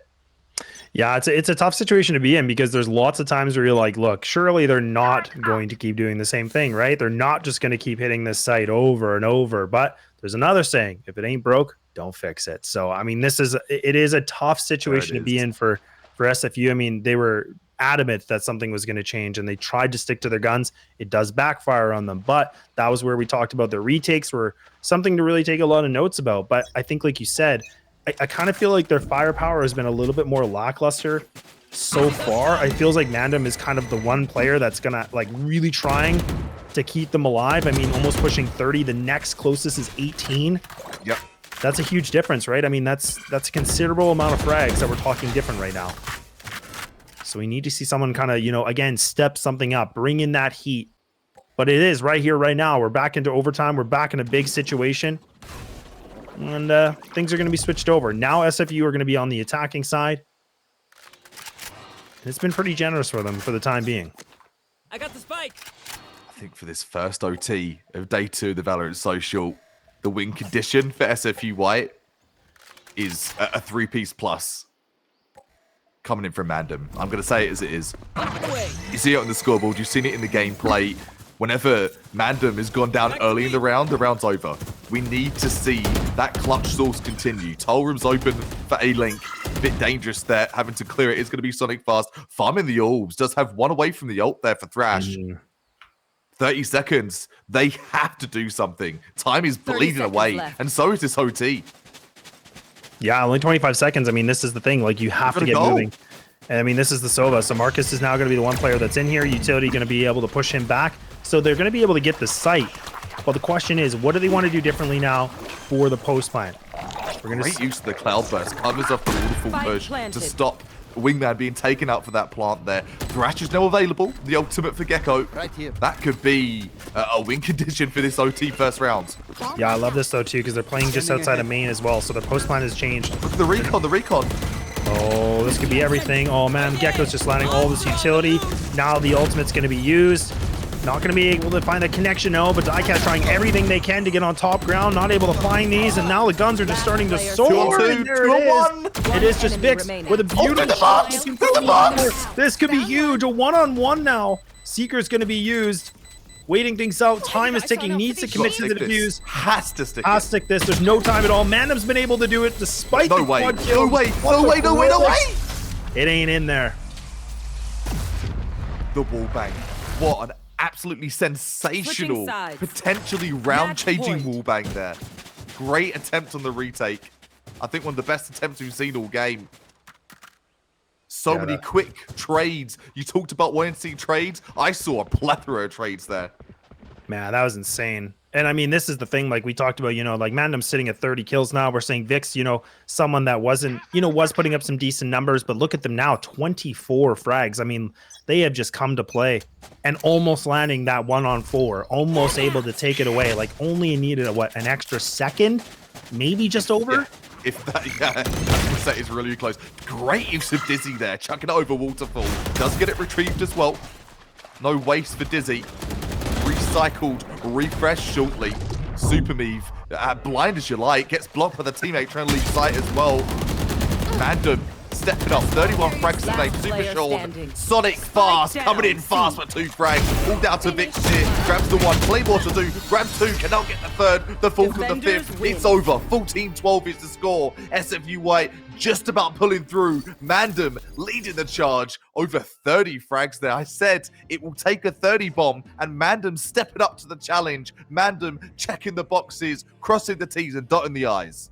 Yeah, absolutely insane. I mean, we're talking about Mandem's just sitting at 31 kills and 19 deaths, sitting with 17 assists. So not only the most frags in the server, but you have 17 assists to go in there. 3 first bloods as someone with an Omen, which I would argue probably not a thing normally, right? I mean, when we talk about roles and kind of the agent compositions, but man, but right behind, like even despite they losing, it's Vix that sits there with 26 and 19. So I mean, Vix and Mandem were kind of these 2 players that came to play, and they were difference makers for sure in this series.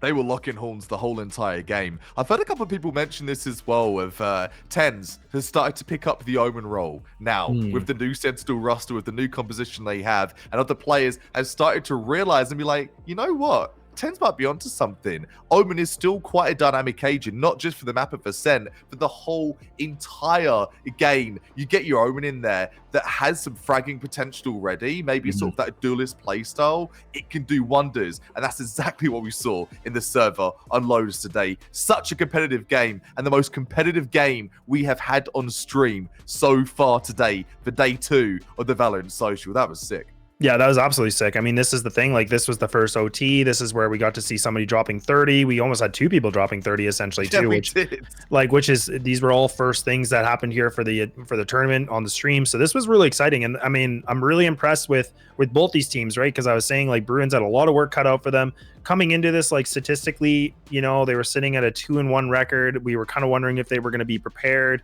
Yesterday didn't look as good as some of the other teams where they were 3-0. But SFU, despite all the obstacles they had to go through, I mean, they, like you said, they come back, they rebound really well. But the one thing I'm hoping we'll see a little bit more is, again, other players going up to the plate as well, because Mandem obviously was a playmaker, somebody that was putting on an MVP, like no doubt. But we're going to need to see a little bit more, because you can't just rely on that. I don't want to call it a one-trick pony of a player, but you can't rely on one person to kind of carry everybody, right? Yeah. So there was, again, I want to give some massive shout outs to even Sonic too. Like the Gecko utility caught a lot of good moments. There were some really good pieces there from SFU. So I'm really impressed. The support structure that surrounded Mandem made it possible for Mandem to be making those plays. Yes, there was some individual finesse and prowess that we saw from Mandem, but outside of that, there was so much great support making it possible. But you look at Mandem's assists, Mandem, as well as fragging as an Omen, is also assisting like a champion as well, with like 17 assists. Like, it's just a dream come true from your controller. You love to see it, and Mandem, that is a good vibe coming out of that game. So great result for SFU White, taking out a big gun and taking out a team that was very competitive on Lotus as well. Great stuff indeed. Exclamation mark, make a wish if you want to get yourself to that donation page, the sponsor of today's Valorant Social. 2K prize pool, a 3-day fiasco. This is day number 2. We have got one more game coming your way. We'll be taking a short tactical timeout, rest the pipes, grab a drink, and we'll catch you right after the break. We'll see you shortly.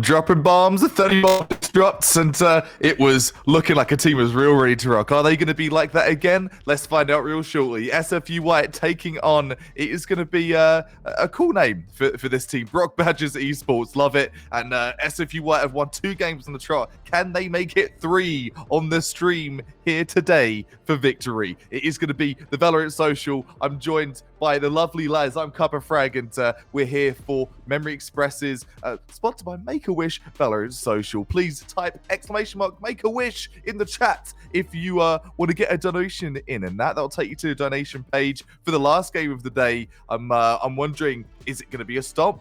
Is it going to be another OT game? Feeling real fired up off the last game that we just saw there. Some crazy plays, and I think it's tragic. We didn't even get a chance to speak about Vixen. Their 4K, or Vix, I should say, their 4K with the Sheriff was disgusting last game. Well, they were a bit of a vixen too. I agree with you. I mean, they were just popping off and getting some big kills. But yeah, no, I mean, it was a really close game. And like we said, first overtime that we had, both teams almost dropping 30, which was just madness, right? Nice. It was absolute madness. What a cool game though. But some good efforts coming in. That was, from the Bruins. They almost were able to bring it back. They had that 4-round consecutive, and then they just couldn't get it done in overtime. But SFU, like you said, we get to see them here for the last game of the day. This is the last BO1, and then tomorrow is a little bit of a different story, which is, if I'm not mistaken, it is going to be the top 4 matchups. So it's going to actually be best of 3s. So that kind of gives us a little bit different variety in this. It's not just the one map wonders. It's actually going to be more about how well can you do on a 3-map series. So this is where SFU now get to go and see how well they can take their record. I mean, they've been sitting pretty well. They only had that 1 loss, and now they've been kind of on a bit of a tear, but they've definitely been tested, and they've shown there's some kinks in the armor. Are they going to be gassed? I mean, after the performance you've put out, right? You've dropped a 30-plus bomb. You've had to watch support coming through. That was an endurance game on Lotus. That was such a long game as a caster, let alone as a player. That must have been like an eternity stuck in purgatory playing that right through. And for SFU White, they had the lead, and it was almost a choke. We're going to say it as it is. We did mention Dom. Straight up, man. Mandem carried the team. He carried the team on his back, frag-wise, as a controller as well. Will he be able to do that again for this game? Maybe, but we need to see, as you mentioned, some more fraggers bolstering the stats there and taking the pressure off your controller. You cannot expect a controller to do that time in and time out. Yeah, no, definitely not. I mean, that's the thing is, like, it's been really cool to see the meta with like omens and how well they can be kind of like the battle omen, getting a little bit more aggressive and taking some good space. But again, that was my only criticism, and I didn't want that to be like negatively like impacting here. But the thing is when you have one player that's obviously putting in 30 kills, the next closest was like, I think it was 18 or 19. Yeah, that's still decently close. But again, you have to be in these thoughts that we now need to see if SFU can bring themselves, like you said, get the gas tank refilled. They only had a bit of a short break here like we did. And I mean, that's the thing. That's a hard thing to do when you get games pushed to overtime. It's the mental strain. You've been playing a ton of BO1s here for the second day of the tournament. So they have to kind of exert everything in the tank now. Like, they have to be able to just lay it all out for this last map so that they can feel themselves in a good position for tomorrow. But I'm just wondering, like you, if it's on fumes or did they get a refill?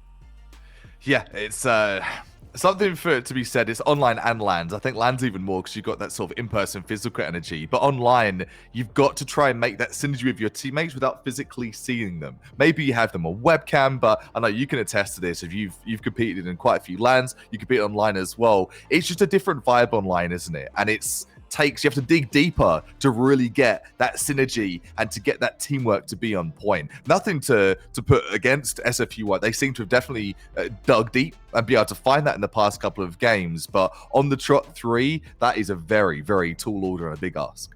It really is. And I mean, this is the thing too. Like, so for BBE, we're just going to call them, because I feel like I'm going to tongue twist myself a million times if I say their name. But I mean, again, they're sitting in themselves in an interesting record too, with a 2-1. I mean, they had some decent stats coming in. I think it was from GP, sitting at a pretty decent position in terms of like the most assists, like overall from day one, sitting with 31. Good stats. that's some decent stats and some interesting work, but we'll have to see what the agent composition is going to be. And it does look like this map for the final one here on the stream is what?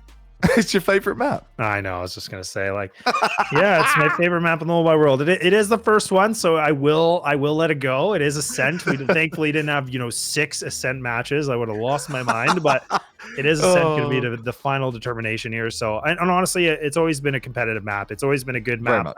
We do know that. You and I have just we've been through the cast a lot here with Ascent. So I think we've spent probably 75% of our casting Valorant time in Ascent, and it's become one with Ascent. Wusa, embrace, soak it in, and that's what these players have been doing. They've been around the block. They have played so much Ascent. How are they going to ascend in the server right here today, though? That is the question. Past map's been and gone. This will be the final game of the stream.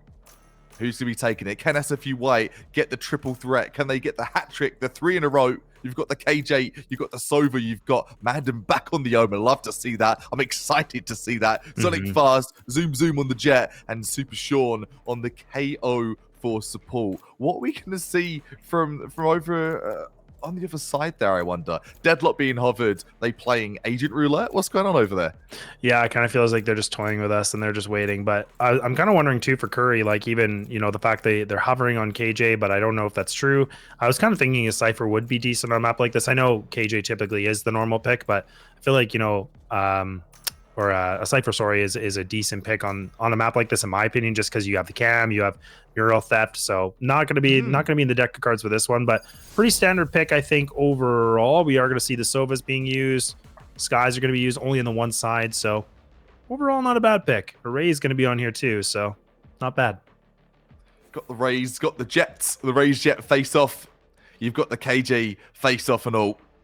Great for that lane setup. There's so many variants for KJ setups on this map. I think it's almost endless. Like, KJ, of any Sentinel, you can have your dynamic setups. You can be versatile. You can be all over the map. But especially on this map, you can have probably one of the best solo holds, I think, of any map in this entire game. That's a hot take. Obviously, you've got KJ setups for Bind. But for this map in particular, there's so many crossfire setups you can have with your turret, with yourself on the other side, or a teammate on the other side, for your nanos, your alarm bots, having those river setups, as they're known with the nano swarms. One coming to mind for me especially is for lane over on A, right? You can have also over on B. You can have the nano swarms, the alarm bot, the turret logs. It's just chaos from KJ. It definitely is, and I think KJ makes a lot of sense. I was just kind of wondering if we were going to see the Cypher, just because, again, like, I feel like the ultimate is just I love the ultimate because it's only 6 orb points, right? It can do so much information gathering in a map like this too. So that's one of the things I really like. But like you said, there's so many combinations you can bring with a KJ, which kind of makes the most sense. I was just getting a little bit curious. So, buddy. Oh, I like that. That is a good mention. And Cypher, I've been against some nasty Cyphers on this map. We've been able to cast some nasty Cyphers. And this one, no Cyphers, KJs it will be. Double satchel coming in from Miko. Straight to switch, close to the switch, and trying to switch the pace of things here. Take that, SFU White. Yeah, and this is good positioning. It's the Sheriff finding 3. What, baby? Oh my goodness. Looks for a 4th, just a headhunter. Go on. Annihilation coming in. I thought it was looking a little problematic, but no. Yes. For the great shots with a deagle. Super Beef, nuts, bananas, crackpots, popping off. Lovely collat to start things up with the Sheriff as well. Straight into the Bulldog full armor. Once again, sending a very direct message. Get out of our server. We are the Canadian dominant team here on day number 2, SFU White.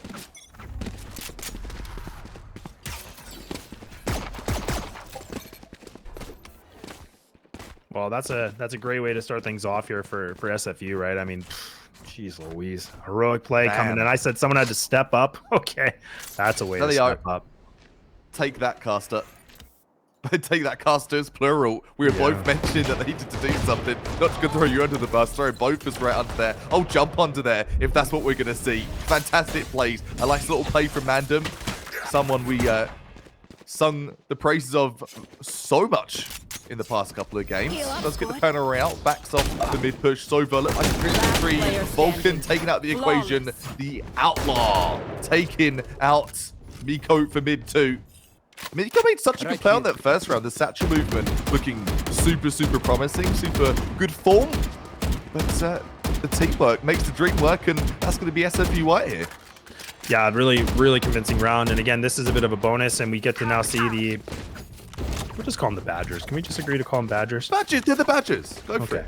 All right, I just want to make sure so we're not both speaking a different language here. But no, in all seriousness, I love that, you know, the Badgers again are in a situation where they fully invest 4 Vandals with a Phantom. So I mean, this is a big round for them because again, we talk about the money, we talk about the economy. This is really important, and now they're going to put their attention towards this A site, and they're not even going to lurk. They're actually just going to 5-player send this. They're already going to throw some utility. They're just going to run on into this. Phantom's just spamming away, hoping to get a shot here. And already now they get successful. They get themselves in this site.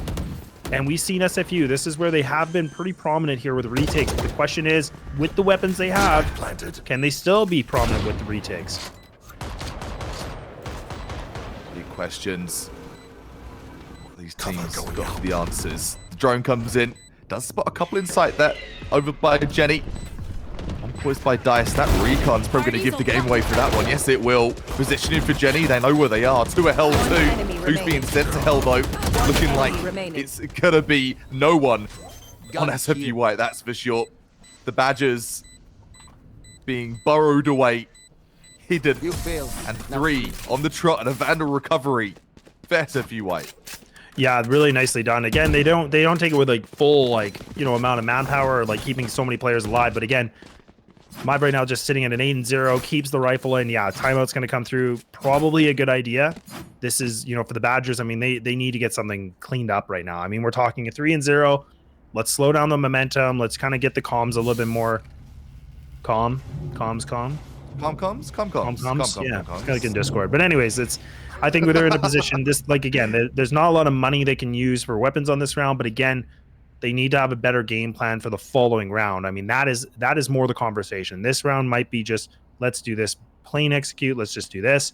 Following round, this is the game plan. And that's really important because momentum's being built up. This is where the confidence starts to go up. This is when these players start to play a lot better, and we saw them have a dominant game earlier on today, so they probably know they don't want to go down that same path. No. They do not want to go down memory lane in regards to that. They want to try and change things up here. Timeout, Spiral Wind just trying to inspire the team with some further strategy there. Super Meave, I'm sure he's feeling on top of the world still after that 4K from Pistol. We all know that adrenaline surge, that serotonin dose, that's going to dose him up with. Yeah, those are the kind, like we said, like those are the kind of rounds that can just change a player from having like an average game to just a beast mode game, right? I mean, just get the roof on fire, right? I mean, that's the thing. Like, you're already sitting at 8-0, sitting in a great position, so has the ultimate available with 3 rounds in, like that's pretty gross. Like, that is not something you want to be aware about here for the Badgers. The op as well, holding down mid already in round number 4. While on the other side is a full save. Op necessary this round? Hell no. Is it going to be sending a deadly message? Hell yeah, if they peek it. Pistols galore.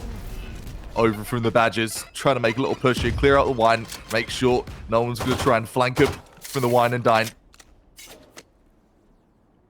So much utility gone though, duelist-wise. Here. That's your main sort of probe of attack. The paint shells, the nades gone. Here. Still got some smokes available though. Pole. They know an op's in play now. Trying to remove it from the equation would be huge. Sonic though, not looking to have it that way at all. No, not at all. But there's a gap in that smoke too. Should be able to find. Oh, actually, Sonic actually just moved a bit too quickly on that. But Curry does go through mid. Shots being missed here with the operator. Not finding that connection. Curry is able to get something done here, finding 2. The operator misses again, but it actually hits a kneecap. So 2 of these players, they're getting wounded. Spike's trying to get planted. It does. But it's a matter of this player can stay alive. No, they are not long for this world. And a flawless round coming in now from SFU. Pretty convincing. And I love the mixture of play there. A little bit greasy and challenging fight coming in from Sonic, but hey, it'll work. Turret out. That'll do, Donkit. That'll do. SFU White looking to keep that win streak going, keep the clean streak of dubs, and heading to bed with a massive swell on their face if they can get all these on the go. Oh, should be already. I mean, it's been a great day for them, but looking to not end things just yet. Super Sean, you see where he's poised. He has that flash drive ready for the pop flash mid for a double peak. I love this. I don't know if he's going to commit to it, but I love the thought. All thoughts. All about that cup. Shadows traveling. Brain. All the Brain IQ. power. All the brain power. That's it. And it's just a full send it. Jesus take the wheel here to get themselves in the site. Now it's going to be a question of SFU. Like we talked about, I said protocols. I built them up a bit of a story. Can they do it again? They're going to sit themselves in a position for a 5-on-5. It's a retake. Fake plant galore. Vulcan just doesn't want to get the plant done. Sonic's going to get a shot off. Planted. Putting that operator to work. Nico now trying to see what they can do. Looking for a little bit of spam. Already down the man. This is not a good start you want here for the attacking side. Paranoia making the connection. Blind as a bat, but it's going to be GP! He's going to be able to find 4! And that's a huge round to get back into this game. That's what you need to see. You can't fall apart now. Fearless, relentless, and well, they're going to be really reaping the rewards of what happens when you click those heads. Huge.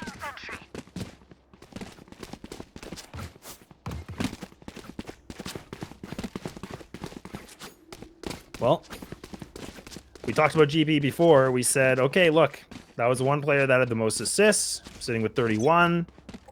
Got the spike down a lot. But we didn't have stats about their fragging ability like that. That's huge. They were sitting themselves, I believe they were actually 0-4, so they weren't even able to have themselves on the board. That's a big confidence booster, and now look at them again. Look for another one. Why not? Come on, then. Come on, Top then, off the son. tank. Calling them my son. Taking names. 4 versus 4. Just trying to push the issue. Oh! Well, it gets that still. Oh, no, but he doesn't know that somebody's just behind this box, and he just, yeah, a little bit overwhelmed, and now Pauly's able to find 2 more. Mandem, someone that's been lethal. An easy kill. Easy kills, and there it is. 1-2, yes, please. A knockout punch, and just Vulcan, unfortunately, goes for the wrong timing here to use the drone. Mandem, right time, right place, picks up the operator. That thing's still going to be in the rotation. But now, we got 4 ultimates to talk about here, Cuppa. Now we have to see, despite the money, they're going to just force up. They might even just try to, like, exert everything here because they want to get themselves back in this game quick. Quick. Lickety split. They definitely do. Do something about it. You've got to try and turn this one round or it's going to get away from you real quick. Quick peeks now.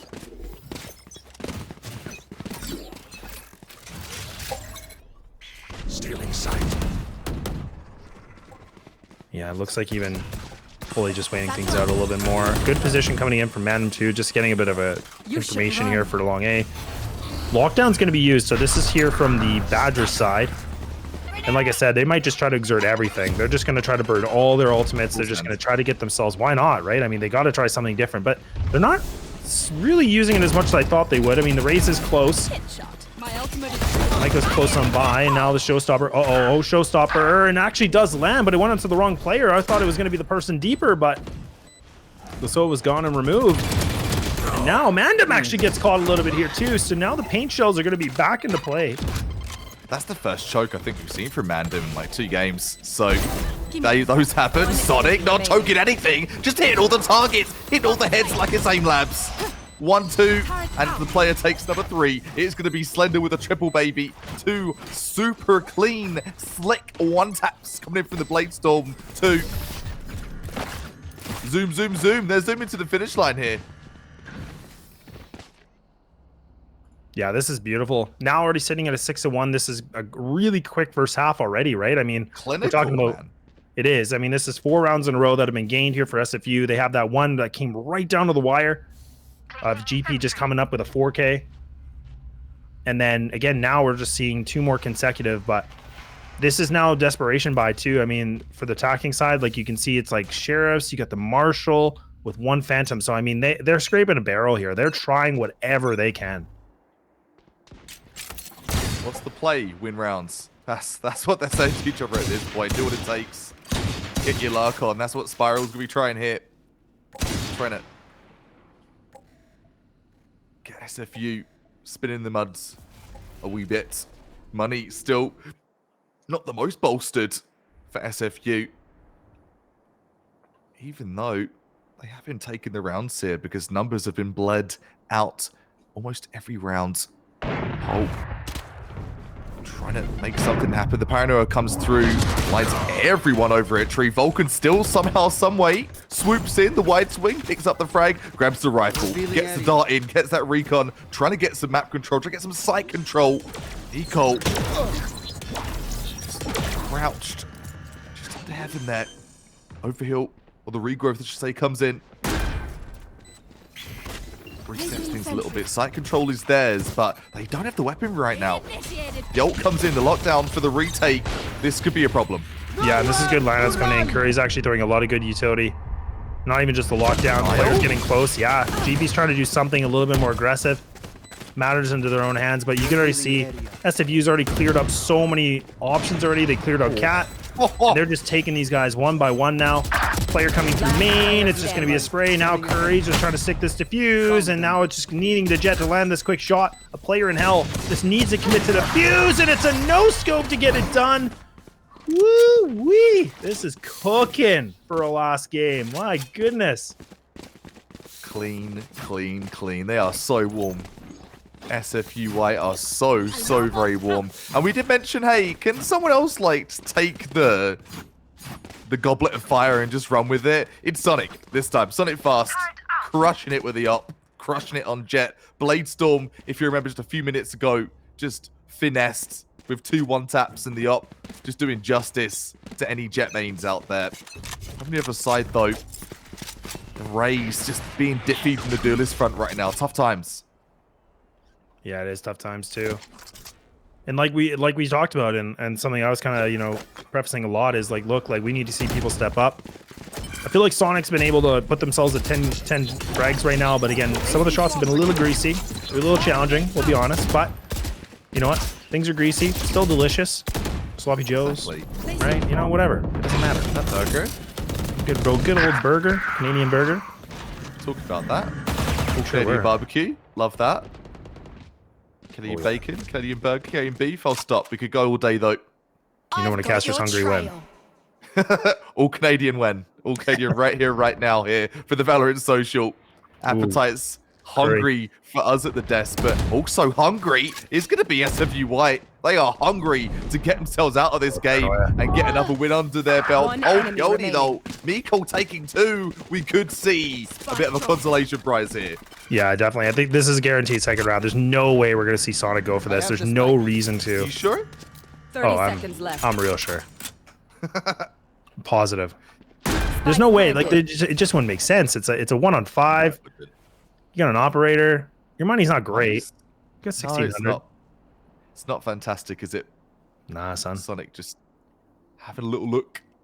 Having a mosey on down to Gelato. Get that Gelato. Getting that ice cream that Rajante was looking to hook a team up with from that coaching session in that timeout. Good old Gelato. Good old Do you like Gelato, Cuppa? Oh, I love Gelato. There's some really good Gelato spots in Vancouver. Bit on the deer side. Oh, hello. There's a pick. We'll take that, says Sonic. That's one less rifle. No save for you. I'm a big Gelato fan, man. Pistachio Gelato. So good. Yeah. How about you? You a Gelato guy? I would eat it, but it always, you know, a little lactose, so it doesn't cooperate. Don't do it. Don't do it, man. Don't do it. But I do love it, you know. That's an RLFF right there. Don't do it. No FFS here though. We're looking for a team to walk away full steam ahead with that win. SFU White had a very good start to their 3rd map on the stream here today. No one is done and dusted yet, though. The Badgers have a full buy. They have a little bit of money. They have enough to get another buy after this for the worst case scenario. They were to take the L for the round to come. Smoke off mid, the duck cover. Smokes off Cat, denies Sonic any info for mid. As they're prowling up Cat, the Badgers scurrying. Dark that catwalk, the Tiger being taken out by Sonic Fast. Faster than the Tiger might say. The flash comes in, the guided light. Hawk out. It's a good toss. Tom Brady throw right there. Damn. A little bit of fight in mid. Nothing really much, just kind of trades back and forth. So again, that's where I talk about the attacking side, getting those trades really important. Nice shot. Yeah, that is close line. Yeah. RKO that one. That can't feel good. 3-on-3 though, that does feel good. Numbers evened out. Even playing field for the time being. The cross for Spiral. Trying to see if they can mosey on through tree. Spike Util out. Oh, needs to be careful. Oh, that full blind from that paranoia. That's brutal. Man, that is brutal. That's perfectly timed too. Paul does a great job just saving his teammate. Dark cover going to be thrown in the main. So now this isolates the one player, but now Vulcan made his presence known. So now Mandem has full control of this. Knows exactly where these players are. Recumble. Oh gosh. Insult to injury. Okay, takes a nice wall bang. Let's do wall bangs this round, but 4 HP. 4 HP to Dream. They just got to breathe on him and he's done. And there it is. There's the breath. There's the breath. A wind. A gust. A zephyr. The breath of death. The gust of death. Whatever you want to phrase it as. Don't know. But either way. Seems to spamming. I thought they were going to try a timeout. Wasn't too sure. I thought it was for... oh, well, it seems to mention maybe a tech pause here. So, yeah, for... we're only get a tech pause coming up. Not sure what's going on behind the scenes, but the call made indeed. Little timeout. Get that sorted out before we continue with Z gameplay. But so far, so good. I think if you're an SFU White fan, over on the other side for the Badgers, they are starting to get themselves back into fighting shape and be fighting fit for the rest of this game. This is a defender-sided map, right? Remember that one? Attacker side, it's quite hard to find your footing sometimes. And 3 rounds off of nothing, really. Ults got the null commands.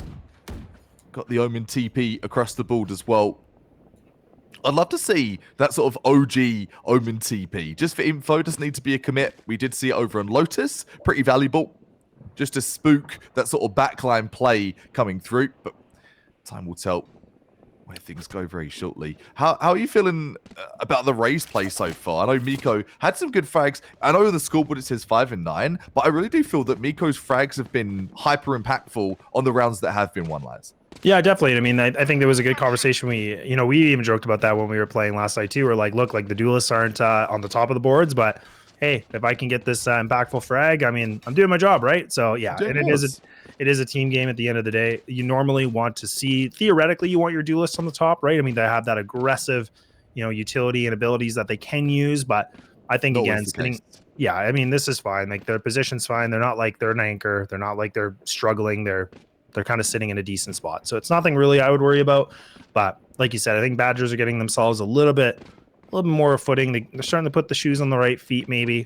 Going to see if they can take more than a couple baby steps, but they're doing well. I mean, despite how this game was looking originally, they made a bit of a climb back. And I mean, the other thing, Cuppa, we kind of briefly talked about it, but I'm just happy we had a multitude of different maps. We've been able to see Ascent, Grind, Lotus. What else do we see? Split. How could I forget? We haven't seen Icebox. We've not seen Breeze or Icebox, I think that's about it. But you're right. There has been a lot of variance in the stream today, which is great as a viewer, great as a caster, great as a player, really, to not just be playing the same map over and over again. Had a couple of splits back to back there. But quite honestly, they're very exciting games to split. I did enjoy those. One being very one-sided, but it's still exercise, great executions, and disciplined trades. And that's something you mentioned on that game. For this one too, the trades have been decent. Look at the frag count. It's not been, I think, too one-sided in any way, shape, or form. Sure, there are a few more rounds over on the side of SFU White, but still, they are fragging when it comes to the badges. I believe we'll be getting things underway shortly here. Mandan looking to set things up the dark cover. Yeah, definitely. Like you said, didn't get to see Icebox. Would have been nice to see a raise on Icebox. See what they can do. Classic. Classic raise on Icebox. Got him. Nobody will know except for you and me, so our own little joke. Sorry, folks. Just had to throw that one in there. Oh, man. But you know what? Shots are going to be fired as Sonic tries to get super aggressive down mid, and then it's Spiral in to get things done. Now, you see that SFU try to get a little more cheeky, a little bit more aggressive, and it starts to backfire, but I like that idea. I like that change up. Try to catch him off guard, try to peel the onion, and it stings the eyes. Makes you cry. You cry. That's why you've got to put your onion in water before you cut it up. Fun fact, found that one out recently. Mandan looking to deny the push. No such thing. A tree push. Too strong. 5 versus 1. All down to Super Meave. The Deagle Demon. The Sheriff Master. That 4-piece in that pistol round is going to recover a rifle here. So possibilities start to open up. The world is an oyster. A one unfound. Not destined to be. Not destined to be at all. Whatever, that's okay. Last round of the first half, we go into, and now we'll have to see again. There has been, we talked about 4 rounds in a row. We saw the first round coming through for the Badgers, 3, and then now it has just been the Badgers. Left, right, and center. Now looking for the last punch for a knockout here to see what they can do to get a 7-5 in the first. Good impressive showing. Everybody's stepping up to the plate, right? I mean, I think even Spiral Wind was somebody that was on the bottom of the scoreboard at one point. Ever since the timeouts, has actually been able to find themselves in a great position, top fragging on the team. So again, that's the difference of what you can find on these timeouts in these kind of tactical situations. Mental reset. Take flight. I need to play this strategy. Maybe sort of switch it up. Whatever conversation was had there. We didn't even call it the Regante special. The magic that can happen. Yeah, that's it. The magic that can happen in those tactical timeouts. Good little frag here from Slender. That Champion's Phantom doing work, but traded out by Paul Bioni. Lockdown clears out the push. Spiral Winds looking to chase some more frags. Spike goes down. Planted for Jenny. The Hunters agree to deny that plant. They have an idea. They're planting at Jenny. Oh my goodness, that's like a triple deny of where to plant. So much time wasted. It's gold bleeding away 3-on-3. Yeah, nice job coming in from the Hunter's Fury. Now that Recon Bolt's going to give tons of information. Flash comes in, fully blind, but GP's just going to go for the swing. Now leaving it to Mandem here on a 1-on-2. Paranoia going to catch. Doesn't even matter. Still going to try to go for this fight. No long for this world, but nicely done coming in from the Badgers to get themselves 3 rounds consecutive, or 4 rounds, sorry, my apologies, for consecutive to bring it to a 7-5 first half. But still in favor here for SFU, but now we're going to see things switched over. They're going to be the ones on the attack.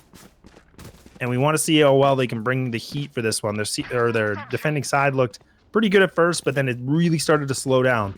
And now it makes me wonder, like you and I talked about, is that gas tank maybe slowing down a bit? Is it running close to the red and empty, the E? Or is it closest to that F side on the fault? I wonder.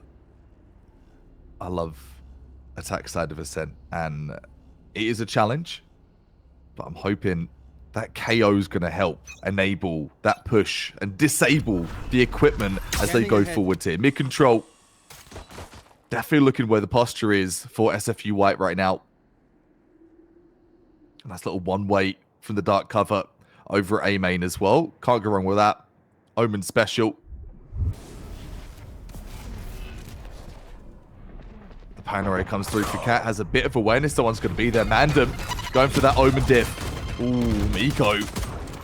Able to trade out the frag there. Great use of the paint shells as well. The push coming in. So much aggression here. Miko going for the 180. Trying to hit all the angles.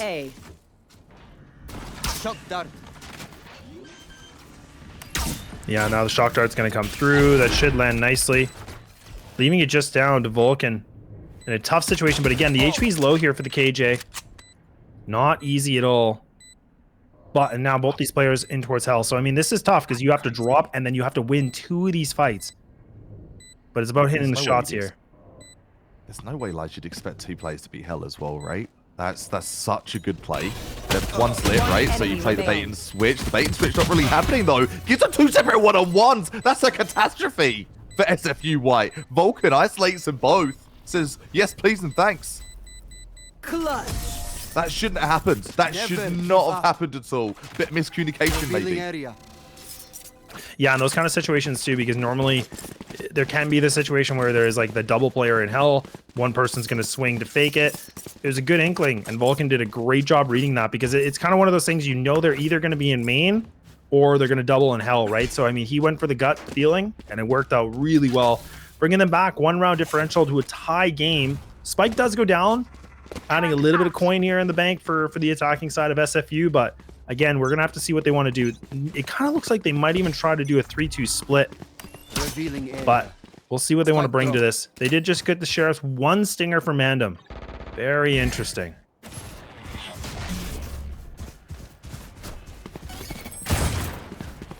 What's wrong with the stinger if it's got the rhyme or reason or purpose? Where's that persecute put to work? Spiral takes the frag. The stinger recovered. Super me picks it up. Trying to show what it's all about here. Takes the running gun, takes 1, has the Sheriff equipped, trying to go for that back boathouse kill. Desperation, desperately spreading the fire over to boathouse, down to the 3-on-1, all down to Slender, low HP, slender chance of taking the win here, and that's Paul Pioni closing things out. 7-7's the score. Yeah, this is great. I mean, coming back to a tie situation now. Sonic's still sitting at 14, and again, even these rounds are getting pretty favorable for Badgers. They've just really turned things around, and they've been able to get the smooth sailing here. No ripples in the water. Doing a great job just kind of keeping this momentum, bringing it, like you said, to the tie game. Now the guns are going to be out. 1 Bulldog here for Mandem since he converted that Stinger last round. Wasn't really much of an effect for them. But what do we see differently? And now, I mean, we can see the spikes leaning its way towards A, kind of in the mid side, leaving the KJ into tiles. So again, kind of begs a lot of questions right now. Recon Bolt going to come through. That should be some information gained. The Recon Bolt's going to get destroyed instantly. Now we see the attacking side from SFU. They take this mid control. But what do they want to do with it? Drone's trying to do what it can to get some info. Get in the landscape. Not really much to find.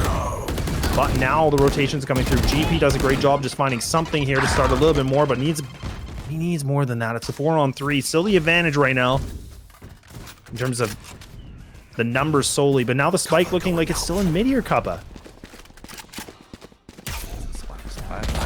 Rush towards B. Bunch of them just bombing it through market. Vulcan able to take out a player. Mandem trades in for Miko. 3 versus 2 here. Catching the cross is going to be GP. Yeah, other than GP, right? I mean, sitting at 5 HP. Trailblazer going to get called.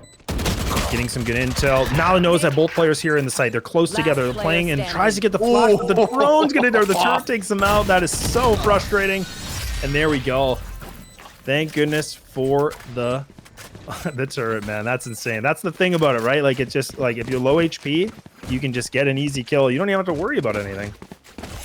No, talked to it earlier. It's like the 6th player. It's 100% the 6th player, the right situation. That's a prime example of what that KG turret, as I mentioned in the pre-game, can do to impact a round. You save it for the right scenario, post-plan on attack, huge. Huge, and holds lane, takes out GP. I am everywhere. NT. Throw in the chat. The Odin pre-fire. I see this being a potential here over at B-May. There's Odin pre-fire. Vulcan removes Sonic real fast. Oh man, that's one of the most frustrating things about that B site, right? I mean, it's like when you got the Odin on there, it just you have to buy the time to get yourself in there, and it's already such a like choke point, and so many like tough corners to go around. It just makes it so frustrating to go against. But nicely done coming in here from the Badgers. Now again, finding themselves 2 opening duels like pretty much simultaneously, making 1 more. Why not? And this is not a good situation here. You got Sean and Miv right now sitting in this position where they're split apart from each other. They're nowhere near for a trade. this is now like they're just hungry for a frag. They're just trying to see what they can get away with. Sean does win a duel. Takes all his armor away though. Yeah, it does. That was an expensive frag. That's a really expensive frag. There's a suppression in 5 though. Something to work with. Some flash drives there. Has the fragment there too. Still so very, very much to do here. Love seeing the utility use here from Super Sean. 30 seconds left. Been so confident. All versed with how to use that utility too, but all the focus on Super Move right now. 20 seconds, time is ticking away. That's my concern here. I think this is just what can they do to remove a couple of weapons from their hands. Grabs one, the flank from CT. Gonna be some awareness there too. Super Move can't get the second, but that's okay. He's still able to take out a rifle or two. Even in the playing field once more.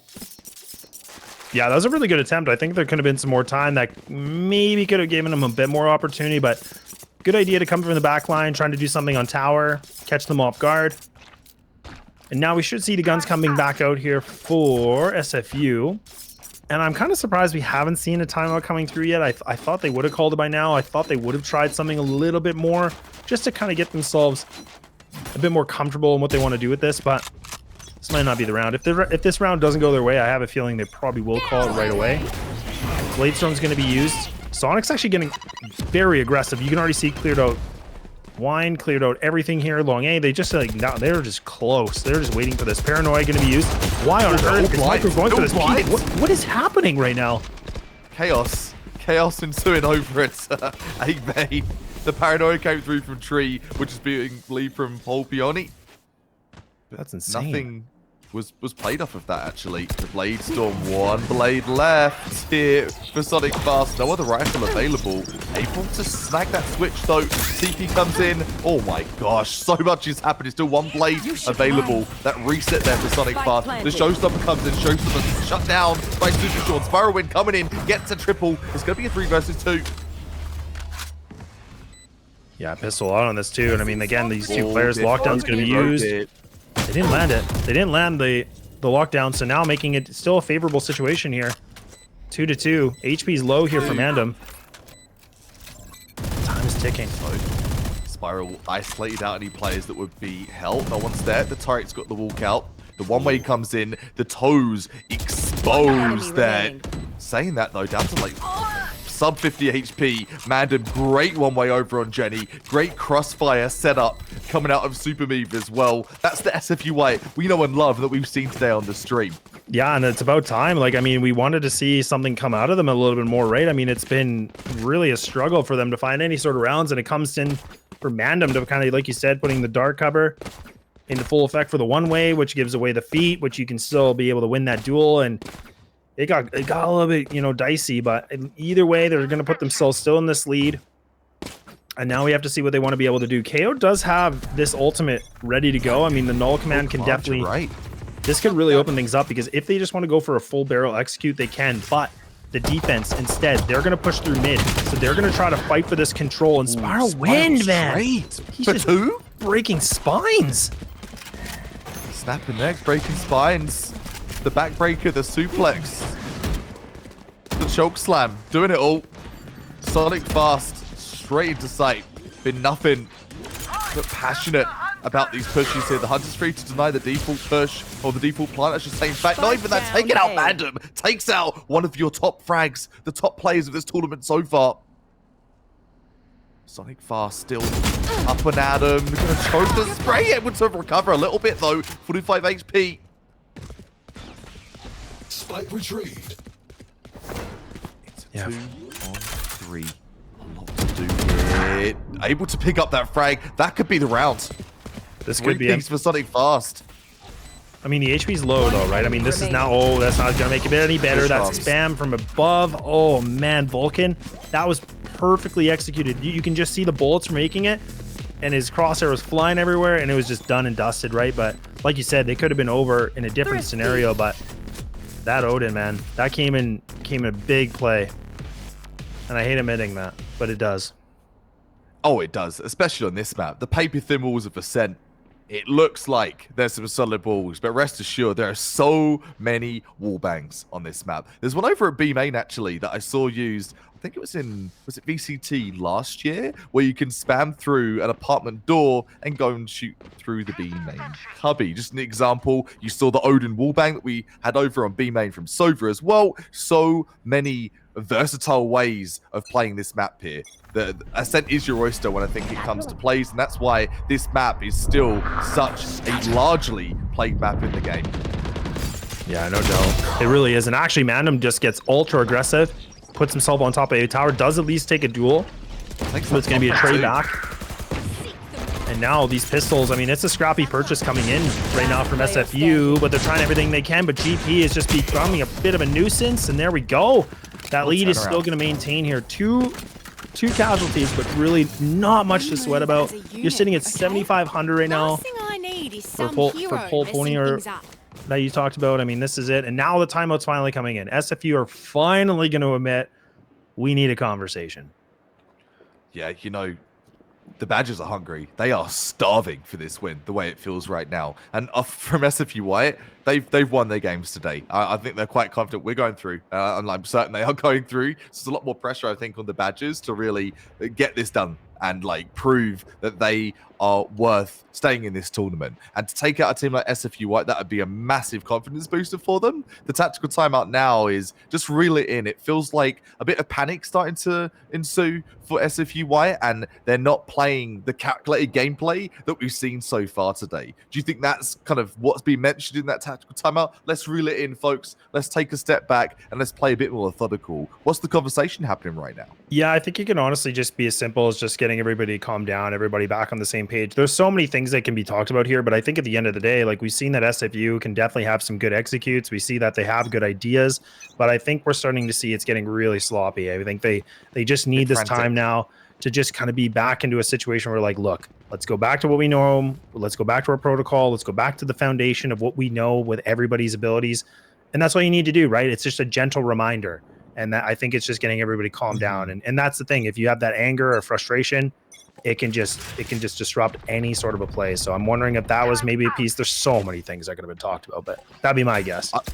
I like that. I like the insight of that. It's always interesting to see kind of from the analyst caster position what could be theorized off of what we've seen to make the teams bigger, better, faster, and stronger. Right now, I'll tell you something. There's a lockdown available for the Badgers, but the Hunter's Fury is there to counter it. The Null Command is there to counter it as well. So some options. Miko taking out straight away Slender. Plus a minute. A swipe of frustration coming in from Super Me. That could have filled their push. Yeah, it could have. And I mean, this KJ utility is still available right now for Badgers. I mean, they have it ready to go. Spiral. Okay, well, them falling is not going to be a great start. Now we can see the attackers. Ooh. No lockdown. No lockdown for that's what I mean. Yeah, it's not available. They got removed too quickly. I was thinking if they could have stayed alive, that could have been a big change. Good utility still being used, though, from the Rays. Now the KO is going to be down with the ultimate going for the spam. Kind of missing the shots here. Sonic needing to do a lot of work here. It's a 1-on-4. Getting overwhelmed by the numbers, but it's going to be Micro again to just pull in full effect right now. 16 and 16 don't matter, man. He's putting up some massive numbers in the sense of impact like you talked about. And we are talking 11-9 and only needing 2 more to take this BO1 home for the last match of the day. The running burst, just running at them with the free gun. What we're seeing here. And Rays rising from that bottom frag. Miko really looking towards the top frag. And that's the thing in this game of Val. Anything is possible. You're never out of the game. You just got to overcome your own mental woes. Get creative. And that's exactly what we've seen here from Miko. The save, the stingers, kind of like a, even I'd say what, a half buy. Some really light funds and finances over on the side of SFU White. They're not giving up yet, though. We've seen them be tenacious as you like so far today. And this game is going to be no different. Yeah, it doesn't really seem like they're faking anything either. Like they have their KJ kind of lurking on Cat. The 4 of the players are just committed in a name like this. So they're actually just going to barrel in. Bull doesn't actually spot more than 1, but yeah, look at that. Michael again able to find top 3. frag, match MVP. And now there it is, becoming the top frag, sitting at 19 and 16. Match point. Going on match point. We have seen that SFU have not been able to find any sort of an answer on this attacking side, but again, Badgers, I was thinking that SFU were going to have themselves a really good defense, but Badgers have shown us that they've built a better system. From 5 and 9, all the way to the top in 19 and 16. It ain't over till it's over.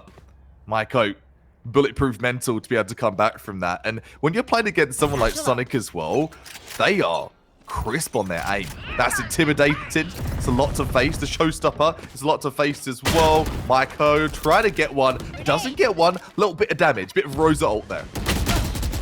Yeah, a little bit more coming in from Smile, trying to do a bit more aggression on this too, but finally Maeve trying to start things off finally. And this has been the problem too. I mean, SFU have not been able to find these opening duels, and Spiral gets out of it, but no. You ain't out of this one, son. Now, are you winning? Looking like it could be here. SFU in a great position with a 5-on-2. Cole coming in. Mandem has a better answer. Full face of lead. Leaving it to the Odin. Leaving it to Vulcan. Surely not. Surely not a 1v5, Kappa. Surely not.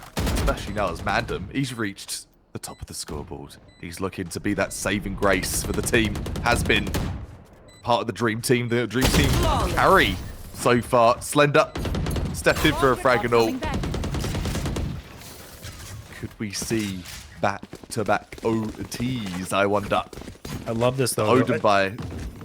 I think again it just comes down to like the simplicity of it, right? I mean, this is where we saw SFU, like they just take it, they do a 4-1 split, they don't mess around, they don't overcomplicate it, they just use the drone as the entry point, they get themselves in the site, and they get it done nicely. I mean, that was the thing, right? They were able to just find themselves those first duels, they needed it, and it works out well. But 2 more rounds, we've seen it before, we've seen a team be able to bring things back with a 4-round consecutive before. Can this happen again?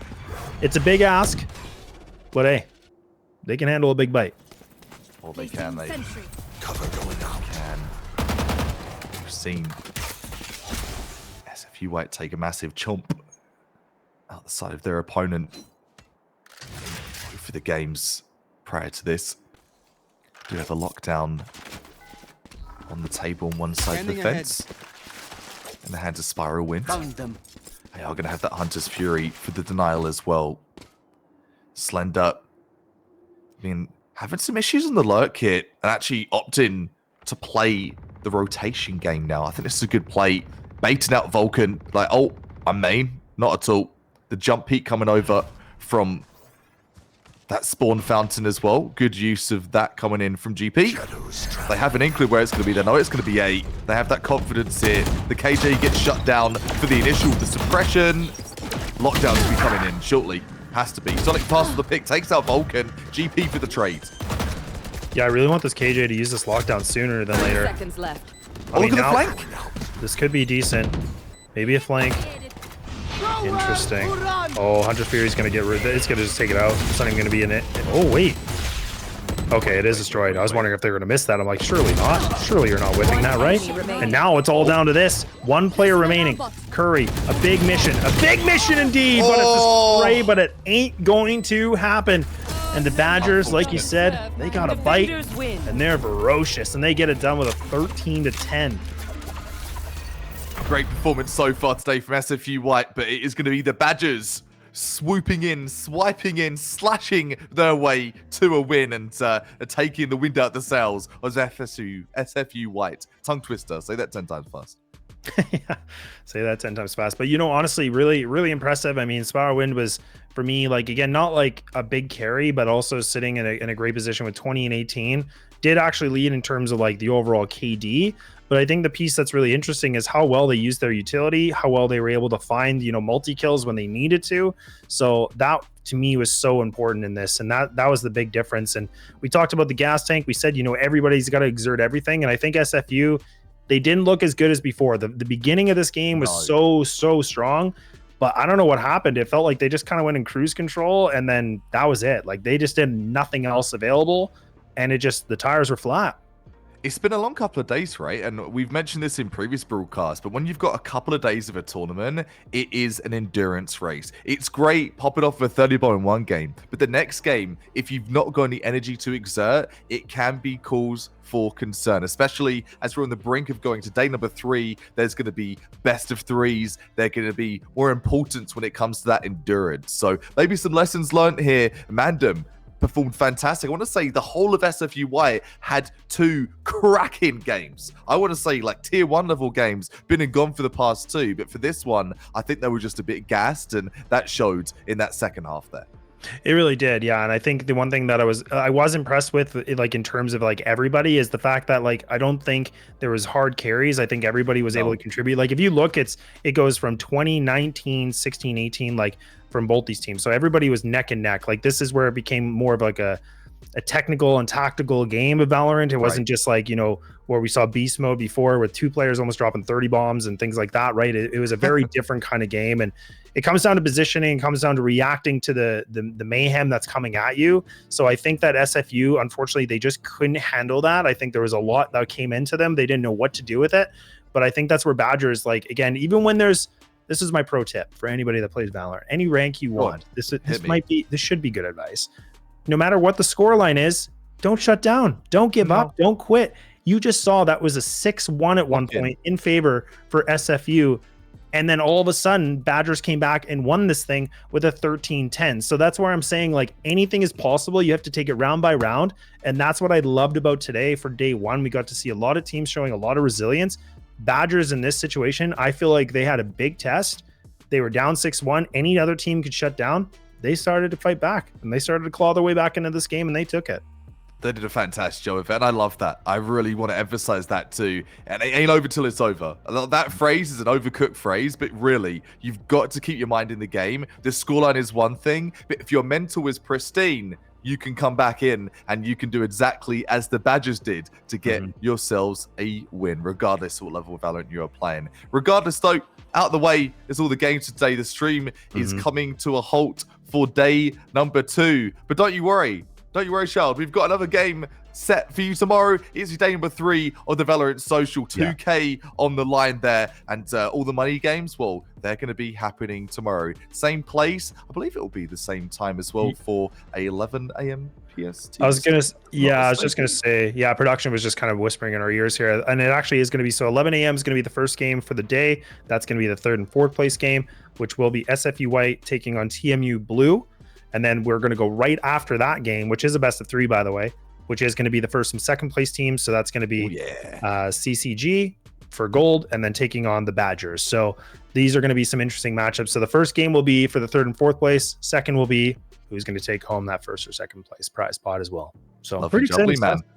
Money games, and to say these weren't money games today is pretty crazy because we saw some hyper competitive Valorant, and it's all courtesy of Memory Express. Thank you so much for having us today, and thank you also to our sponsor Make a Wish Canada, !Make a Wish. If you want to get in there for the end of this Saturday to get yourself a donation, take yourself to the donation page and give some money to a good cause if you have some to spare. Regardless, though, that's it from me. I've said regardless 3 times. That's knowing my cast is done. Words start getting repeated, and it's going to be a GG moment for my voice and for me mentally. Thank you so much for having me today. Liza, any closing statements, my friend?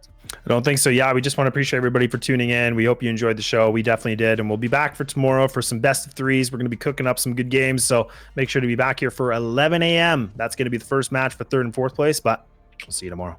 Thanks, Cal. Thanks, Ronnie. Thanks, Swan. Thanks, Rodinia. Peace.